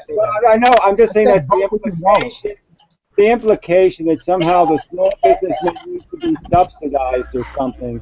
And to tell you the truth, a lot of business competition, there is a lot of fairness in business competition. I mean, obviously Microsoft's and the big, huge companies basically can control their markets. But I'm just saying in a lot of cases, you can see very big companies taken down by very little companies sometimes, just because the little company does it better. Well, you got to understand there are ethical principles that the average consumer should pay more attention to and not just always go by what's promoted and advertised. For example, the Xbox One, when it was first about to be released, it had DRM features that would limit the gaming experience and make it worse than the previous experience. And the consumers were like, we're not buying it. And just a few months after them announcing all of the restricting features, they took them off because they were afraid, hey, we're not going to sell a single one of these if it doesn't do what they want. That means well, I mean, obviously that only works when there's still others in competition with the Xbox. So obviously, do you believe in the ethical principles of spending money? Have a choice. So when you don't have a choice, like Google has a monopoly on a lot of these services on the internet, and so their monopoly ensures them that we can't protest. Are you familiar with Intel taking a stand against the African child slave labor that's mining the minerals? Basically, they chose not to buy minerals to make their computer chips from countries that utilize the slavery. Yeah, I understand that, but you know, have you ever heard of the word what do you call that? Propaganda. I mean, McDonald's gave money. I'm sorry. Right. Take the time to prove what I just said, please. I'll go ahead. McDonald's Cancer House or whatever the fuck it was, and they just did that as a marketing instrument. There are precious minerals in Africa that Intel melts down to make their sophisticated... Yeah, I'm just saying that the fact that you know about it means that they're probably only doing it so they can look like they're not evil, just like Google pretends to do things that are in your interest so they don't look evil. But they're still fucking conspiracy theory? Because automatically assume that Intel is still using slave labor, but they're lying and saying they're not. Isn't that a conspiracy? I didn't say they were lying, did I? Did anybody hear me say they were lying? Did anybody hear me say they were lying? Would you be comfortable supporting a company that makes an ethical stance against the child labor of Africa in mining the minerals? I'm just suggesting that there's PR value. BMW supports those little whatever TED Talks. Does that mean that BMW is doing it out of the goodness of their heart? No, they're doing it to all make money. It all comes down to making money. Yeah, exactly. So I'm just saying that, you know, the fact that Intel does something, I'm not impressed with those words on their face value, because I would like to see the emails where they all talked about how this would sell extra product. Or the African talk about extra product. Intel made my life so much better now because I'm not digging for minerals. The funny thing is, ants are... What's the difference anyway? We know that there's no such thing. Talking about the horrors of slavery. Now slavery is not so bad. We know they're not going to get the minerals. It's like having a fair sneaker company or something. There's no such thing. There are fair sneaker companies. They don't buy African minerals, so they buy Chinese minerals. Oh yeah, that's so compassionate. Sweatshop where children are abused and overworked. Every shoe has to come. I wasn't implying that I advocate slavery. What I was implying is that just because they're saying that they're not using African minerals, somewhere else where the minerals were gotten had to be gotten out of the ground. The minerals will come out of the ground, therefore they're still using slaves. They're using Indonesian. It's a trivial gesture in a pile of gestures, and I'm not much more than a gesture. As I brought this to you guys' attention, significant evidence of progress or significant evidence of anything, except instances are in the PR game. Could you please look up the Intel advertising? That no longer need to be mined, then that would be a difference. Minerals that don't need to be mined. That's a great idea. Because then you wouldn't have the slaves. But just saying that you don't get the African minerals is what they do, they buy the minerals that are mined by people who are paid a fair wage and not having the guy with the AK-47 making sure that they're doing their job. They do business with people who don't do that to kind of economically... How do you know that? Show me the mine. Yeah, show me the webpage for the humanitarian pay people for fair wage mine. Show me where that is. Show me the company that fairly mines from precious minerals. Go ahead. Show me So Anthony, I think what we're looking at here is this is an all over human problem. So like we can't argue. Like, it's easy to want to put blame elsewhere and say like, oh, these evil rich people and stuff like that. No, it's just humans are bad. Okay. And but we're bad in different ways, and we got to deal with that, right? Right. Now, what I was saying is that this conversation started off, and let me just retrace my steps where I am now. It started off with how are we going to wake up people to, stop letting the system continue to like treat us and do things the way that they do. Hangout. That was how it started. And I was just proposing, and after having seen David here and seeing that he has a book available on Amazon, it's like, hey, I would rather buy David's book than some book that's like overly promoted and like, like if you look at 50 Shades of Grey, it's horribly written. and I don't need to read David's work. I can see the character that he has and how he converses and listens to Why people. not read it all? Why not read it all? I mean, books, and... Why not read it all? Because not everything has substance. Yes, everything. Well, I know, but do you know what David's book's about? I mean, why are you presuming that he... Yeah, I would read it first. No. I saw a book he was promoting. If it's something he's promoting, I want to be behind that because I want to be able to assimilate with the group that is here because I believe in what we're doing. Well, whatever. We're asking the hard questions. Look, but Anthony, honestly... the honest ones. We're honestly, the dude, you have to work on the way that you present things because you say things in such a convoluted fashion, and you say like generalizations and you have assumptions and stuff. So like we're just kind of like enamored about it. We're just like. Ugh. But in my defense, I'm beginning to notice a pattern where people ask of a greater amount of evidence of me, but other people can say things without evidence, and it's perfectly okay. I feel like I'm being discriminated against in a weird way. It's like, hey, can you prove that? It's like, whoa, no one asked anyone else to prove anything except Anthony, I think you're paranoid, Anthony. I think you got to talk to the psychiatrist. I think you're paranoid. Anthony, I see your point to certain degrees because it's like you're looking at it from the ultimate extremes of like we were talking about the whole sexbot thing. Like, dude, I don't think we're really gonna get to a point where, they're gonna start killing us off and replacing us with robots. I just honestly think we're in shit. Okay, we have a lot of problems in our society, but I think what Gary is trying to say is that we're not gonna solve them by pointing our fingers outward. We got to fix ourselves first. Yeah, inward and outward. Right. Yeah, we got see. If we don't know how to swim, you can't teach the next person who's drowning next to you how to swim. Simple. Exactly. Well, yeah, that's simple. Or else you teach him how to drown. Gary, you're so bad. But yeah, you guys don't understand that there are companies out there that do make an ethical stance to practice their business. I know, but I don't know what you want me to do. You want me to raise my hand and say I agree with that? I don't agree that most of the companies that do anything that might appear to be ethical, they're doing it for any other reason than a personal interest. So it's not worth investigating? It has nothing to do with anything except PR, propaganda. It has to do with their corporate image. It doesn't have to do with them giving a fuck about any of us. So I'm just saying I don't buy your argument that it's a sincere gesture. The entrance that frees child of slavery of their captors. Okay, it's Gary, not sincere. Okay, is that everything, Gary? That's all of it. Is it? Is it not possible though? Like I think that's just what Anthony's maybe argument is. I sort of agree with that. Yeah, like, but he's not making it clear what his argument is. That's the problem. I understand what it is. Gary is a very brilliant individual, and he's 5 steps ahead of me. But at the same time, if I'm going to learn from Gary, Gary needs to understand where I'm at, and I need to understand where Gary's going so that he can help me out with the leadership that he's gotten through the reputation he established by his content that's logical and ethical. Ethical without any proof of it. Just saying that you I didn't believe you were ethical. I was saying.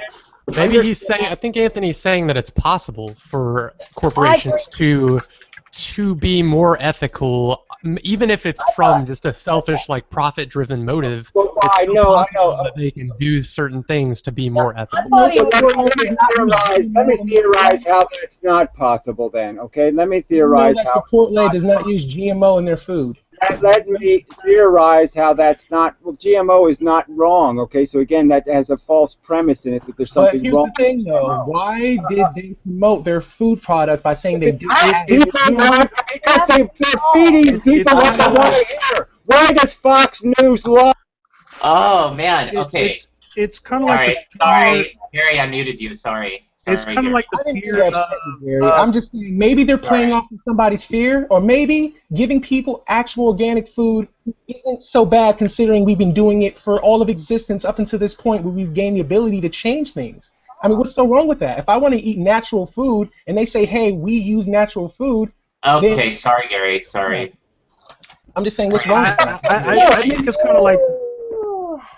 I think it's kind of like the whole theory that GMO means something except a big propaganda campaign in the first place. Okay, so I don't accept the premise that GMO is motherfucking Satan in the first place, and I certainly don't accept your premise that they were anti-GMO for any goddamn good reason except it sells more hamburgers, okay, to fat people. And I'm still not going to accept your premise that these idiots who don't give a motherfuck about their own goddamn employees and treat them like shit all of a sudden care about what people are eating. That's a lie. I don't buy your argument that the goddamn stockholders who decide who the CEO is going to be give a fuck about any kind of compassion or decency or any of that shit. Out of the ground without service, and if you want to buy it as solutions, go ahead and buy it as solutions. I'm saying it's lip service, it's meaningless, it won't fix a single problem. If you're looking for corporations to fix our problems, you're certainly looking in the wrong motherfucking direction. Okay, Gary, we want to hear every word you're saying, but don't yell it, please, okay?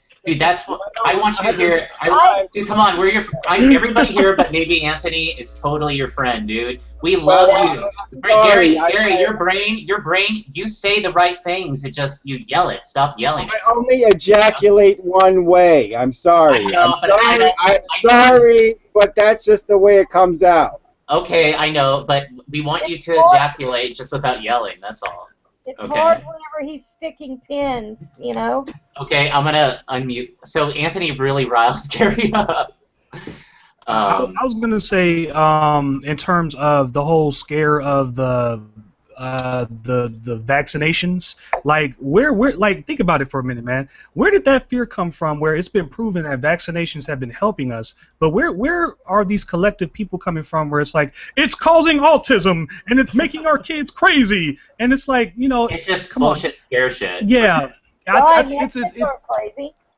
It's a scare tactic. People want something to blame. Scapegoating is the most. That's like there's a reflex that the human race has. That's its reflex is scapegoat, scapegoat, scapegoat.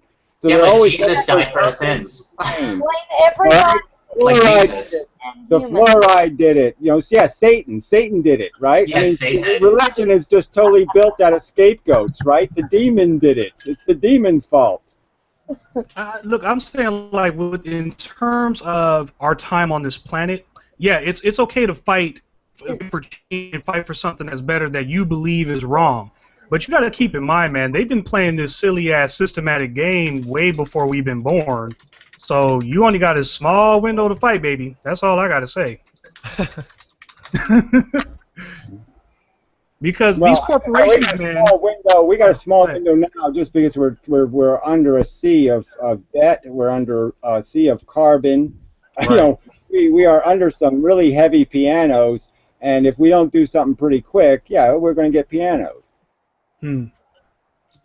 These corporations, in terms of like them completely crushing us, I don't believe that for a second, because they need livestock, dude. They need someone underneath their grasp. I was going to talk to you about that, because you made that as a premise of your last point. I wanted to bring that up, because I don't really agree with this idea that we have utility anymore. You know, most human beings have lost their utility. We're not necessarily, it's like you don't need the blacksmith anymore. You don't need this. You don't need that. Rich people can live without most of us being on this planet, and that's a fact. They don't need us anymore, and so we are sort of becoming disposable, and we will be replaced by machines. So I'm just saying, all they need is something to buy the product and to work to earn money to buy the product, right? So, I mean, that's all they need. So they can create a machine that buys Coke, and they can create a machine that makes Coke, and they still make profit, right? So, I mean, that's the game they're playing. Their game They don't need us to play their game anymore. We're superfluous to the game. But you don't think they won't suffer from any kind of consequences from just eradicating you? Well, I'm just saying that they can replace us with iPods. I'm just saying that we are becoming replaceable. That's all I'm saying. So you're just simply saying it's a possibility. They don't need to value our sentience. They don't need to value our welfare, and now they don't need to value our very lives. So I'm just saying that's how it's progressed. I mean, our welfare and our integrity and our dignity have been devalued by them, and now they're going to devalue our very existence. Okay, Gary. Gary, will you stick around a little longer if Anthony stays here? Is that okay? I didn't say anything. Okay. I just don't want you to ejaculate again. That's all. Yeah, I just don't want to. And I don't want to be muted again. Okay, so that sort of pushes one of my buttons, and I'll take 5 times, but maybe 5 times is all I'm going to take. Right, but you know why I did it, right? You understand, right? Well, I'm just saying I got your message, but I'm also sending you the message that this is how I play, and I'm an old man, and you're not going to teach me a new trick. I know. Okay. Right. Well, I don't support. But so also I don't do the yelling. But Gary, I love every word that comes out of your mouth. I just don't want to get yelled at. Okay. We love you what's coming out of your mouth. I just don't want to get yelled at. Okay. I understand, but I didn't mention GMO. I have no help for you. The brain stuff has to go through the gorilla, and it's gorillas get tired and frustrated and irritable. All right. Well, if I could just straight vodka. When I mentioned Chipotle advertising that they don't use GMO, I wasn't saying that I'm like against GMO. I was just saying they provided me an alternative to purchase products that are natural. But let me give you an example. Let me give you an example. Okay, McDonald's. Okay, McDonald's, because public sentiment is against all of this genetically modified stuff, right? So they genetically modified the Iowa potato, right? One of the most productive crops in America. And they modified it by creating a simple little hormone that prevented the beetles that do 90% of the damage to potatoes from reproducing. So it's a non-pesticide. Let me just finish. It's a non-pesticide. It does no harm to any other body, right? It's just only significant to these beetles, this hormone. It has to do with their reproduction. So anyway, the potato produces it. It's perfectly healthy, no negative effects whatsoever, except we save not only the poison of the environment through pesticides, but we also save the expense of the pesticides. So it's win-win, and we're talking about billions of dollars a year in savings. And it was thrown in the garbage because now none of the growers will plant those potatoes because McDonald's won't buy them. And do you think McDonald's is not buying them for a good reason, or do you think McDonald's is not buying them for a bad reason? Okay, earlier we were discussing whether or not people would be banging artificial robotic females or real females, and there was you guys were proposing, hey, it's good to have that option to have the artificial one. So if I mention GMO and I say it's good to have the option to have the natural one, why am I some kind of conspiracy theorist that doesn't like GMO? Well, I just explained to you that in the real world, McDonald's is the biggest buyer of potatoes in the world. You have, as a grower, you have to do what McDonald's says, or you're out of your market. So I'm just saying, to have marketable potatoes, you have to obey McDonald's rules. So that's why I'm saying it's significant. McDonald's is deciding national policy. They're deciding national policy based on some feel-good bullshit that has nothing to do with science, nothing to do with money, nothing to do with anything rational. It's just a complete waste of a perfectly viable technology that's thrown in the garbage to placate ignorance. How do we know that these changings of stuff in the plants and stuff don't help us evolve as humans? We don't know. We're using our knowledge. Natural evolution. Natural evolution. May I ask you a question? Natural evolution creates zillions of compounds. All right, nobody's paranoid with nature creates. You don't worry about what hormones are in your broccoli. You don't worry about what hormones are in your air you're breathing that bees are excreting. how come all these naturally produced hormones are no threat to you, and all of a sudden you're paranoid about what's in a potato? Right. I'm not trying to compare and contrast. I'm just saying that consumers deserve the option because it's their money. Well, consumers don't deserve, in my opinion, the option to be ignorant and decide that ignorance will rule the human race. So my objective is to have something called civilization that does the right thing, not the wrong thing. So I don't want a bunch of propaganda deciding what policy will be.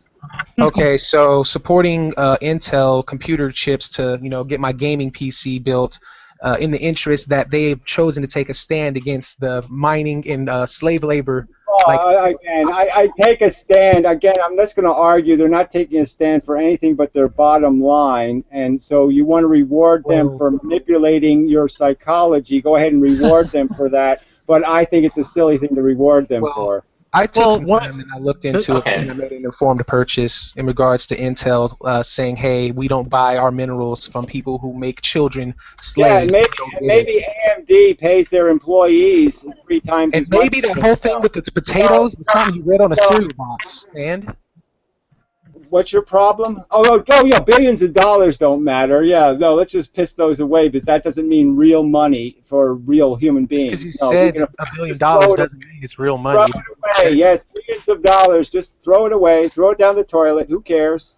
I'm not trying to say pick one or the other. I'm saying let people have the choice. People can't. I just explained how you can't do that. Can I yell now? Is it okay for me to yell when it's the third time I have to make a point? When I have to say the same everybody turn your volume down. Yeah, for the third fucking time. There's no both option. McDonald's buys 90% of the potatoes. Where's the other 10%? People can always grow. I'm not going to explain markets to you, okay? I really don't want to waste my time explaining markets to you, but guess what?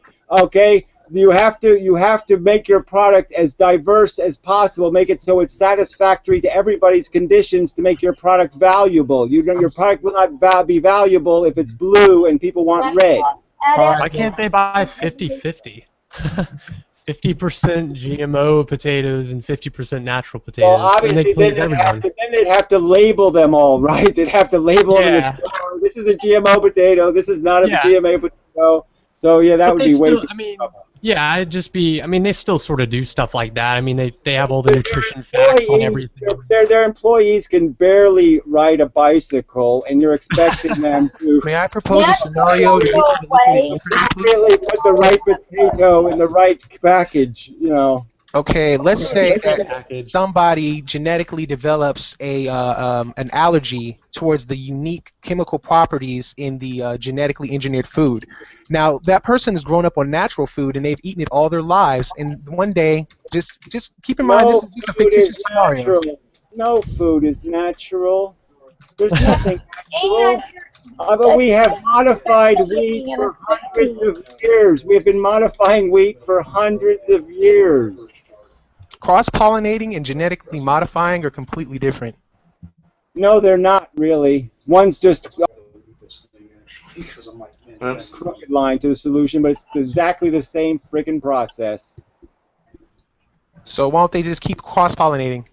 Because it takes too long and it's too expensive. It's much easier to just screw around with the genetic code. It's called efficiency. Yeah, so is child slave labor in Africa to mine minerals. That's efficient. I think we're going in circles. No. I'm just trying to illustrate. Intel stock or something. You know what? I'm using the same tactics that Gary's using, and it just isn't working. Yeah, right. Sure you are. I heard that Google pets cats. Yeah, Google pets cats. Yeah, that's all Google's good. Google saves cats. It pets them. Does it matter? Okay. Does it matter for the Intel thing? Does it matter what the motivation for their change is if the result is better? I mean, if it's more ethical? I felt like I heard Gary saying that it doesn't matter. It doesn't matter what the result is as long as their motivation is bad. I'm saying if their result was really going to save people, then I'd say it was fine. What I'm saying is they're still buying minerals probably from people enslaved in some other circumstance in some other country. they've deflected the propaganda ugly by saying, well, look, we're not enslaving Mexicans anymore, we're enslaving Chinamen. And I mentioned Chipotle, and all of a sudden I'm accused of believing in the GMO conspiracy, but he just made up his own conspiracy in reaction to information presented to him.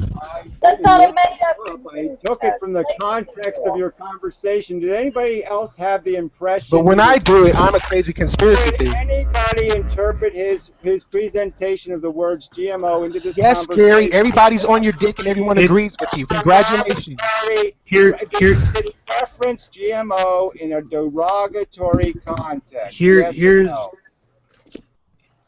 Here's why a lot of people have a problem with. I think this is why you're kind of feeling that pressure, Anthony.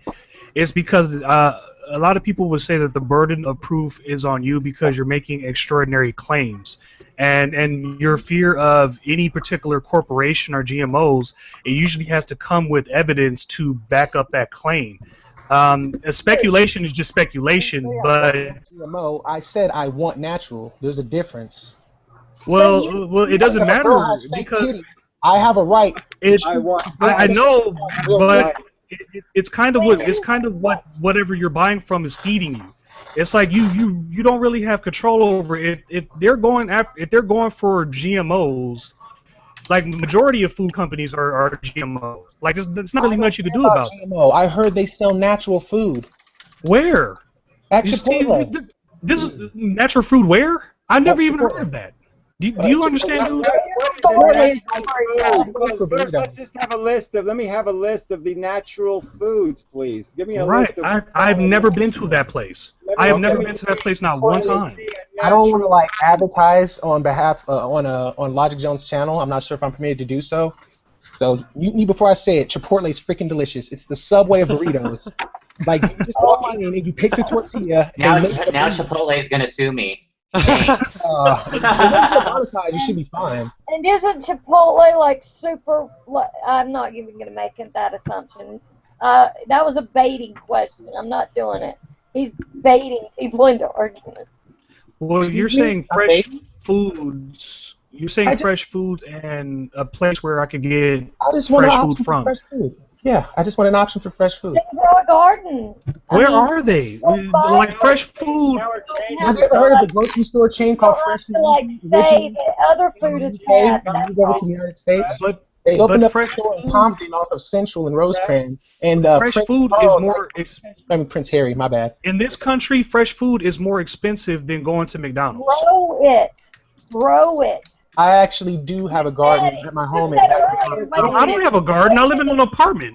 I'm talking about what I want, sir. I was just saying I want to have an option for natural food. I wasn't making an argument against GMO. I was making a desire for natural. You have to grow it.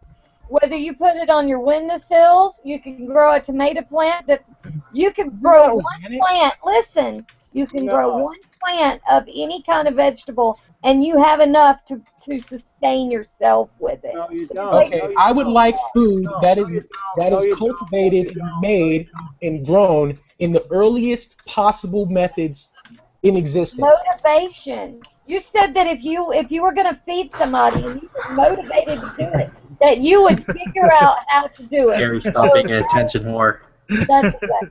No, I just say this. Look, the premise. I don't understand how. The point is, people keep making claims. The premises of your arguments are just littered with claims that are not. I just said I like to have natural. Yeah, you gotta. What he's saying is, hey guys. It's not established. Hey guys. It's like solar panels on your roof, okay? He's saying he prefers it. He wants the option. 40% inefficient. Okay? Why do you guys hate me? Why do you guys hate me? I understand, Anthony. How hard is it to get that? It's my money. I worked hard. It's not hate. I understand, Anthony. Maybe I get it. Okay on this one, guys. I get it, Anthony. Anthony, you're spot on. I understand what you're saying. It took me a minute because I thought you had like. Classify me, man. Do you? No, not me, dude. Look, I thought that you were like had like a fear of like these companies. I don't give a damn about GMO. I just want to. No, Anthony, he's agreeing with you. Don't start. I'm sorry. I'm emotional right now. It's all right. I feel like we're all emotional. With arbitrarily on the premise that I just happen to believe in God, and that just hurts my feelings because it's like. Okay, why? You shouldn't let it. You shouldn't let it because there are things that I believe in that other people don't believe in. Am I supposed to be offended by everybody who doesn't agree with my opinion or doesn't agree with what I believe in?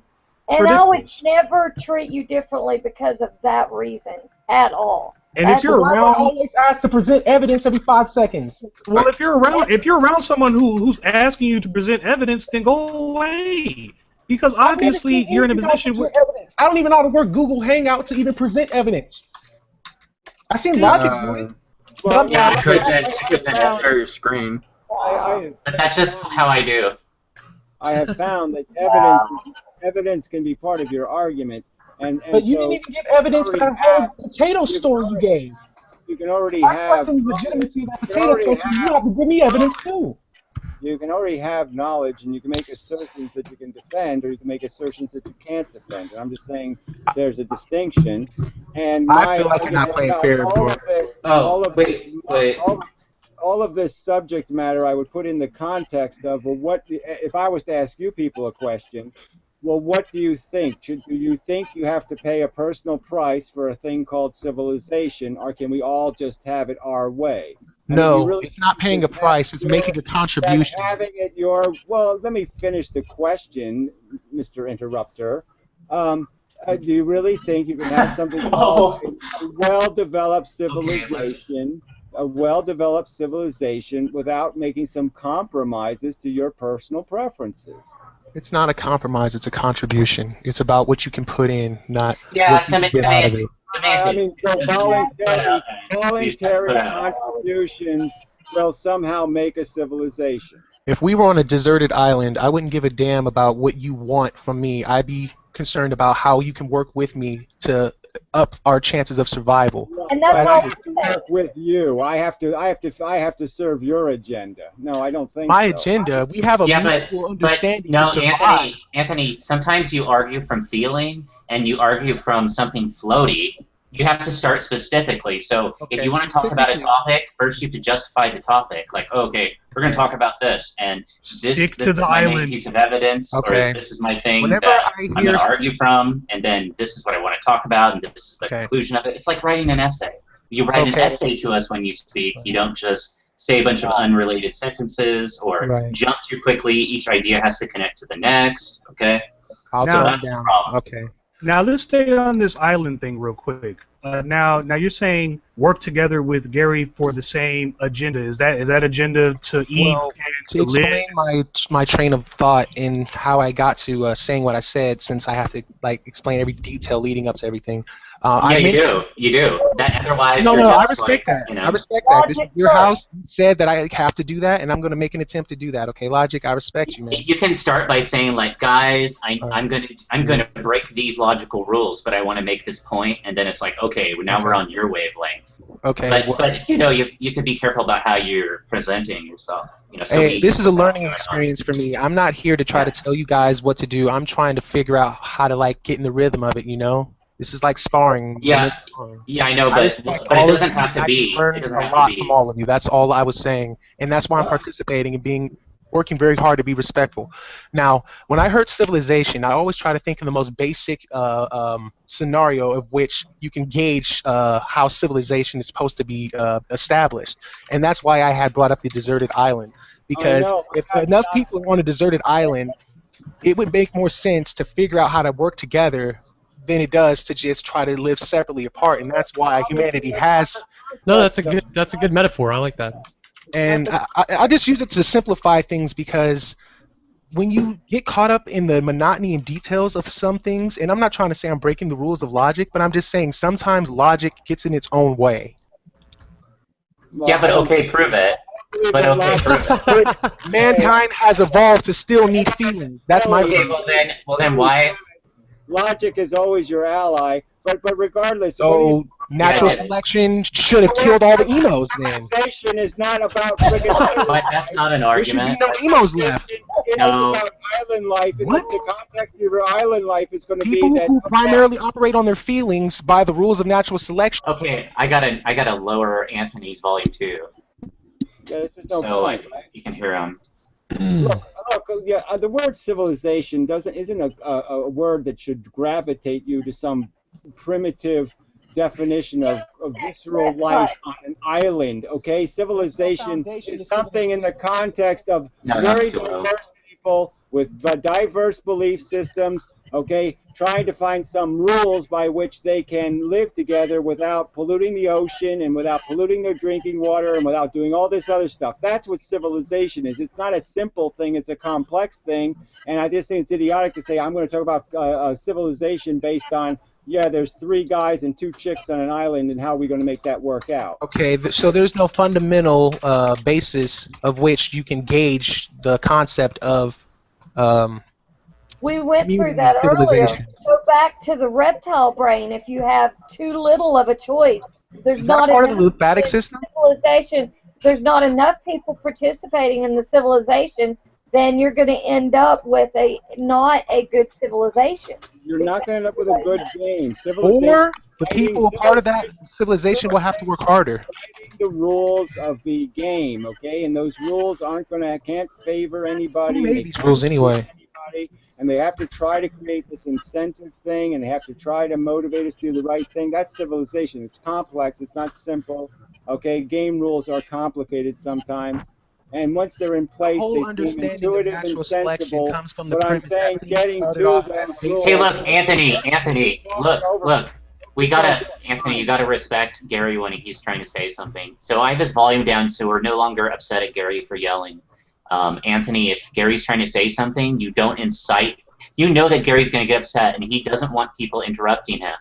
No, and so when you talk, I'm going to make sure Gary doesn't interrupt you as well, and everybody takes a turn, because Gary's just going to get upset, and he told us that he can't change that part about himself, so we have to adapt to that if we want him here. All right, be patronizing as possible. Be as patronizing as possible. I mean, just yeah, okay, I'm sorry. As patronizing as possible.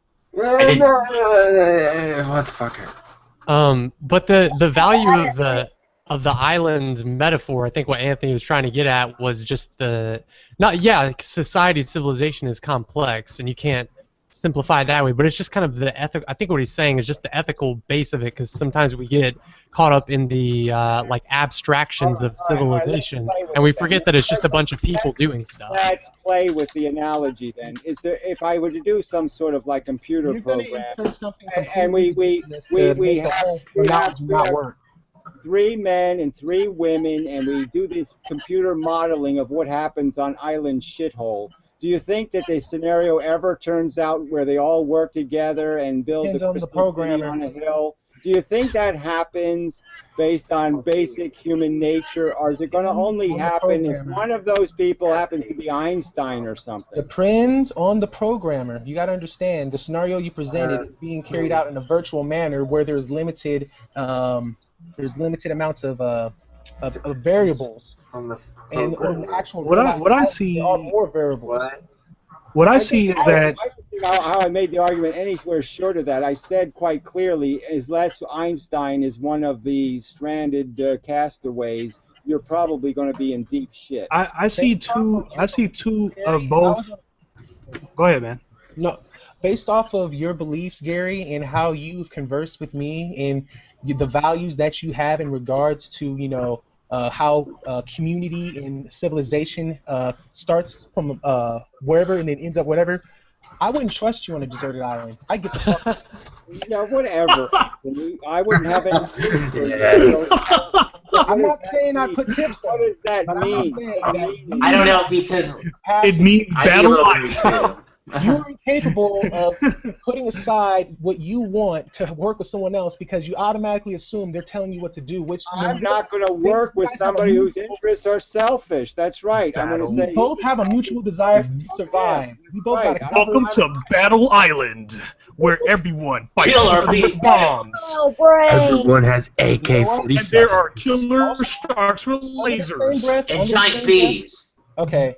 So you guys are just adding ridiculous elements to it to kind of make it seem like it's a ridiculous notion. But last I checked, every last thing on this planet, with an exception of the continents and how they're categorized by its size and by its mass, are just big islands. And there's communities all over them. So this scenario is so preposterous. I'm seeing the two of both extremes, honestly. It's like, on one side, it's like something that you work your way up to. That's all. That's all I'm saying. Let's get down to the basics and then add in the complex elements that we have experienced today and see how it fits in this grand scheme of the basic elements. As long as what you're saying is just an analogy, because realistically, I don't think one or the other extreme could possibly happen. I don't think we're going to be on this island working together, but at the same time, I don't think we're going to be on the island trying to, battle island, get the killer sharks, and all that stuff. I think it's going to be had access to the resources and I made that a secret, and that those resources I know of and I kept a secret is what you need to survive. If I found like a spot where I can get food and resources, and I see you starving and dying, and wouldn't you be a little upset that I found a way to procure food, and I refuse how would he take it, and your life depends on getting that resource? Wouldn't you kind of? Well, if my name is Gary, I'll be a little concerned, but I would hope you help me out. You wouldn't say shit to nobody. He'd be sitting there gaining weight on the island while everybody else fading away. No. Well, look. If realistically, I don't know where you contrive that nonsense. When I'm the one who put up the word it was a compliment. I was just assuming that if you were in said scenario, civilization, shithead. I wanted to talk about civilization. You took the word civilization and turned it into island life. I said, well, I'd rather not talk about island life because that's not going to have much to do with civilization. That's going to have to do with a bunch of ignorant, selfish, I'm sorry for and you know what? I agree. We talked about that earlier. Yeah, we talked about civilization a fair amount. Yeah, we did that. Can we change the topic? Yeah, can we talk about something a little more cuddly? Anybody want to talk about something more cuddly? I don't think Gary's into cuddly. Let's talk about love and Gary turns cooperation. everything cuddly into like everything evil. I don't know. Just something like that. Mankind making up words to things that don't actually exist as far as logic and evidence are concerned. Like love and perfect. Where the fuck did those words come from? We've never been really loved, and we never found shit on this planet that's considerably perfect, but we have those words in our vocabulary. It just blows my mind sometimes. Gary's insulting him.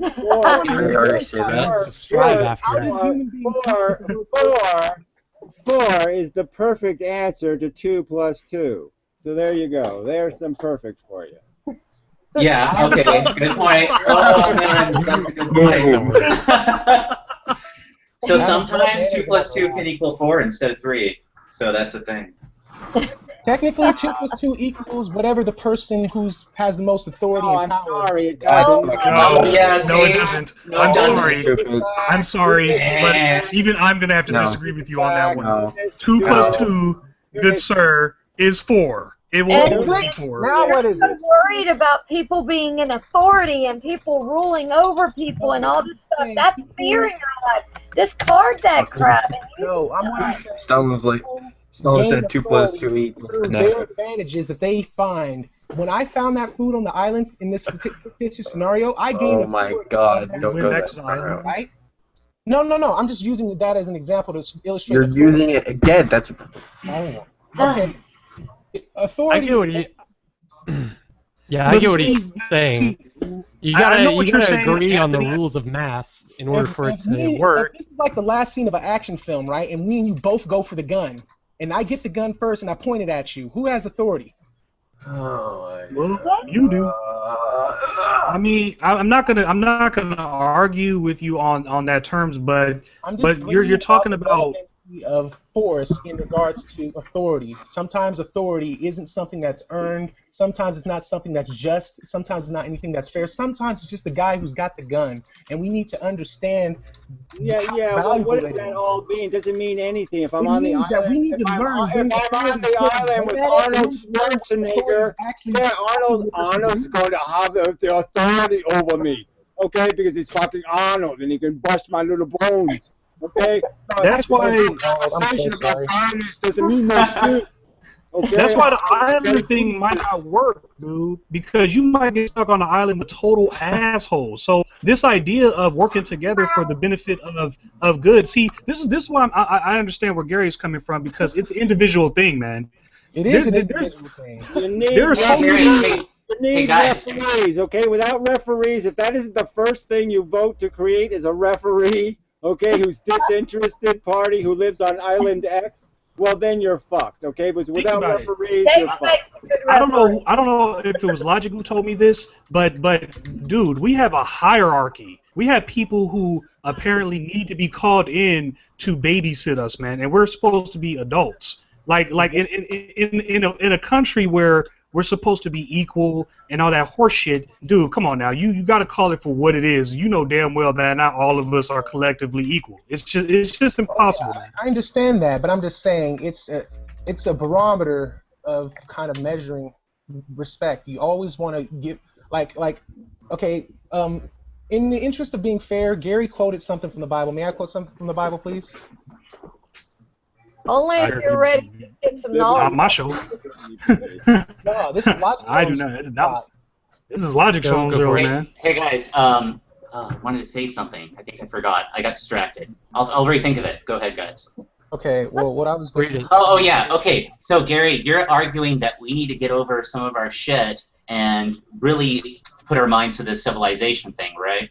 So what I want to say is, if that's true, then shouldn't we also get over our emotional stuff? Like, you know how you get upset? That's the first so rule. Does that not also add to that? Yeah. That's the first rule of logical analysis, is to recognize that we're basically zoo critters, and all we're really doing when we're organizing ourselves is figuring out how to cage us properly and create a barrier so the lions can't eat the gazelles and all that kind of shit. So that's basically the game, is to engineer an environment where we can't hurt each other and steal from each other and all that kind of crap. Okay, so yelling is unrelated to... Civilization is a really good zoo. That's what civilization is, a really good zoo. Well, okay. I've held my composure in regards to, a couple of slights that were against me that will go unrecognized until the videos we watched. But Gary, one thing I'd have to ask you. You said Gary, stop looking like an idiot. Stop. Gary, how do you go about selecting and selecting a referee? Like, how does this referee operate in this scenario of refereeing society? You do it with the only mechanisms you have. So you form a democracy and you have an election and you vote, and that's what you do. Yes, first you argue about it. Everybody gets a turn and they all argue their point and they all say, I don't want to do this, and they don't like it. The guy says there was a point in human civilization that referee that they were able to make with the limited resources they had was God? Whatever, I don't care what you call the referee. You did whatever God, you call him Jehovah, or you call him Larry, or you can call him Susan. I don't care what you call the referee. So you went into the semantics of what its name is rather than the meaning and concept behind it in correlation to your idea of a saying you want to believe in a God, that's your problem. I'm saying you want to believe in a referee. God, we're God. We have to make God. God is civilization. Ooh. Like that one. We are God! That is civilization. I am God. You are funny because everyone reacted like he said something crazy, and then they went, wait, Gary said that. So let's pretend we're stunned and astonished by that, even though the initial reaction was, what the fuck? Oh, I mean, Gary said it. Yeah, right on. So Mother Earth's God, right? Well, obviously, Mother Earth isn't God. It's not civilized. It doesn't even know what sentience is. It doesn't know what the word torture means. So obviously, nature's not God. It's not a system. It's not civilized. Look it up, Anthony. God said, "I am that I am." In the Bible. I know, Matthew. I know Who heard him say that, though? It's in the Bible. We're talking about the Bible in the Logic Zone. This is fun. Well, no, Oh, It's man. nothing to do How with did the it get to this? nowadays, because let's do the Noah story, right? You looked at the 800-year-old penis and God sent you to damnation. What are we talking about? Can you make a point without opposing the vulgar and preposterous? God, the brilliance of God was you saw an old penis, and therefore I have to damn you forever. You saw an old penis. Hey guys, can I say something? Hey, I think it would be funny if God existed, and one of the possibilities of Amendham's future was to be a guy who like yells at people, like a God would just make somebody to possibly be somebody who yells at people like that. I think that's interesting. That's why I don't believe in God. I mean, That's crazy. You got God scenario, then you're talking about, oh my God, there's somebody who actually made bombers, and that's crazy. There's a book that I read called 30 Days of Walk with God, and there was a quote from that book that I'd like to share with you, and I want to know what you guys think. I'm not trying to say it's a subject, it's just... No! Get it away! Okay. The power of Christ compels you. Okay. Power of Satan compels you. No. Let him read it. Okay. Let him read it. It'll be entertaining. Here we go. Okay. Are you ready for this? Everything that you are is predicated on what you think God is. So I'm a piece of shit. Okay. That's a quote. What if you don't think he's anything?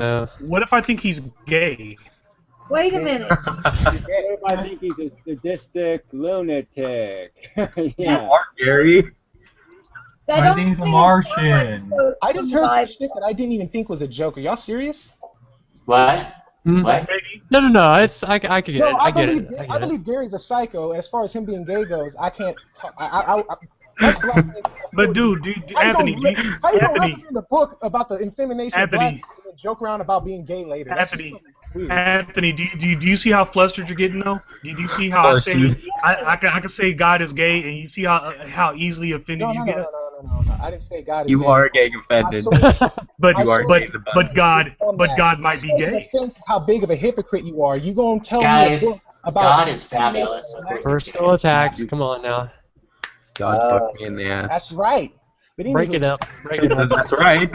Like, true. Let me explain myself, because this is how it is. Because you understand that I'm a Christian, you perceive me to have a reaction that is not true. I'm just reacting off of you saying that there's like a possible plot to infeminate black men, and then later on you joke about being gay. Well, first and foremost, you're a hypocrite for that. That's all. I wasn't saying I'm offended about God.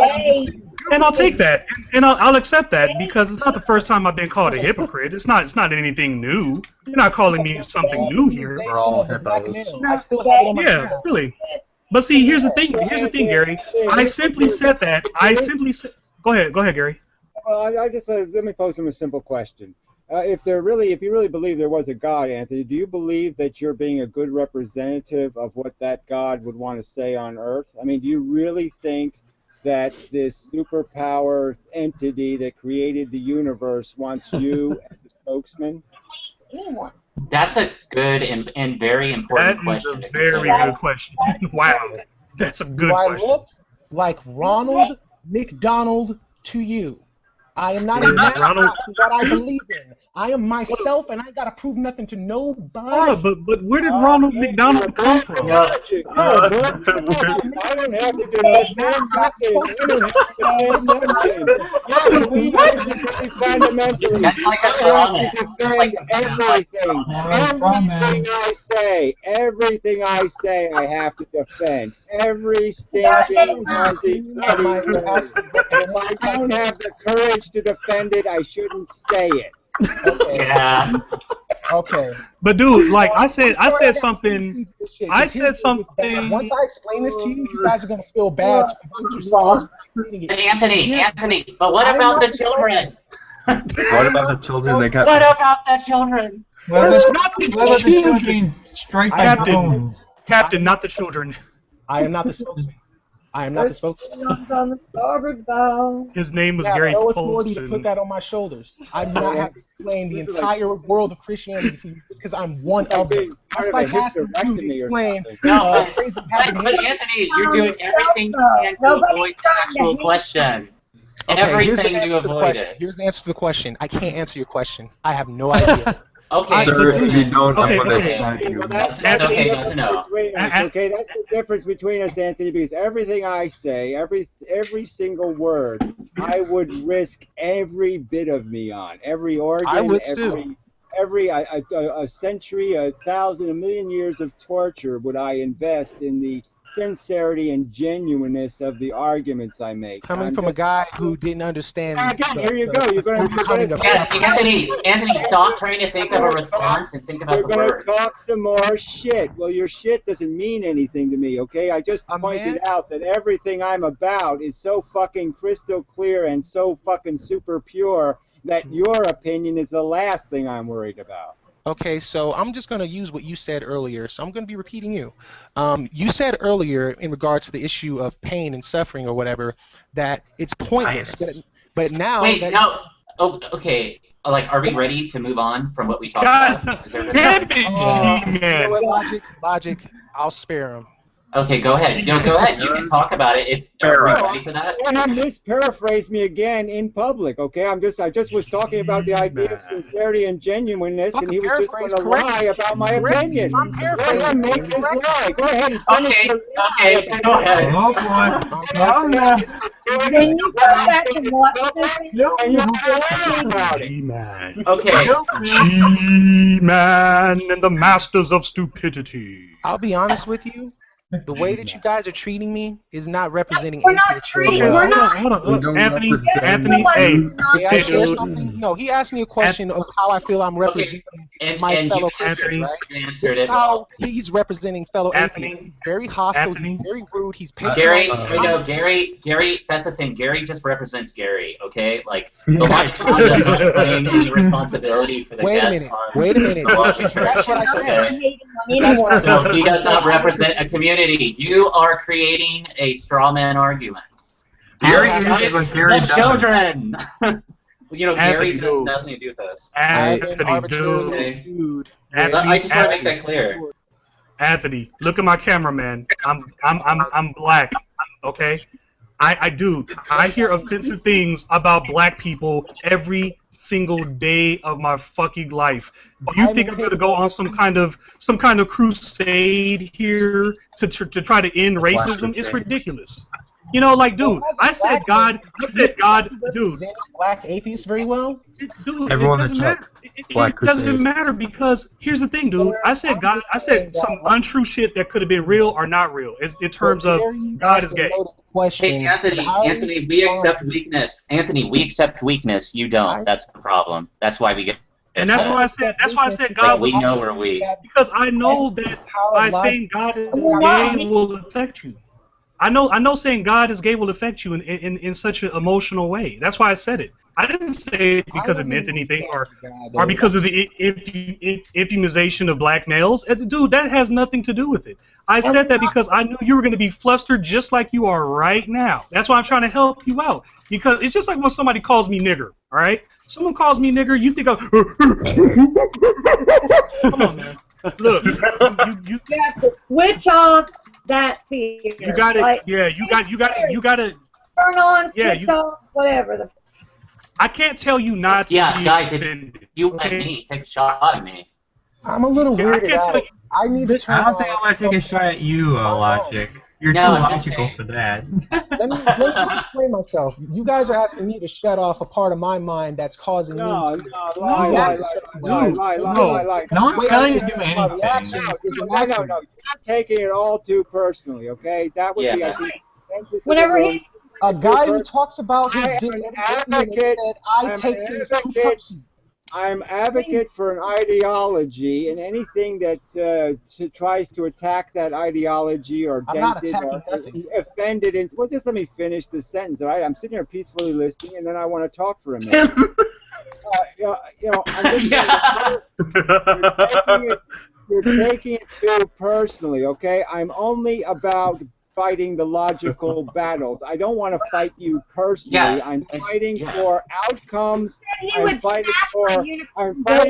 solutions. This I'm entire fighting for conversation you've been agenda, and if that's I can it. remove That's all I'm my about. because I got Let me shit. just finish my goddamn sentence, please. Okay. Hear no evil, see no evil, speak no evil. I'm just That's not that logical. serving the ideological agenda. Okay, so you can't take it personally. You have to take it for what it is. I once in a while I'll cross the line and I'll say something about somebody being fat, or I'll take advantage of something, and that's my bad. Okay, that's my rudeness. I'll accept that. Yeah, that's my bad. But most of the time I argue the argument. I'm not arguing your life experience. I'm not arguing the integrity of your existence. I'm arguing the fact that I disagree. Right. So let's not take any of this personally, you guys. The yelling just bothers me, but personally, I see, Anthony, I'm trying to protect you. Okay. Don't make this worse on you. Okay. See, and now I don't even know what I'm talking about. And see, Anthony, what I was bringing up in terms of like my race, man, is that personal, man. Like they're saying, don't take it personal. Notice how you came in here and you're like, everyone's attacking me. That sounds like some feminist bullshit, dude. It's like That's you true. you can't come in and expect. Smash my unicorn reality. Do you think I care? You love me. I just Oh no. Don't take it personal, man. Don't like if you hear Customer something. satisfaction, all calls may be recorded for quality insurance purposes. All calls may be recorded for quality insurance purposes. I'm going to fuck you in the ass with a dildo if you don't do this. Don't stop the howl. No matter What is going on? Arnold is back. What is going on? Watch this broadcast and just suspend your personal Hey, beliefs Anthony, and observe it you're putting neutrally. this online because we want people to see it, okay? And we're all aware of what we're saying, and if anybody disagrees with us, we are all willing at any time to defend our arguments, and that's fine. And if you have a problem with me, you want to curse me, you want to call me names, you want to make fun of me, do it. But I'm going to make fun of you too, and you got to do the same, dude. Here's the thing, Anthony. Here's the thing, Anthony. You have to realize you live on a planet where there are people who don't believe in the God that you believe in. You have to here that. Most of us don't, so drop it. So drop it while we don't. I don't believe you. Let me check that. Of course I know that. Oh, here we go. G-Man. Of course I know that. I understand and I respect the fact that... Doesn't he sound like G-Man too? Okay. No, but he kind of rationalizes like him. Hello. The things. Yeah, He actually talks at the same speed. I wonder if they have the same brain. I bet they do. Same brain. Similar brains. Maybe speculate on my brain later and just get back to what I had to say. You know what, Anthony? Okay, you can say that, but I feel like you're totally ignoring everything we've said, and you're not letting it. You need to let it click. What's your point, Anthony? What's your point, Anthony? Yeah, go ahead, dude. If you want to make a separate point, go ahead. But let us know you're making a separate point. Has anybody taken any considerations into my capacity to receive the information? Has anyone ever asked me, do you understand? Do you get it? That's because you're making extraordinary claims. Extraordinary claims require extraordinary aren't evidence. you logical geniuses supposed to be able to take my words and recondense it down from my little brain? But that's because we can't. That's because we can't take your words and then go research it. You're not really giving us anything to research or look up. I said you're giving us speculation, and you're saying, okay, if we're on this island and we're all working together, that's speculation. That was not a speculation. So it's real. It's real. Are we on an island? This is a real thing that happens to people. I can speculate on something real, but as far as hypothetical situations go, you can't speculate on really. You can think about it. I hit hammer on the nail. If you want to tell an opinion, that's cool, but let us know it's an opinion without evidence, man. That's So there's an opinion on dictionary definitions now. This is getting interesting. You said something that was incongruent. It's like saying I have evidence that I can fly with wings. It depends of logic again. You can use logic and model, and you can figure out things with the likelihoods of things happening, and you can construct logical arguments defending that this scenario is more likely than that scenario. I'm just saying the scenario of the basic visceral human is Survivor. You know, the show Survivor. You see that people lie to each other, they game each other, they fuck each other in the ass vigorously until thoroughly dead. And is that's that an just the way ideal illustration of? I'm just saying that this is the nature of human beings, and maybe if Swiss Family Robinson lands on an island, they'll be okay for the first couple of generations, but then they're going to start fighting over the business. If I don't want to be that way, who has is that okay? You know, who gets the most this and who gets the most that, and so they're going to start fighting, and they're going to start. It's going to get ugly, and just like every other animal creature on Earth, they fight over territory, they fight over women. It's just the nature of the beast, and unless you have something called civilization, which are principles that are the rulers of you, the principles rule, then you will not have civilization. You will have crack shit insanity. You've yet to mention an enforcing element in the scenarios that you present in regards to it. How do you feel that these laws should be enforced? I know you think there should be a referee, but like, what if no one cares about the whistle being blown and they just keep playing and they ignore you? That's already happening. Well, obviously, you get kicked out of the game if you do that in real life, right? If I ignore the referee in baseball, then I'm going to get kicked the fuck out of the game, aren't I? What if nobody on the field agrees with the umpire and continues? Well, then I guess you won't be having. I guess you won't have baseball anymore. You'll have chaos ball or you'll have shit ball, but it won't be baseball. Sir, I'm trying to bring to your attention that you haven't mentioned an enforcing element to make these rules and these referees Obviously, work. the enforcement element has to be what the enforcement element has to be. It depends on what technology you have and what kind of circumstances. You're talking to ex-law enforcement. I said civilization. Yeah. I compared it to a zoo. Now, if you have high technology, you can have a very fancy zoo. If you have low technology, it's going to have to be a shitty zoo with shitty cages. Now you keep saying. Go ahead, Anthony. Go ahead. Last week, in the discussing the topic of a one world government, I said with the progress of technology that it's very possible to do it, and I'm hearing you say those things, and I'm just interested to see how you can disagree with me by saying the very point I mentioned last week. What is wrong with one world government? What is wrong if the whole planet decides to freaking come together for once? Well, I'm just saying that look, there's movie scenarios. You can always resort to a movie. May I ask you a question? And I don't want to sound like a personal question. I'm more interested in gauging your capacity for trusting another human being. How many people that you can think of right now that you trust with your life? Like 5, 10, 11? Like how many people do you trust with your life right now? You don't have to tell me who they are. I just would like to know how many people. About less than 10. Less than 10, and you just proposed that the whole world should come together, which is basically you putting your trust in every last human being on the planet. I know. Reality, it's my unicorn reality. Understand what we don't have to have trust. We don't have to have trust. You can have what's called verification and monitoring and accountability and. Well, you need that. Well, that's nice that you think we need that. The rules cover the empires as well. Well, you're never going to let me finish one fucking sentence, are you, you motherfucker? Ooh. Oh boy. Oh boy.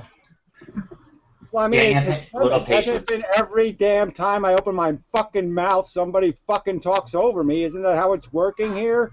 Sorry about that. It's just because, we have a lot of people in the room. Sorry about that. Well, I'm just mean. It's just no point in me being quiet if when I try to talk, I can't talk. So it just doesn't really work. Look, Gary, I respect you, and I'm trying to take some time to learn. I'm excited to have met you. You're a really cool guy, but as it stands, there's certain levels of disrespect that I just can't really deal with. So, That sentence is loaded. Okay, that's fine. I mean, you called me an MFer. Like, I've yet to insult you. Yeah. So Anthony, in that aspect, you are the better man. But inmendham doesn't care about being the better man. If I think Gary's the better man, I don't want to feel like the better man. I've already made my apology, and now you're going to beat me over the head with it. I've already apologized. No, I'm not a punk like that. The personal line. Didn't I make the statement? I said I'm basically arguing with your ideology, not with you personally. I couldn't make it any stop taking it personally, Anthony. I want to beat you up about it some more. Well, I'm just saying there's no point in. I'm saying if I say something that's offensive to you, then it's my bad. Didn't I say those words? It's my bad. No, Well, I it's meant them. It's my no, bad. it's my fault. It's my fault. It's my fault. It's my bad. It's Yeah, my dude, fault. don't get upset, man. No, from watching your videos, I had a high level of respect for you, and I'm just catching up with reality that you're just another guy. Correct. I guess I didn't know I was fooling anybody. Yeah, he's not. He's trying to be himself, and he wants to be human. I'm not Aquaman. I mean, I play Aquaman in my videos. I'm not really Aquaman. I can't really talk to the cat. No, because I notice how you function in this environment and how you have advantages imbued to you because of your reputation, where you are not brought into as much scrutiny as I am, being a nobody. And I assumed you were worthy of such privilege. You know what? Oh, guys, wait! I get it. I know what's happening. If you think it's easy being in inmendham, I mean, I could cut breaks. Get real. I have to do all the dirty work. I'm the one in the damn trenches doing the hard shit. Maybe I if respect that about you, dude. moving around on the outside of the thing, you chill out just a little bit. Anthony, you have a bad coping mechanism. You are dealing with your feelings by pushing it on other people. So you're blaming other people for your feelings instead of rejecting your personal feelings that are not conducive. I'm just explaining how I feel. You're not helping yourself by getting upset. Okay, Don't get I'm just saying that I don't win arguments based on my reputation. I really don't, okay? I have to do this work all the time. I face people. I make arguments over and over and over again. It's tedious as fucking hell. So, I mean, to say I have some advantage and I just win arguments with rhetoric is bullshit. I have to do thinking. I have to make good arguments. I'm really quotable, and I'm quotable for a reason because I know my shit. I wouldn't have a child repeat half the stuff you said, but okay. But your problem is you think of virtue in a weird way. It's not that I think of virtue in a weird way. I'm just saying we gotta at least try to make this virtue thing happen. I'm not saying everybody's got the right answers, but if humanity has had this a part of their, progression throughout all of civilization, and we've gotten this far with it, who the heck are we to try to dismiss it at this point? Yeah, but you're assuming we are somewhere. We have a successful track record of not having this far. How did we get this far? And we didn't get anywhere. We discovered a few facts about reality and how to manipulate atoms and things. We didn't do anything brilliant. And but here's the thing. For hundreds of years, we've enslaved each other and abused each other and annihilated each other. To say that we have done some magnificent thing in accomplishing this feat of understanding how many bacteria grow inside of a vagina is just silly. This is not a brilliant accomplishment. But discovery comes from an idea. If you don't know to look for it, you won't know you found it. You have to approach things critically. Sorry, no sale. That just sounds like the abstract thought that the people who created all of the technology have the benefit of today didn't look at things saying, hey, I'm going to look at this completely logically, because there were limitations on logic that existed that became expanded when they stepped outside of logic. Like, hey, this doesn't make sense logically. Look at Thunderfoot's research in regarding sodium exploding in water.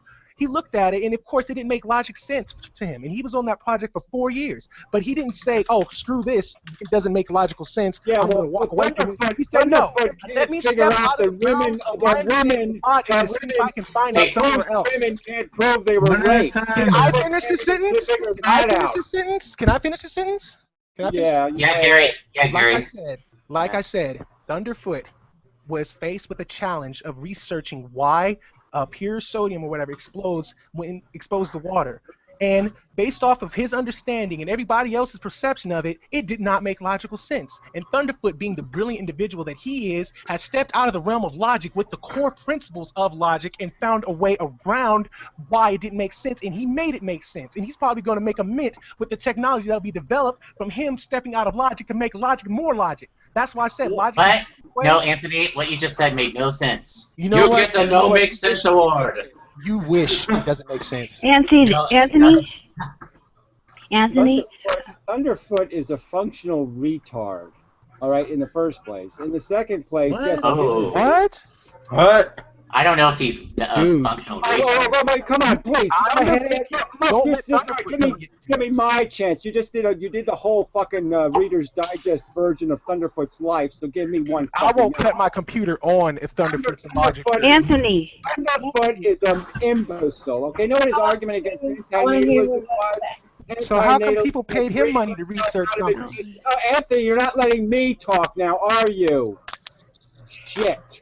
Anthony, can I say something before I have another cough attack? Because I'm having cough problems. And then I'm going to get off this. I want to say that I personally think you talk very, very well.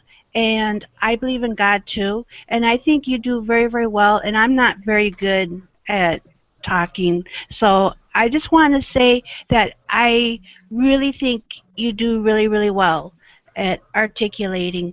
I don't know if we agree the same way. We might have differences in our agreements, but hey Sue, he's not okay. So what we're saying is this is logic church, and what we're saying is there are principles to logic which we all agree. And so in some places what Anthony says may make complete sense, but here we reject some of the notions that he's applying to his arguments. Because I'm a Christian. No, not because you're a Christian. No, let me finish. Let me finish, because those are not my words, and I'd like to explain that. So there are logical principles, and Anthony has broken them so many times during these conversations. And what he needs to do is he needs to learn the logical fallacies and come back and rethink about the way that he's looking at this stuff. Because, Anthony, most of the time you're fallacious. You have to learn to talk in circles like you. No, for what I do would here. rather be like Thunderfoot, because Thunderfoot saw an issue where logic had a limit. Oh, he's going to do it again. He's going to do it again. Look, the context The Egyptians found more than we did.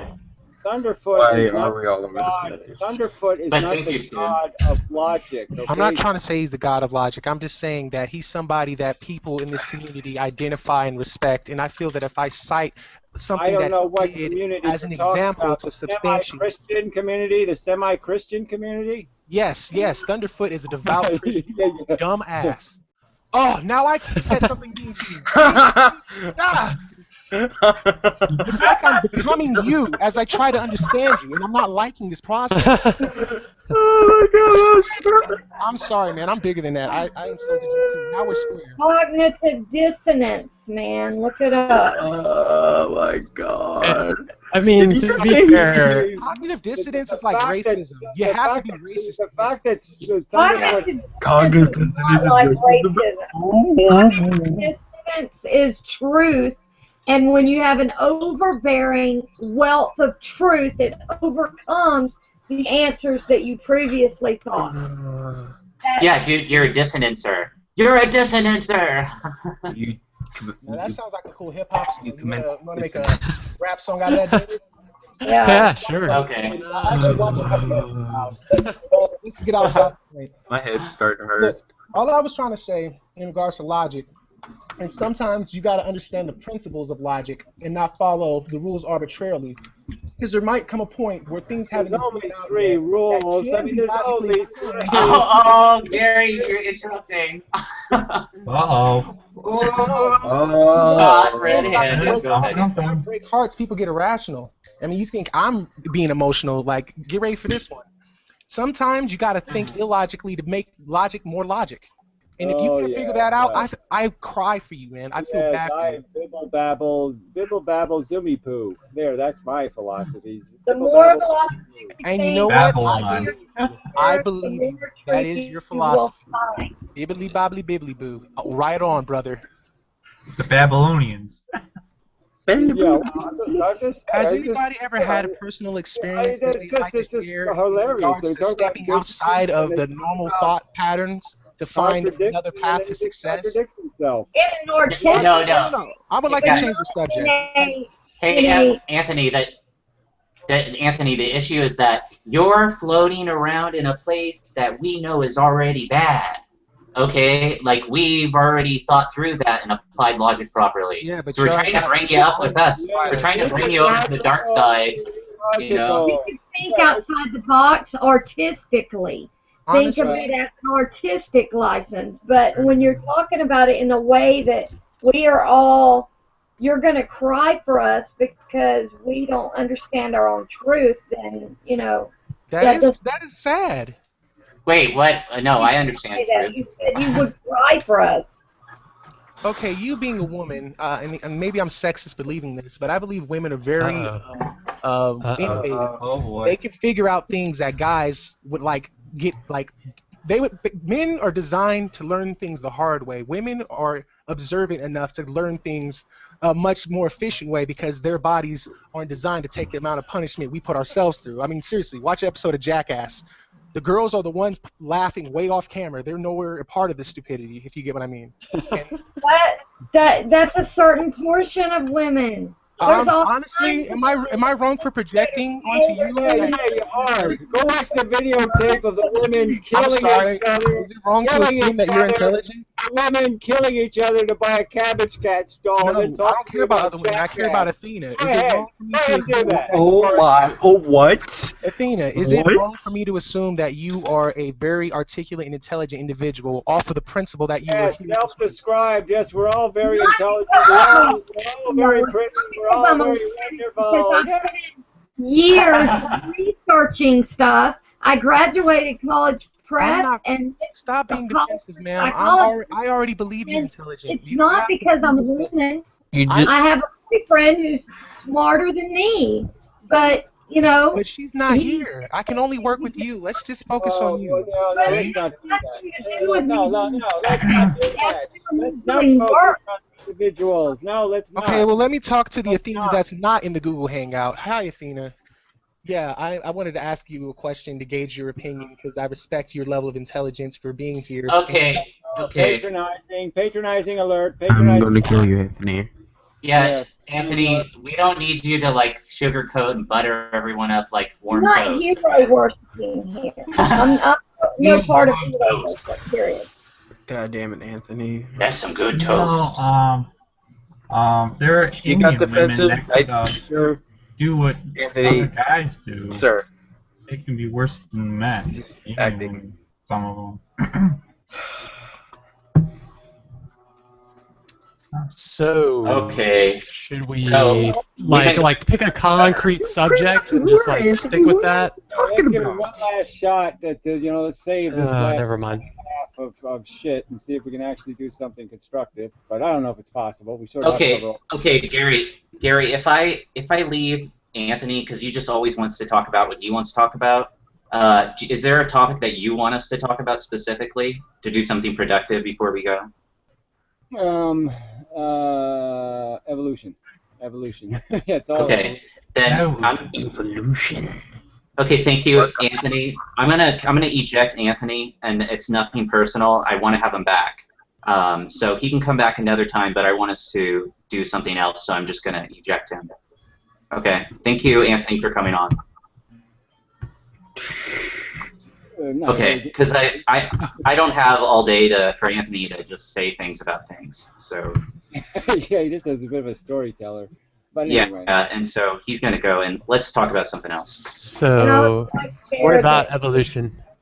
Well, I'm just saying that's sort of the beginning and the end. If you take like the Darwin book and just say that that's just the raw outline, and then you start really thinking about the consequences of evolution. I'm just saying it's like every subject kind of relates to the psychology created through evolution, the mechanism of the DNA molecule replicating.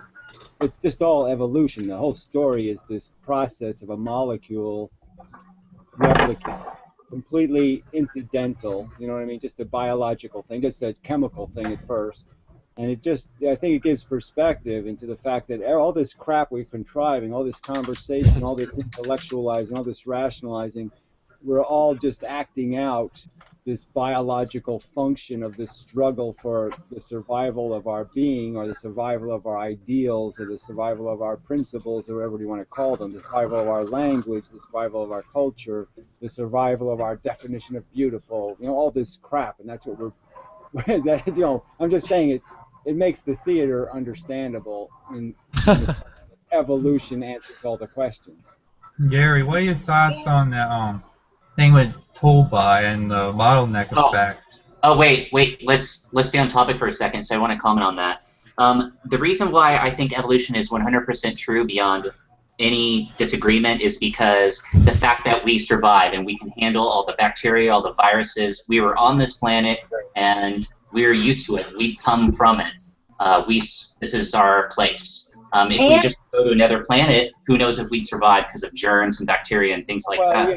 So this is where we are come from. Plus, we were talking about the reptile brain and stuff like that. If we were still stuck with that, wait, guys, please don't change the topic. So Gary, can you respond to that first? I think it's a good point. We've made it. Okay, Athena, I'd like him to comment on that.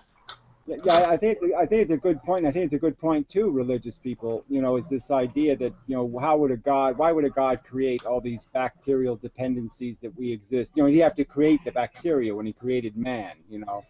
And it's that does make it all seem kind of imbecilic that you'd have these epistemic dependencies. So you can almost argue about the appendix and all this other stuff again too. Like why would he make a defunct organ? Right. It seems like we just really do come from this planet, and whether it's evolution or not, but I definitely think it is evolution. Definitely, the proof is absolutely insane that evolution is a fact because of the fruits of the happening. Yeah, well, I'm just saying it's not just a fact, though. It's the context of everything we do. Absolutely. It's the context of the entire game we're playing. Right. Exactly. And we've also survived like natural disasters like volcanoes and everything else. We were also down to like a few thousand, like when Toba erupted. The super volcano, like 75,000 years ago. Do you think? I don't know if this is changing the topic, but I was going to ask Gary, like, do you think that we can evolve to a point where we can override our evolution, like our natural kind of evolutionary programming, like that we gain some kind of consciousness to where like we can consciously say, yeah, that's what evolution wants us to do, but we want to do something else? Or do you think evolution's always like behind our motivations? Well, I think it's all cause and effect, including our psychology. So obviously, I think we can program ourselves to be better humans. We have to do it as a deliberate act. You have to deliberately program the children to be better humans, and so that's a difference. That gets into a whole subject that people aren't going to want to talk about. But I mean, yeah, we make bad people and we make good people. You know what I'm saying? We can deliberately make good people and deliberately prevent making bad people. We can do it. It's within our technology right now. And I think the more interesting question, I just want to raise it just to see what your impact might be. I sort of have a theory that our intelligence is a manifestation of our slow maturation. Like we mature slower than any other species. And I was thinking that maybe you could just stunt the growth of a great ape, a slow maturation, like force it to take 3 years to grow up instead of 2 years. It's like the difference between the humanoids and Neanderthal, where basically Neanderthals were as big as humanoids when they were 5 years old. So a humanoid at 9 years old, a Neanderthal was bigger at 5 years old. And so the difference was they never got as smart as we did because they never maturated their operating system, so to speak. So we're disabled as babies because we're basically learning how to have an efficient brain, to do vocabulary. And I was thinking that maybe we would get primates do exactly the same thing just by stunting their growth. And what do you think the implications would that be? Like the most profound event was if you actually made a chimpanzee that could communicate with human beings in real language? So we like slow their growth, and that would, what you're saying, like their brain would have time to adjust to. Yeah, they could do the Helen Keller thing. They could learn sign language or whatever it would be, but they would learn a language. That language is the key thing we do, right? That's the difference between a smart human and a dumb human is language. Yeah. So that would give them language, and then they'd have the ability to say, yes, my paw hurts, or whatever, on some of their paw. My paw hurts. But they'd be able to articulate exactly what they were thinking. That'd be really interesting. I mean, haven't they done? I mean, can't we get chimps to communicate with us to a certain? Haven't they done experiments and stuff but where they haven't learned enough words? The key thing is they can't get enough words in their brain because they mature too fast. They get too distracted by being alive to be able to learn the language. They only learn like 1,000 or 1,500 words, and they say that you have to have like this minimum of 3,000 words or some kind of bullshit like that. Yeah.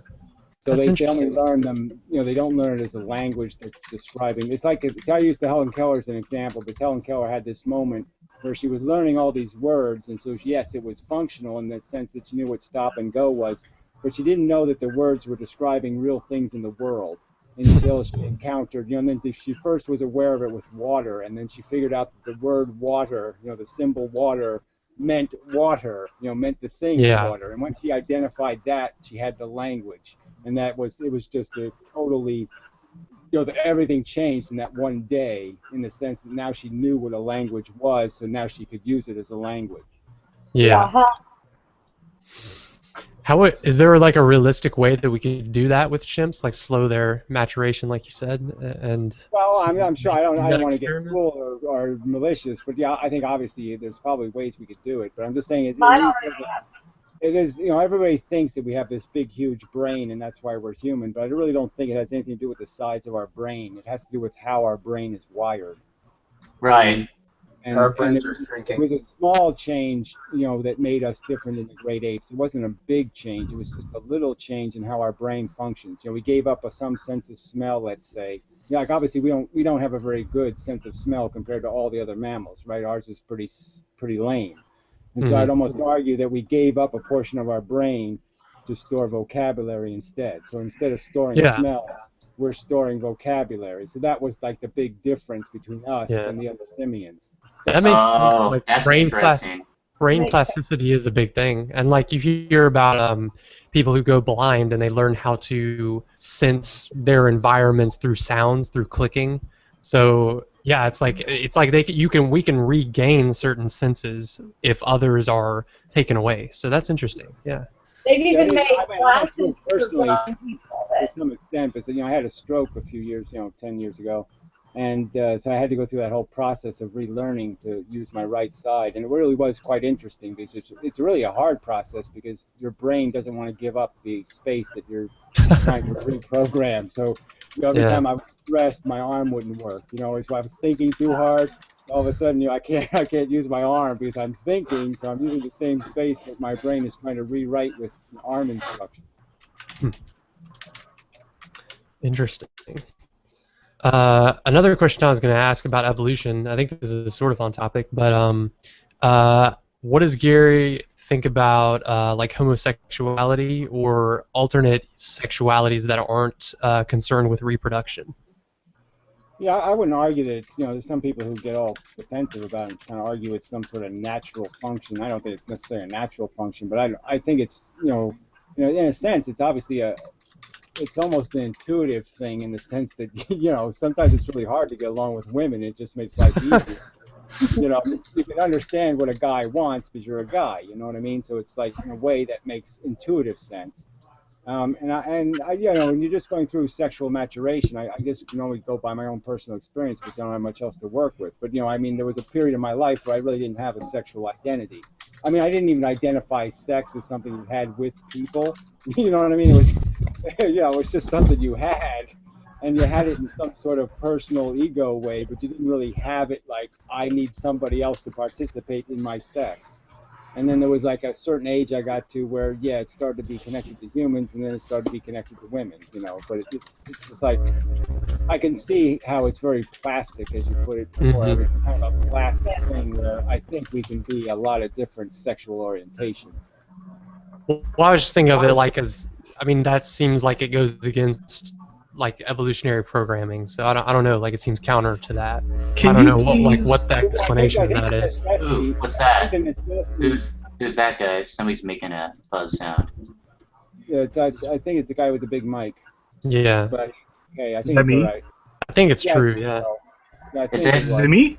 Something about when you get too close to the mic. I don't know what it is. Oh yeah, maybe is your thing too close to the other part? It could be my beard. When you get close to your head. Maybe it's the earphones. Oh, it's the headphones. It's the headphones. Yeah, it might be.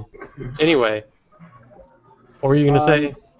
Yeah. I was going to say that the reason why nature made our sexuality plastic, I guess, is because in different environments, as we evolved, we were changing our living stand, how we were living. So maybe it was important that we'd be able to, but like say, the difference between chimpanzees and bonobos is in chimpanzees, the males leave the tribe, right, to reproduce in some other tribe. And in bonobos, the females leave, right? So it's kind of a weird circumstance that's the difference. But, I guess nature would leave it plastic because to some extent, maybe it's to your advantage, to spread the female genes rather than spread the male genes or some kind of theory like that. But I guess that's why it's plastic. When you say plastic, what exactly are you saying? Like, because I've heard Underfoot saying that we are plastic to the environment. So what in terms does that exactly mean? Because I never understood that when I hear evolution is dealing with like is it mean that like bears are really plastic, right? I mean, they can eat they're like mountain goats. They can eat almost anything. You know what I'm saying? So they can acclimate to any kind of environment. Oh, got you. Environment does, they'll acclimate to it. Now, I'm just saying that we're social animals. So like a lion pride, instead of being really narrow in how the pride is functioning, we can live in prides that have diversity in the sense that maybe we could live in a tribe that had 5 males in it and 4 females, or we could live in you know what I'm saying? We just have diversity in terms of how we have a social construct. We're not limited to like wolves and other pack animals. We can have more. We can have different kind of family structure, I guess is what I'm saying. So I think that's why we have a plastic sexuality. Is there's some times when it's really important that the alphas win, and there's other times where the betas winning would be important. You know what I mean? There's probably times in our genetic history where it was really important that the great fighter won because you were in a hostile environment. You need the warriors to win. You know what I mean? You need to breed warriors.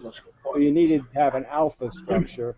And then there's other times when you don't need warriors, you just need thinkers, or you need people to do work. You know what I'm saying? So then you would be more acclimatable in your society to having more people reproducing. Right. Yeah, that's interesting. I mean, there's time to narrow the gene pool, and then there's time to expand the gene pool. I mean, both things are good for the gene pool. Sometimes it's good to narrow it, and then sometimes it's good to expand it. And I think our sexuality was used to expand and narrow the gene pool. How would you say that the environment is bending today, considering the fact that half of the things that we need to do as hunters and gatherers is no longer applicable? Yeah, well, I think that's why we live in a world full of shit. Is because it's all chaos now. So I don't think we're just not made to live life, right? I mean, life is this weird abstract thing, and you have to take this monkey and make him live this abstract life, and it's kind of bizarre. I mean, much of what we have to do is, completely unnatural, right? I mean, the way we live is completely unnatural. I'll be back. I gotta go take care of kind of my natural selection. Yes, natural thing. I think these kind of hangouts are important for that kind of thing. Hey, you guys. Hey guys, I want to conclude that Anthony is one of those types who is self-entitled. He's told me in the comments before that he's a psychopath, and I'm talking to him right now. I'm telling him exactly what I want from him, telling him that he needs to use logic, he needs to use evidence, and if you can't argue a point, don't say it. He's being a whiny little, whatever in the chat, and so, I mean, everything we said about him was totally true. Just want to leave that out there. Yeah, well, we were trying to hate. No, but we're trying to help him with his fortitude. You can't get upset at people when they call you names and stuff. And, I mean... Well, you have to be willing to defend your position. Yeah, defend it or don't say it. He just likes saying things. He didn't like defending them. Yeah, and this is Logic Church. I want this to be a logic-only zone. That's my name. That's why I'm doing this. So, it's not other people's right to infiltrate my community and turn it in the direction that they want or make it about what they want. I already have a direction that I want us to go. I already have things that I want us to talk about, Right, if you went into a cookie hangout and tried to tell somebody, no, you can't use eggs in your cookies, they would probably, not like that. Well, then, there are other places that have eggs that they can put into their pancakes or whatever, Yeah, well, look, we have similar roles. I mean, I play this role of being the master of ceremonies or whatever you want to call it. I mean, I'm really always trying to just feed conversation just like you are, and so you're doing the same thing. You have to make decisions about whether somebody's going to just control the agenda, and whether you want them to do that. And so sometimes, you have to kick people not because you want to, but just because they want to control the agenda, and their agenda is boring. Right. Yeah, it was boring. I didn't care what he had to say, and when I tried really hard to listen, I couldn't find the logic or the evidence for the points he was making, and it was just painful the whole time. It was like hours of suffering that I didn't need to endure. I should have just kicked him immediately. Well, I think he'll look back on this after he realizes and sees it. Hopefully. It's hard to draw the line, because there's been times where people surprise me. You know what I mean? I gave them rope and they didn't hang themselves. You know what I mean? They got better instead of worse. Right. Sometimes the investment is worth it, but yeah, he just sort of degraded over time. He just got worse and worse rather than better and better. Yeah. Right. But anyway, yeah, so we've been going for about 5 hours, so I think that we'll probably end it here. Unless you want to say any last things, Gary. No, it was perfectly adequate, and worked out okay. Good. I'm happy. I'm happy with what we covered. There's the different sexualities have existed for thousands of years throughout all other civilizations. Well, I'm just saying different in what respect. I mean, there haven't been too many tree fuckers. I mean, Not that we know of. Yeah, I mean the basic thing is just identify. We almost call it like a misidentification syndrome. You could call homosexuals are basically just misidentifying. They're confusing a vagina with an anus. They're just it's just a change in a subtle perception that makes the difference, right? So I mean I'm just saying I wouldn't call it. It's not necessarily aberrant in some big way. It's just aberrant in a little way.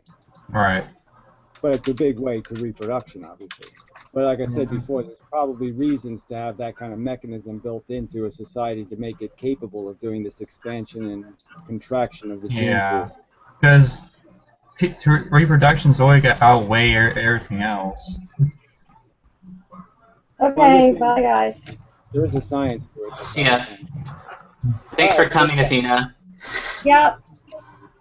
See ya. It was great. I loved everybody except Anthony. No one likes Anthony. I like having him around sometimes, but only when I'm like in that kind of mood. When let's feel pain today, More pain than I need. Headache. So somehow I'm thinking about the worst food on earth and saying, I'm never in the mood for that. I never moved to stub my toe either. Anyway. Okay, I'm gonna end the broadcast. Good enough. Take care and such. Take care. All right.